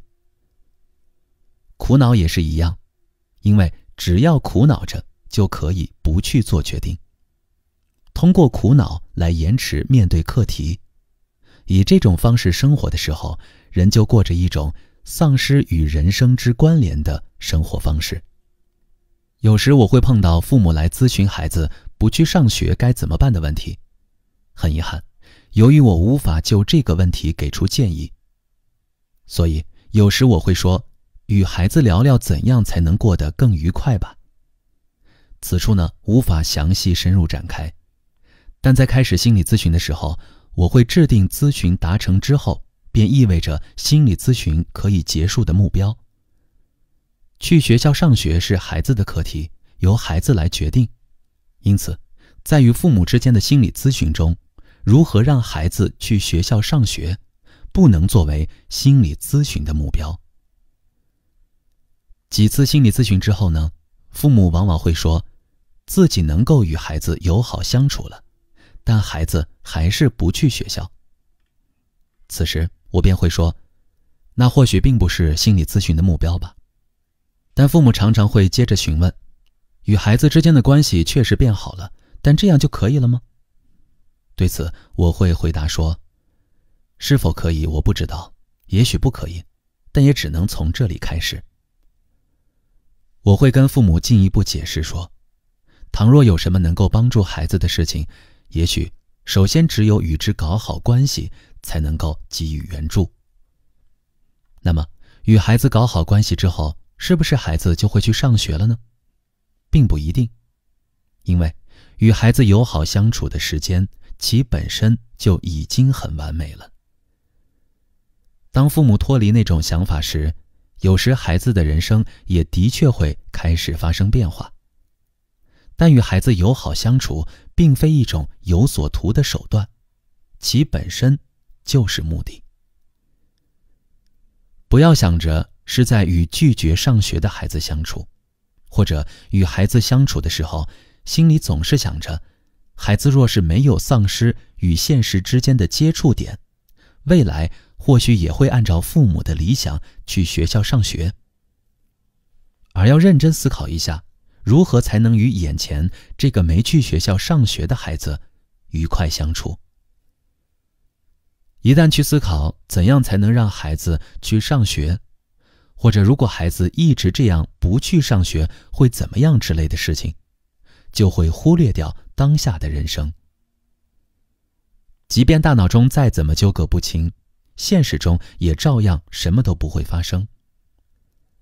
未来也许会到来，但并不会跨过现在。不管孩子是有问题、生病，还是不符合自己的理想，父母现在也只能与眼前的这个人相处。乐观主义，即便有无能为力的事情，并处于极端状况之中，人依然能够获得幸福，没有理由不能开心快乐地活下去。就像人无法决定自己什么时候出生一样，我们也无法判断自己什么时候会死去。我们也无从知道地震之类的自然灾害什么时候会到来。大家根本不知道自己什么时候会来到这个世界，又会在什么时候离开这个世界。我们也无从判断世界会对自己做什么。但是，自己能够对世界做什么，这却可以由我们自己来决定。也许世界并不知道我的存在，即便没有我，世界也会继续运转下去。但是有一点是清楚的，那就是如果没有这个世界，我将不复存在。阿德勒说，常常抱着乐天派思维的人一定是悲观主义者。抱有乐天派思维的人往往会毫无根据地相信自己会很幸运。但是一旦遭遇彻底颠覆那种信念的事件时，抱有乐天派思维的人或许就会丧失勇气，难以活下去。我并不是认为不可以乐观地看待人生，或者常常向前看，朝前走。但倘若是无视自己所处的状况或现实，那也许就没有意义了。无论处于什么状况，都不要束手无策，肯定有自己必须要做的事情，也可以说只能由自己来做，因为没有任何人能代替自己去度过自己的人生。但是呢，也不要过于悲观，做什么都满不在乎的人，最后什么都不会去做。悲观主义者往往缺乏直面状况的勇气，故而我们要保持既不是乐天主义，也不是悲观主义的乐观主义。面对问题，虽然眼下并不知道是否有办法，但也不要满不在乎，要从能够做的事情开始着手。虽然不知道那么做是否能够获得回报，但也许我们只能从能够做的事情开始着手。享受人生。作为现实活动态的生命，会珍惜每一个瞬间，但是并没有必要因为选择那种生活方式，便常常让自己处于令人窒息的紧张状态之下。柏拉图在晚年的对话篇《法律》中写了这样的事情。何谓正确的生活方式呢？那就是从容地活着。旧约圣经箴言篇中说，无论什么事情，什么时候，人都想通过努力使自己有所收获，哪怕是在出生或死亡之时也是如此。但是其接着又讲，对人来说，最幸福的是开心快乐地度过一生。从容享受当下的瞬间，在当下的瞬间放下过去，活在当下。人只有处于当下，才能获得幸福。活着真好。在能够这么想的瞬间，过去和未来已不存在，那一瞬间，生命已经完成。倘若孩子能够成为所有人的亲密朋友，长大之后能够通过有益的工作和幸福的婚姻为社会做贡献，也许就不会觉得劣于或者输给他人了吧。遇到自己喜欢的人，能够胜任难以应付的工作，也许就会感到自己在这个友好的世界上活得轻松惬意了吧。此外，也许还会感觉这个世界是我的世界，不要等待观望，必须积极行动起来，并且也许会坚信现在这一刻就是人类历史中独一无二的时刻，并属于人类历史过去、现在以及未来之整体。但是也可能会觉得现在正是自己完成创造性课题，能够为人类发展做出贡献的时刻。的确，这个世界上会有邪恶、困难、偏见，可那就是我们的世界，那些好处和坏处都是我们的。如果我们在这个世界中行动进步，谁都以适当的方式毫不退缩地面对自己的课题，就可以期望能够在改善世界方面发挥自己的作用。与身处敌国相反的表达是，在世界上轻松惬意地活着。能够产生这种感觉的人会觉得，这个世界是我的世界，不要等待观望，必须积极行动起来。现在这个时刻就是人类历史中独一无二的时刻，这或许也可以用来形容个体。阿德勒认为，必须看到这个世界上存在的邪恶，但是当他说在这个既有好处又有坏处的世界中，可以期望能够在改善世界方面发挥自己的作用的时候，当阿德勒建立个体心理学的时候，他就是想让这个世界变得更好。希望大家在这里再次想起这一点。在阿伯丁突然去世的阿德勒虽然舍我们而去，但我常常想，如果是阿德勒的话，他也许会这么说吧。对此，我们可以将下面柏拉图的对话中的苏格拉底换成阿德勒。诸位如果听我的话，请不要太在意苏格拉底，而要更在意真理。并且，如果你们能够认为我的主张有道理，那表示赞成就可以了。若非如此，尽管来批判反对即可。欢迎收听由喜马拉雅出品的《不逃避的勇气》，作者岸见一郎，由志远跟您一同分享。后记，我之前写的书大都是面向这样的人，也就是自己想说的话也不说，或者甚至都不明白自己的期望，就那样糊里糊涂地活着的人。即便对其说你并不是为了满足他人的期待而活，他们依然会十分在意他人的看法。即使告诉这些人活着要多为自己考虑，也丝毫不用担心他们会因此选择任性而自我本位式的生活方式。本书呢，写给那些不得不对其说他人并不是为了满足你的期待而活的人。因此，我的话对那些人来说也许会觉得很刺耳。阿德勒使用了向他人汤里吐口水这样一种不太美观的比喻。本书的前半部分就是希望读者读了之后会反思自己之前的生活方式，并决心改进它。但是呢，就像阿德勒派的心理咨询始终贯彻鼓励原则一样，我的书也不可以仅仅止于指出问题点。因此，本书后半部分围绕着应该怎么做这一主题，结合阿德勒的著作来考察具体建议。在这里分两个方面进行分析，一是作为自身问题必须思考的方面，二是对他人进行援助这一方面。我一直认为阿德勒的语言不太严厉，但也有想要言而具听之处。我在写作过程中经常会想到柏拉图《会影片》中登场的阿里斯托芬。这部作品写道，肯定是苏格拉底强迫阿里斯托芬承认其不顾自身诸多欠缺而参与雅典政治，并且进一步猜测说，如果阿里斯托芬看到苏格拉底离开这个世界，那时他该多么高兴。不用说，这与阿里斯托芬的本心正相反。通过阿里斯托芬说出来的这种心情，一般被认为是年轻时的柏拉图自己的想法。